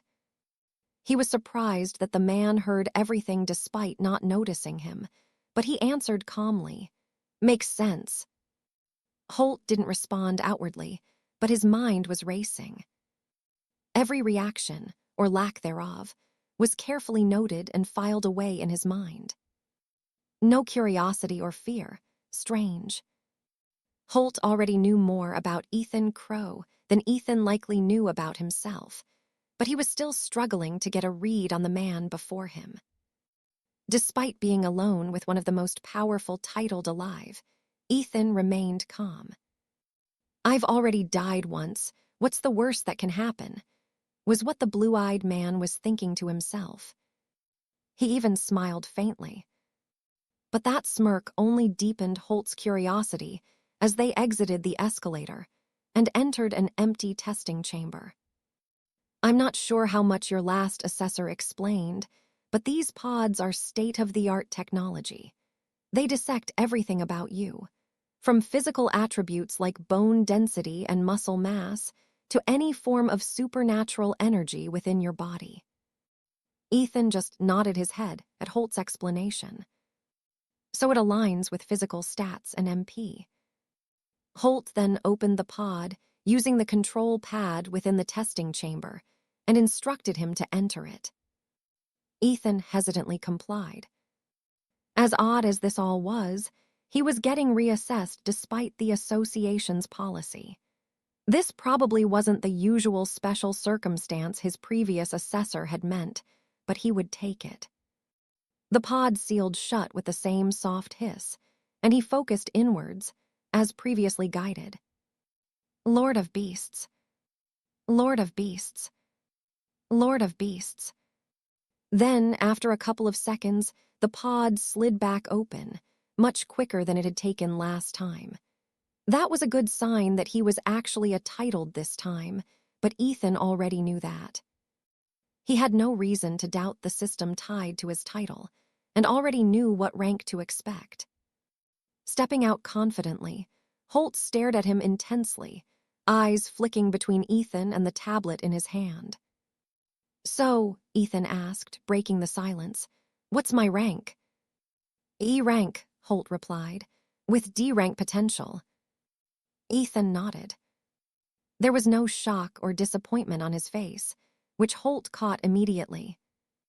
That's not the acceptance of weakness, that's certainty. After receiving the lowest possible evaluation, there weren't any who didn't care or react at all, as Ethan had. That meant either he already knew the result and wasn't surprised by it, or he was hiding his abilities and didn't care about the outcome. To be sure, Holt suddenly moved. In the blink of an eye, he closed the distance between them and went to strike him in the face. To Ethan, it looked like teleportation, and he hadn't even seen Holt suddenly retract his fist. What the fuck was that? Ethan blurted. I just wanted to congratulate you, Holt said, patting his shoulder. Ethan clenched his fists. First Mace, now this guy. He was sick of feeling small, sick of being an ant in a world of giants, but it was only a matter of time before he grew into one. Meanwhile, Holt noticed everything. Every clenched muscle, every flicker of frustration, but also that burning ambition. As he looked at the scruffy, blue-eyed man before him, Detective Holt smiled faintly. I've found my next mystery. After Ethan stepped out of the pod, the casual atmosphere disappeared. Holt backed away from Ethan after suddenly closing the distance between them to test Ethan's physical abilities. There's no way to fake reflexes unless he is much faster than I am, which is practically impossible. I can count the number of people faster than me on one hand, and they are all S ranks. Which meant, according to his earlier hypothesis, that Ethan already knew the result he would receive. One could estimate their rank just from how powerful their ability seemed, so it wasn't too out of the ordinary. But that just brought up more questions for Holt as he turned around to face Ethan. His movements weren't sharp or aggressive. They carried the quiet certainty of a man who already had his prey cornered. "So," he began mildly, amber eyes never leaving Ethan, "what exactly is your ability?" It was a question, but Ethan felt like he had no choice but to answer. Despite that, he exhaled through his nose and smiled. "Out of the two skills I currently have, I only need to show him one. And out of the two, there's one that is clearly less valuable and shocking, at least currently." "I'll just show you," Ethan said, rolling his shoulders. He focused and activated beast assimilation. Warmth bloomed from his chest, spreading through his limbs. His posture hunched just a little, spine curving as his muscles tightened and his senses sharpened. "Basically," he said casually, "I can mimic some of a wolf's physical traits slightly." Holt watched him with predatory focus. "So," Holt said slowly, "similar to my own." That explained it. The scent Holt had noticed earlier, the faint but unmistakable trace of a beast. A wolf in sheep's clothing, just like he was. But Holt's instincts screamed that this wasn't the full picture. "I guess so," Ethan replied with a small smile. "I've given him enough, and E ranks can't do much anyway." Holt, meanwhile, was already several steps ahead. The display didn't reassure him. It added another piece to the pattern forming in his mind. Another coincidence. Another thread tugging toward the same answer. Then Holt asked the real question. "What is your title?"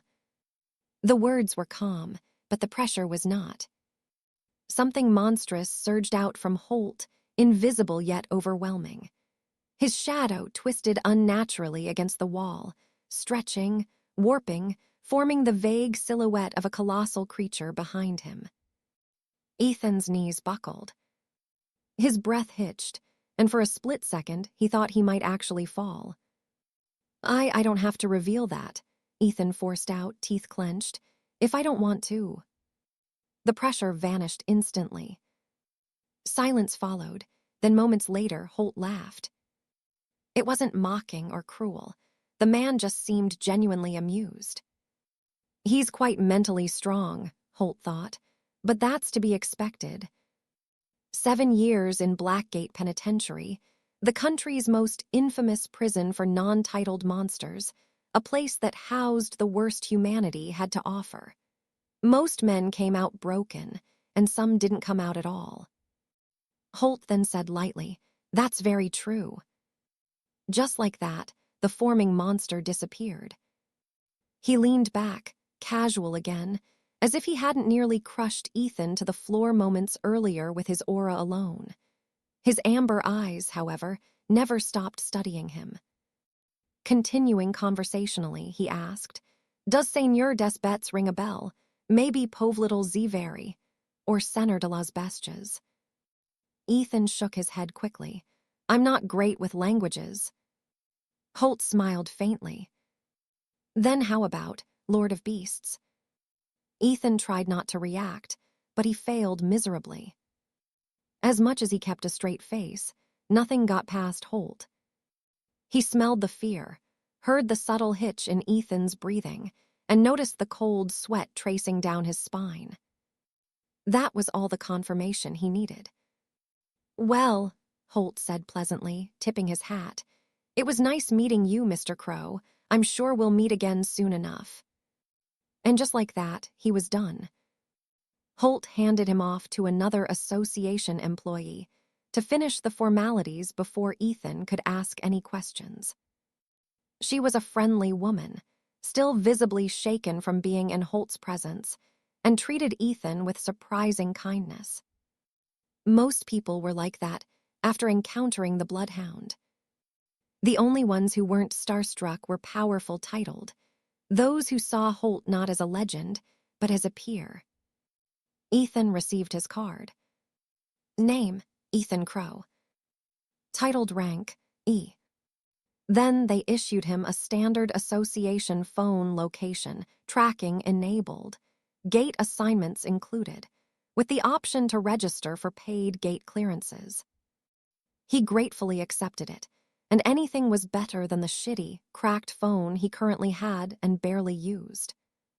"And how do I get paid?" Ethan asked while scratching his head.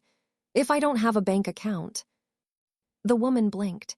"That's unusual, but you can receive cash from any of our city branches." "Cash is king," Ethan said simply, pocketing the phone. The whole process had been quick, but throughout it all, he couldn't help but replay his encounter with Holt over and over again. How did he know my title, and what is he planning? It was unnerving, to say the least, that he had drawn the attention of such a powerful man, especially when Ethan had no idea what he was thinking. But as Holt had said, he was sure they would meet again. After completing the registration process, Ethan was escorted back down to the ground floor. As soon as he emerged from the elevator, reporters and talent scouts swarmed him.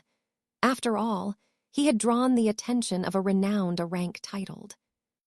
The Bloodhound didn't make public appearances and answered only to the head of the association. Though his true title was unknown, his abilities were rumored to even be on par with some S ranks, and he didn't just stop to assess nobodies. Naturally, interest spiked, but it died just as quickly when Ethan flashed his titled ID. Seeing the E rank and his D rank potential, it was hard not to feel disappointed. The assessments were 99% accurate, and almost no one ever surpassed their recorded potential. So just as quickly as it had formed, the crowd dispersed, leaving Ethan standing there.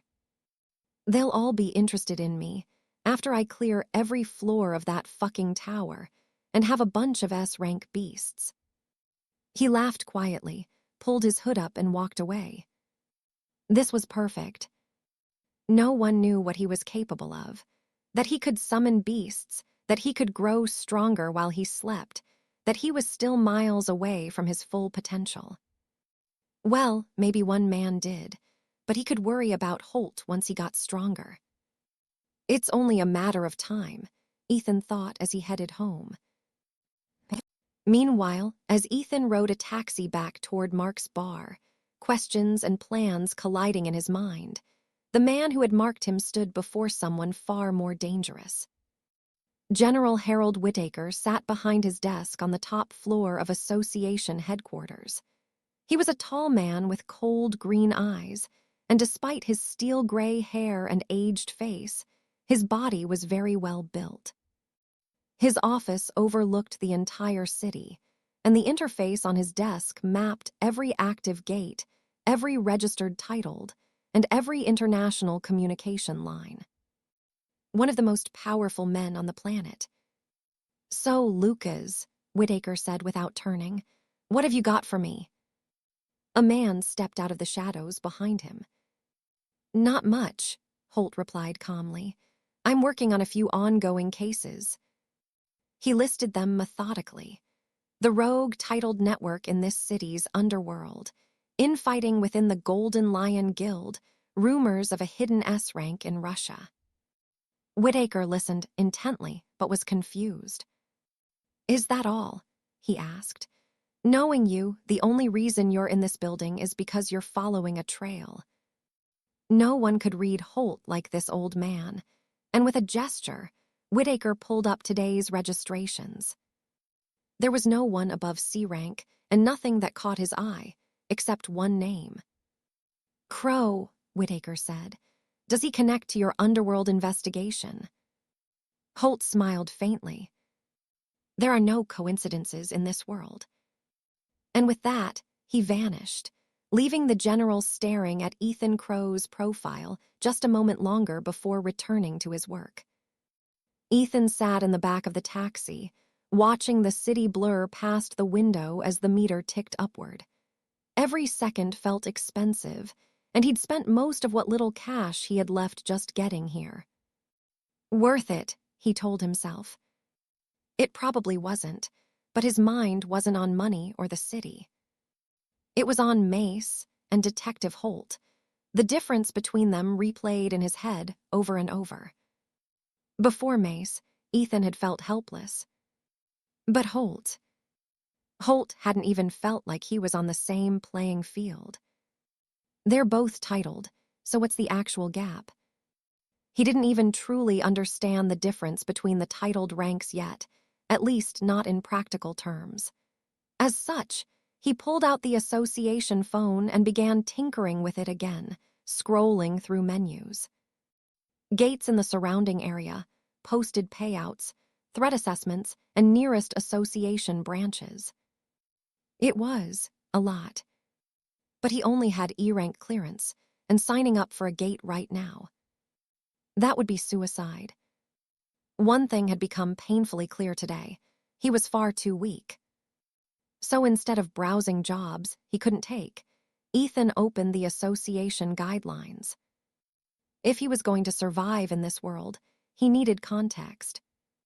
The ranking explanation appeared in clean, official formatting, and he read it carefully.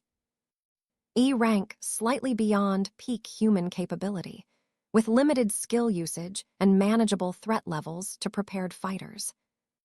D-rank clearly superhuman, possessing at least one developed ability and capable of overwhelming lower ranks without strategy.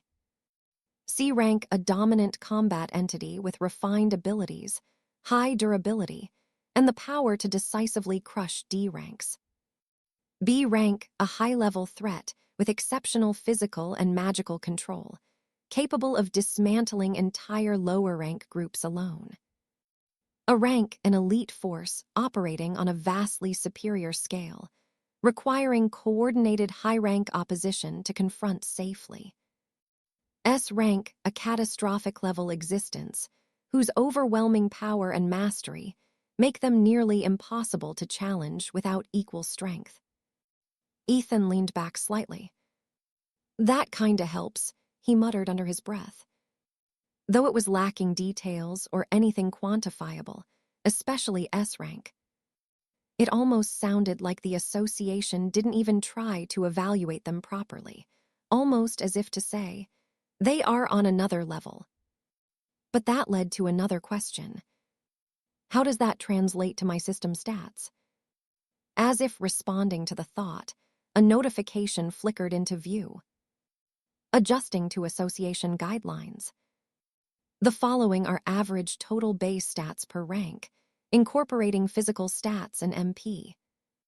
E rank 50 D rank, 100 C rank, 150 B rank, 200 A rank, 250 S rank, 250 plus.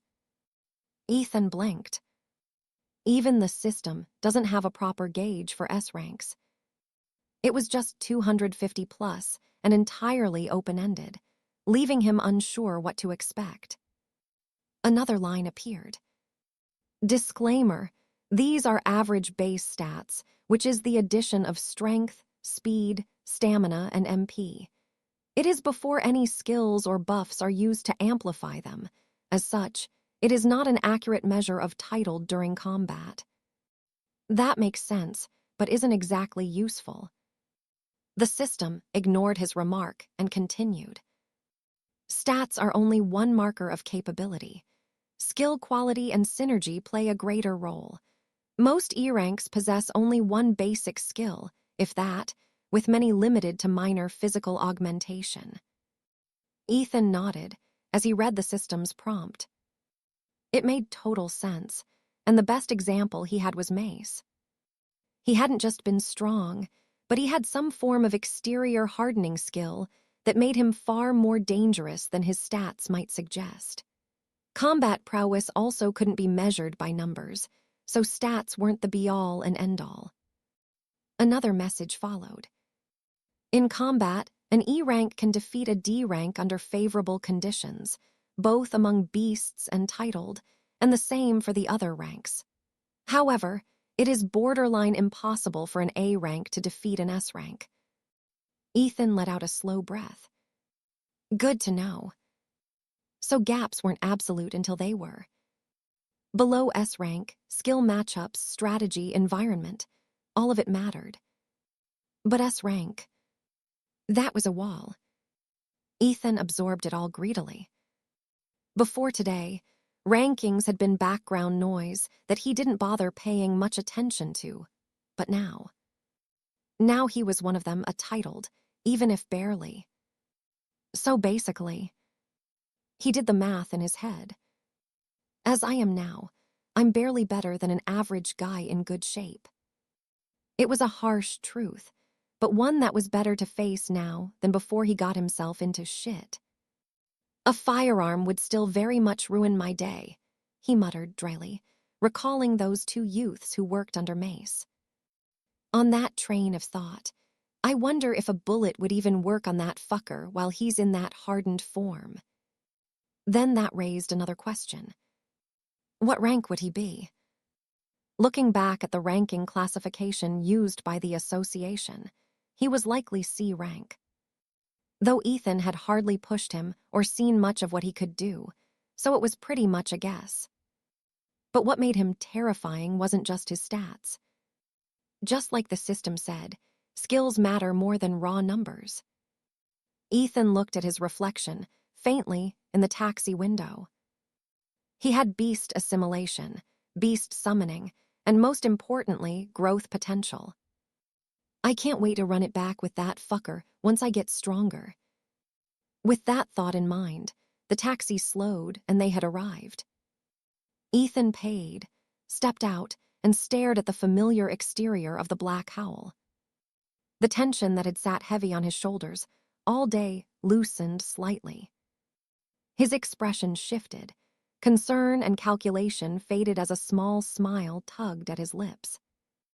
Time to show Mark I'm not crazy. And this time, he actually had proof. Ethan walked in with a smug smile already on his face. Mark was behind the counter, wiping down a glass like he always did during the quiet hours. There was a regular sitting in the corner nursing a drink and picking at a late lunch, but aside from that, the Black Howl was empty. It would fill up later. Nights were when the noise came. For now, it was just the hum of the fridge and low music from the speakers. The bell above the door jingled as the door shut behind Ethan with a soft thud. Mark looked up automatically. Their eyes met, and immediately something felt different. Ethan looked confident and relaxed, almost too relaxed. Mark's grip on the glass tightened slightly. Is he really an S rank? No way, right? He had laughed it off earlier, but Ethan had walked out looking like a man with something to prove. And now he was back with that look. Ethan didn't say anything at first. He just walked up to the counter, leaned on it casually, then reached into his pocket. "Drumroll, please," he said lightly. Mark frowned. "What?" Ethan placed the titled ID on the counter and slid it across.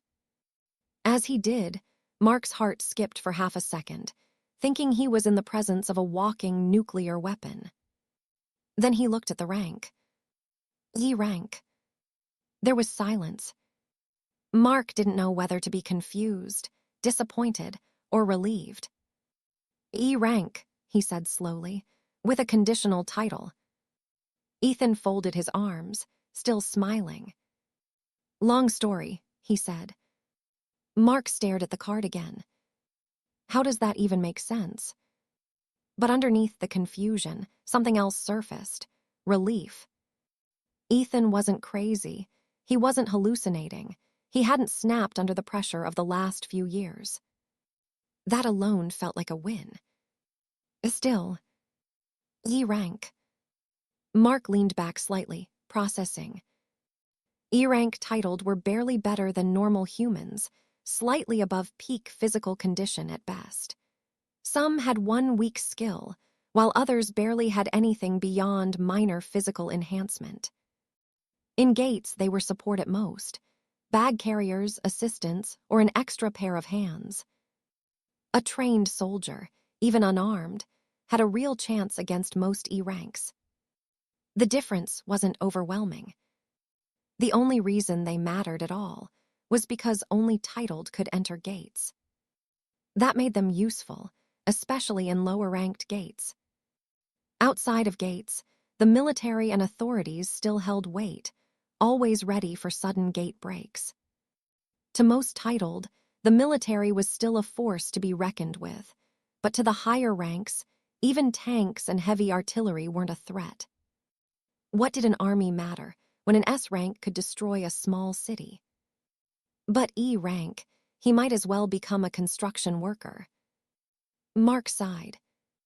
So, he said, looking up at Ethan again, you're telling me you're officially titled? Yep. And you're E rank. For now. Mark narrowed his eyes slightly at that. For now. Ethan's confidence hadn't dropped. If anything, it had grown. That wasn't how E ranks acted, especially not those who newly received their titles.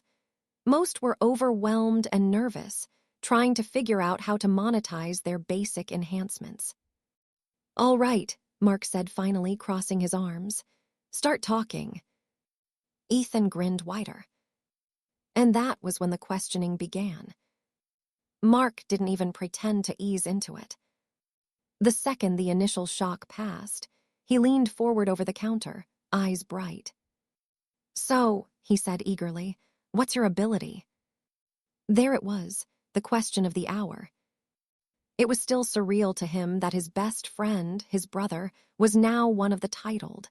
Even if it was only E rank, it was still insane to think about.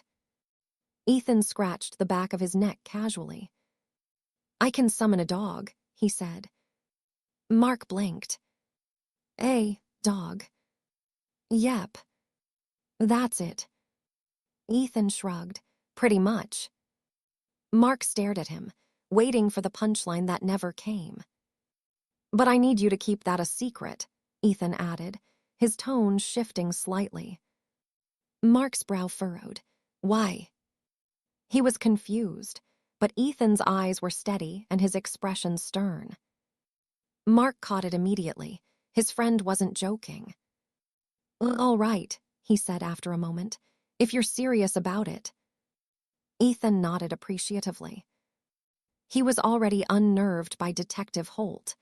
The way the man had spoken, the way he'd looked at him, it was like he could see through everything. I'm not giving that guy anything extra to chew on. He'd only revealed beast assimilation to the association, and that was all he planned to show publicly. As for beast summoning, that's my hidden trump card. Not just because it was strong, but because it was rare. He doubted there were any E, D, or even C ranks who could summon something external, let alone a sentient beast that acted independently. It was a literal S-rank skill, the kind that drew attention. Attention meant scrutiny. Scrutiny meant problems. He had already shown it to Mark, but he didn't plan on hiding much from him. If he couldn't trust him, well then, he couldn't trust anyone. With everything else going on, he needed at least one person he could depend on. Ethan seemed lost in his thoughts as the past 2 days replayed in his mind, but Mark snapped him out of it when he spoke. So that mutt won't be around all day, thank God. Ethan laughed. Hey, that mutt has a name. Oh yeah, Mark snorted. What kind of name? Wolfie. Mark stared at him. Oh, you're not serious. What? It fits. What kind of grown man names his summon Wolfie? Me, Ethan shot back. Mark rolled his eyes, but a faint smile tugged at his lips. Then the questions really started, from its range, limitations, and costs. He had bombarded his friend with them all. What does it feel like? Can the little dog fight? Does it obey? Where does it go when it isn't summoned? Ethan answered everything, flashing the tattoo on his chest with the ulfin.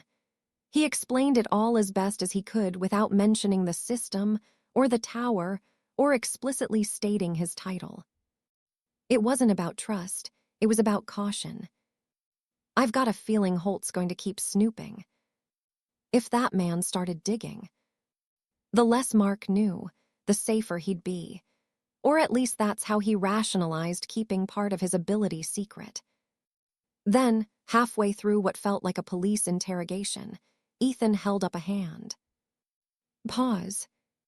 Mark blinked. What? I'm starving. He hadn't realized just how hungry he was until the excitement settled, but his stomach was literally twisting with famine. Mark shook his head, but moved to fix him something. Ethan demolished the sandwich in record time. Then another. And a plate of fries. Mark just watched in disbelief. You pregnant or something? Shut up, Ethan muttered between bites. They kept talking while he ate. What do you plan on doing now that you're titled? Mark asked carefully. You're not thinking of... Ethan nodded before he even finished. Going into gates, earning money, getting stronger, all that shit. Mark exhaled slowly. He was worried. How could he not be? But looking at Ethan now, he hadn't seen him like this in years. Focused, driven, full of hope. As such, for now, he decided to just be glad his friend had found a purpose. What surprised him more than anything? Ethan didn't ask for a drink, nor did he even bat an eyelid at the array of bottles behind Mark. I'm gonna head down and sleep, was all he said once the interrogation was over. Mark blinked. Sleep? Yeah. That was even more shocking. Ethan used to avoid sleep like it was poison. Nightmares had ruled him for years. Mark recalled watching his friend writhe in his bed after just being released, as if fighting demons in his sleep. But now, ironically, he sought demons to fight. I need to get back into that tower, Ethan thought. If I want to get stronger, I need to kill as many beasts as possible. That was all he wanted. But he doubted he would be able to fall asleep anytime soon. His body felt wired, charged almost, like electricity was buzzing under his skin, which was natural after the day he had just had. Great, now that I actually want to sleep, I can't. Maybe a drink or two, too. As if to shut down that thought, the system interface suddenly appeared before him. The host will receive 1 tower token each day. These do not stack and must be used within the hours of that day. Once within the Tower of Beasts, the host receives a single return token. This token can only be used while the host is not actively engaged in combat or within the range of a hostile beast. Ethan's eyes sharpened. Mark, meanwhile, was mid-sentence when Ethan suddenly went quiet, staring into nothing. Are you good? He questioned. Ethan didn't answer, as he read the additional text that appeared. Time flows within the tower the same as in reality. The host may spend a maximum of 24 hours at a time within the tower. The host will receive an alert if the physical body is in danger. Only in that instance may a return token be used while engaged in combat. Ethan nodded slowly. Now I don't need to worry about needing to fall asleep, or that I will be dragged into the tower every time I sleep, either. He smiled, and just like always, there were rules and considerations with this system that might come in handy in the future. Immediately, Ethan sprang up and told Mark he was heading down. Mark watched him disappear into the basement and couldn't help but feel strange.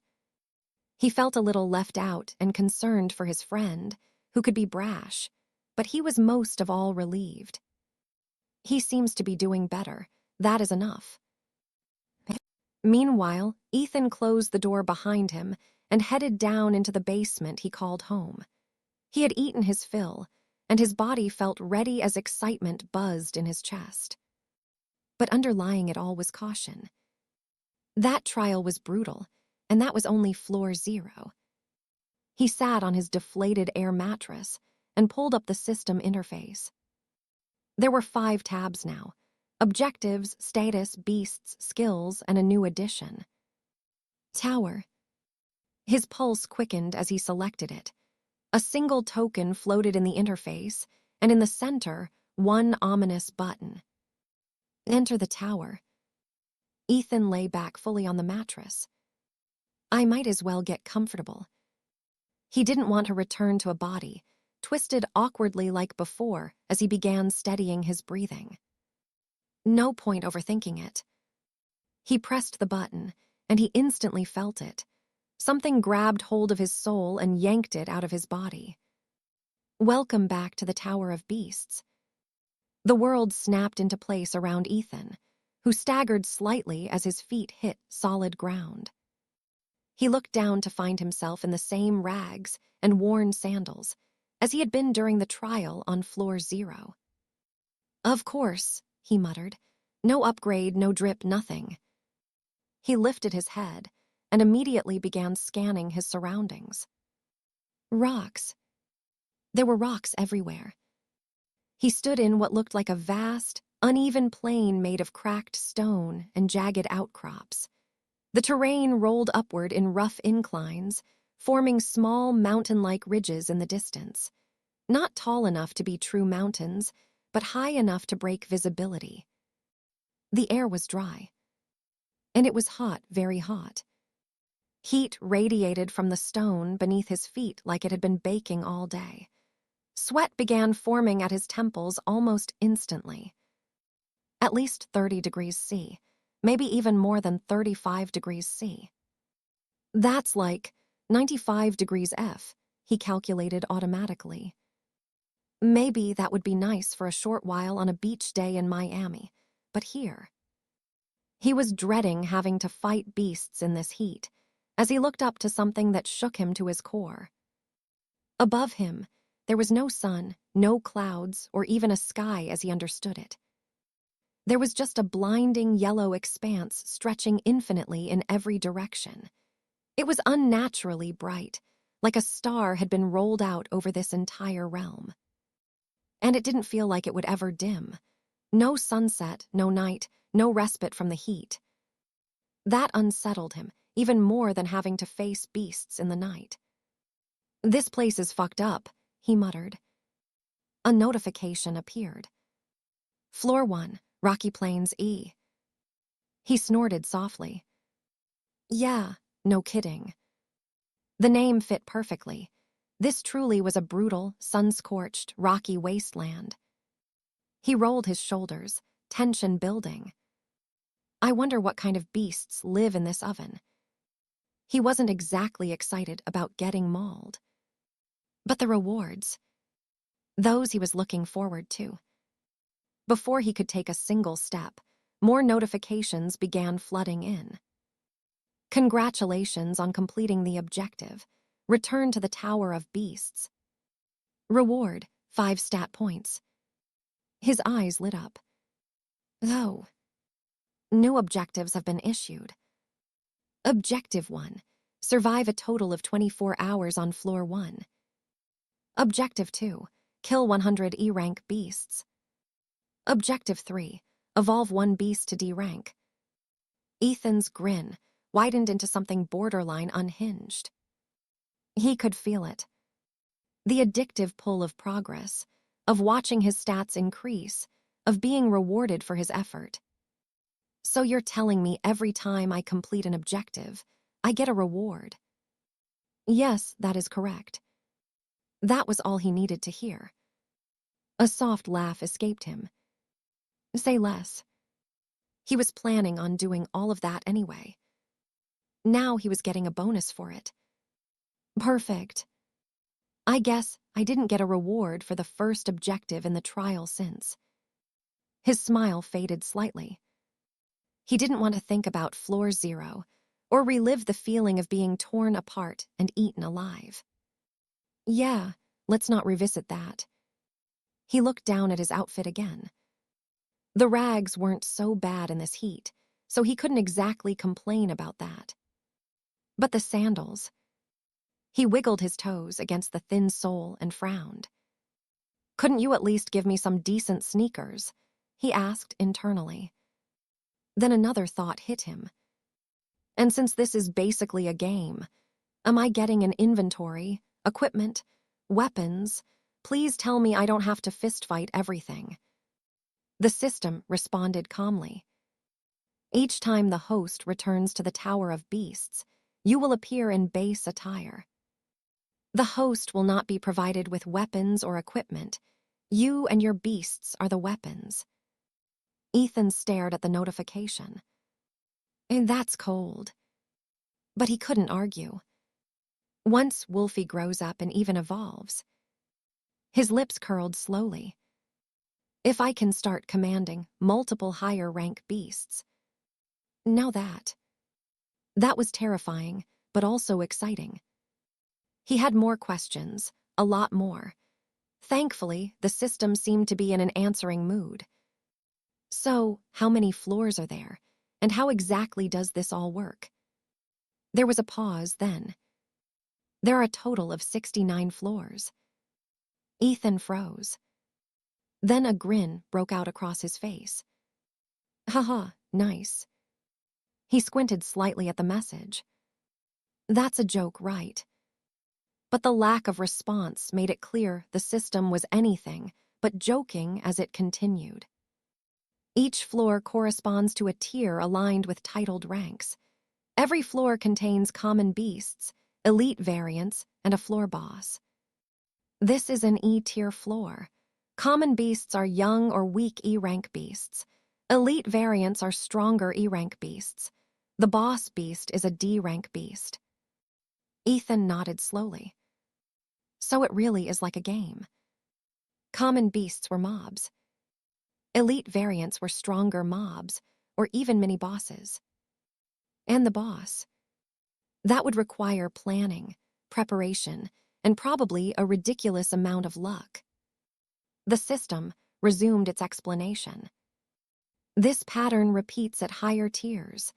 Common beasts will be of the lowest threshold of that rank or occasionally the rank below.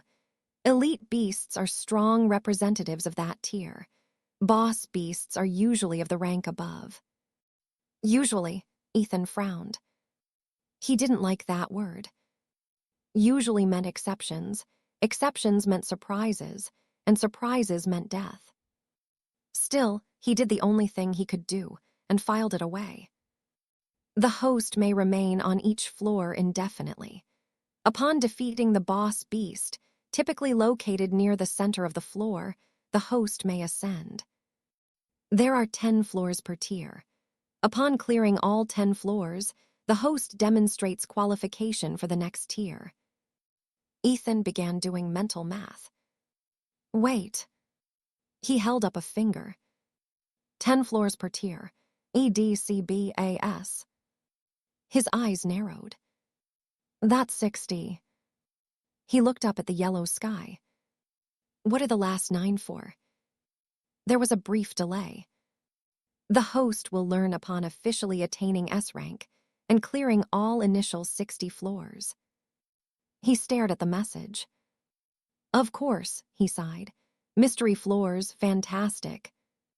But something clicked. That means it's confirmed, he smiled. I can become S rank. It wasn't theoretical anymore or impossible. It was structured and achievable. Then a final notification appeared. Reminder, death within the tower is absolute. The host's soul will perish permanently. Ethan blinked. You just had to kill my vibe, huh? There was no response, and it seemed like the system was done talking. He exhaled slowly, and now had a much clearer understanding. It was all structured progression, and he could literally play a game in this tower during his sleep and get stronger by clearing the floors. The risk was his life being lost at any moment, but the reward was incredible. I doubt the other S ranks had to go through all this bullshit, but since their titles are also conditional, they probably had some form of trial. With that thought in mind, maybe it was better to just be a rank, since most of them received a title without cost. All they had to do was master them through some training, and their abilities were practically handed to them. Still, if Ethan had the choice of the two, struggle for S rank or easy a rank, S rank every time. The gap between them seemed large enough that the effort would pay off in the long term. At least that's how he rationalized it, since he didn't actually have a choice. As such, he was ready to begin, but before he made a move, there was one last thing. The stat points he received. I'd be an idiot not to use them immediately. He pulled up his status, and there were glowing plus signs hovering beside his stats. When he saw MP listed as adjustable, he didn't hesitate. Tap, tap, tap, tap, tap. All 5 went into MP. I'm not trying to be a mage, he reasoned, but my skills are everything. No MP means no summoning or assimilation, and without them, I'm pretty much fucked. His updated panel appeared. Current status. Name, Ethan Crowe. Title, Lord of Beasts. Titled rank, E. Strength, 9. Speed, 11. Stamina, 8.5. MP, 1616. Beasts, 1-2. Skills, Beast Assimilation D, Beast Summoning S. Not bad. He rolled his neck once, scanning the rocky horizon. Heat shimmered in the distance, jagged stone formations cast sharp shadows, and the land looked empty. Almost too empty. He took his first step forward, and it wasn't long before the rocky plains reminded him exactly where he was. Ethan moved carefully across the rocky plains, his sandals scraping lightly against stone. Unlike Floor Zero, there was no invisible pressure guiding him. This wasn't a scripted trial with a single objective, nor was he forced to be here. Ethan had chosen to enter the tower to continue progressing. As such, the dangers would be even more real and random. There would be no planned periods of respite or controlled difficulty of beasts by the system. He was on his own. This is basically a gate, he thought, scanning the horizon. Except worse, no teammates, no preparation, and no equipment. Still, he wanted to find beasts. That was the whole point. Kills meant progress, and progress meant strength. But too many beasts, and he'd be ripped apart before he could even process what happened. As for the biome itself, he clicked his tongue. It's definitely not ideal. The rocky plains stretched endlessly, uneven ground rising and falling in waves of cracked stone. There were barely any plants or much of anything besides rock. He and Wolfie would stand out in the open, and weren't the most suited for direct altercations.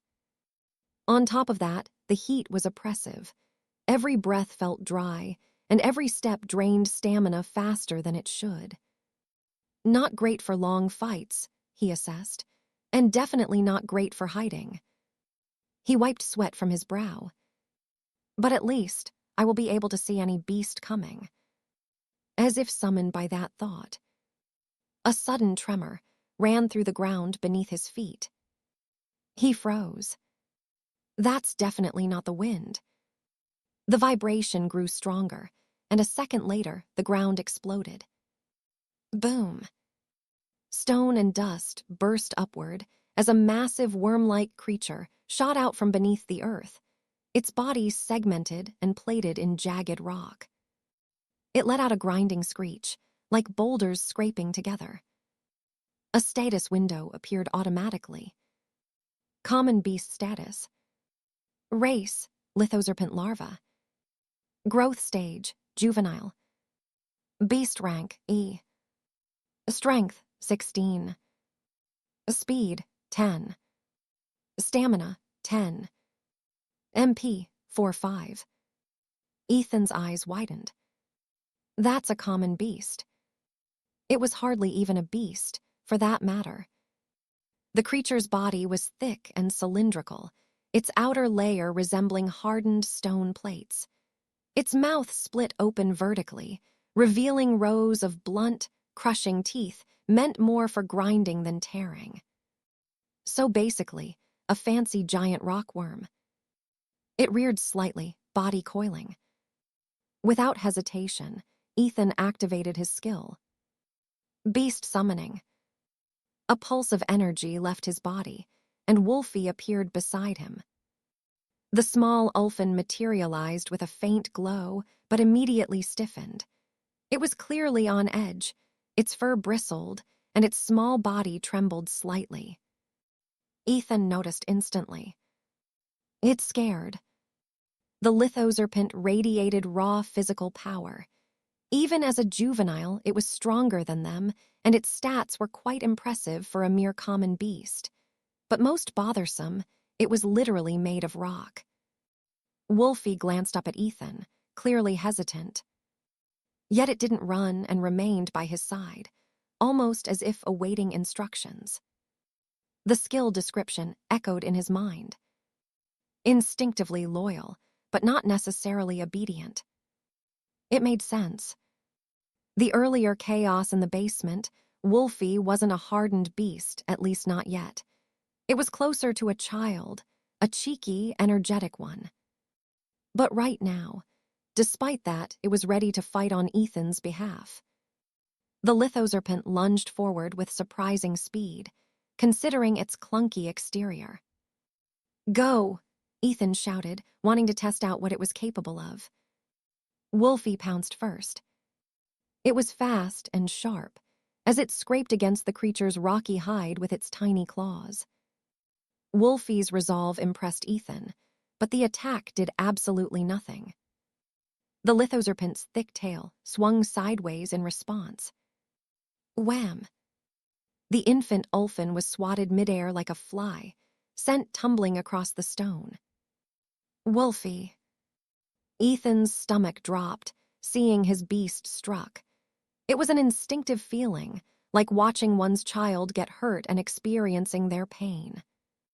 The pup scrambled back up, dazed but alive, as he stepped in front of it. It was clear. This was the worst possible matchup for them. Claws and teeth are useless.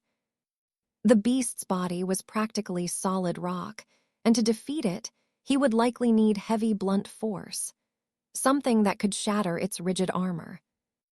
He didn't have that, and neither did Wolfie. Unarmed, Ethan was pretty much useless against it. The Lithoserpent lunged again, slamming into the ground where he had been standing a second earlier. Stone cracked, and dust exploded outward. It seems to use MP to have bursts of speed and power. That's probably how it burrows through the ground as well, Ethan observed keenly after narrowly avoiding its attack. His heart pounded, and after a second of deliberation, he made a decision. Run. There was no shame in this, and he did the wisest thing he could. He immediately dismissed Wolfie, and the pup vanished in a flicker of light. In the same breath, he activated beast assimilation. Power surged through him as his muscles tightened, and his senses sharpened. He pivoted and sprinted. The Lithoserpent gave chase, its massive body burrowing partially into the ground and propelling itself forward like a living drill. But Ethan's speed was greater, as well as his stamina after assimilating. He pushed himself hard, sandals slapping against heated stone as he vaulted over a boulder in his path. Don't look back, don't trip, just move. The tremors followed for several seconds, then they began to fade. Not that he slowed down. Only after a few minutes of full sprinting, once he was certain he had got away from the beast, did Ethan finally stop, chest heaving. He glanced behind him to be sure, but there was nothing.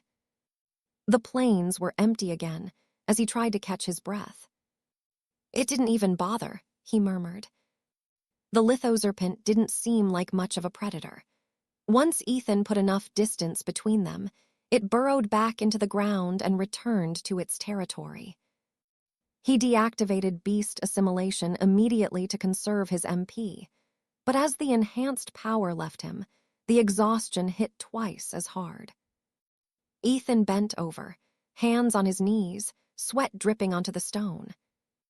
That thing would have crushed us. He wiped his face again. First fight, and I had to run. It stung, but it was reality.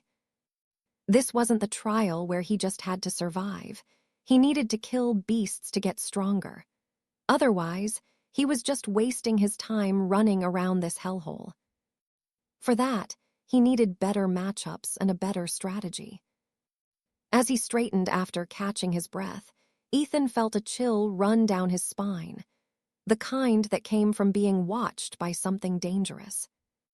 A shadow passed over him, and his instincts screamed. He froze. That feeling again. When he had been sprinting away from the lithoserpent, heart pounding and vision tunneling, he'd experienced something similar. There was even a faint shadow skimming across him that he had almost stumbled over. But he'd brushed it off. The heat must be getting to me, was what he thought at the time. The sky was a constant blinding yellow without clouds or sun, so nothing should cast a moving shadow. He had convinced himself that it was nothing. But now, there was no denying it. He looked up slowly, like a scene straight out of a horror movie.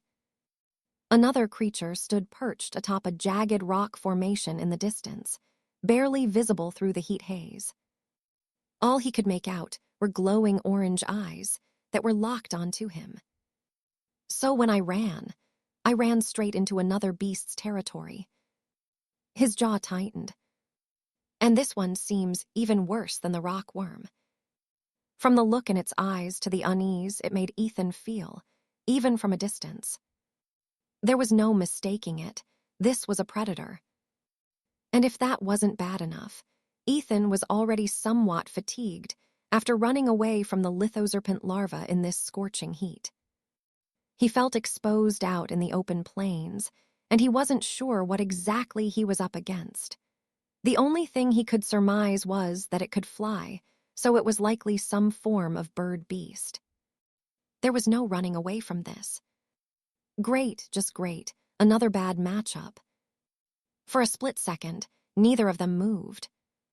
Then the beast suddenly burst forth.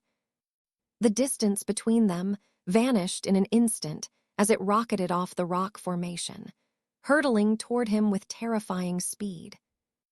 Shit,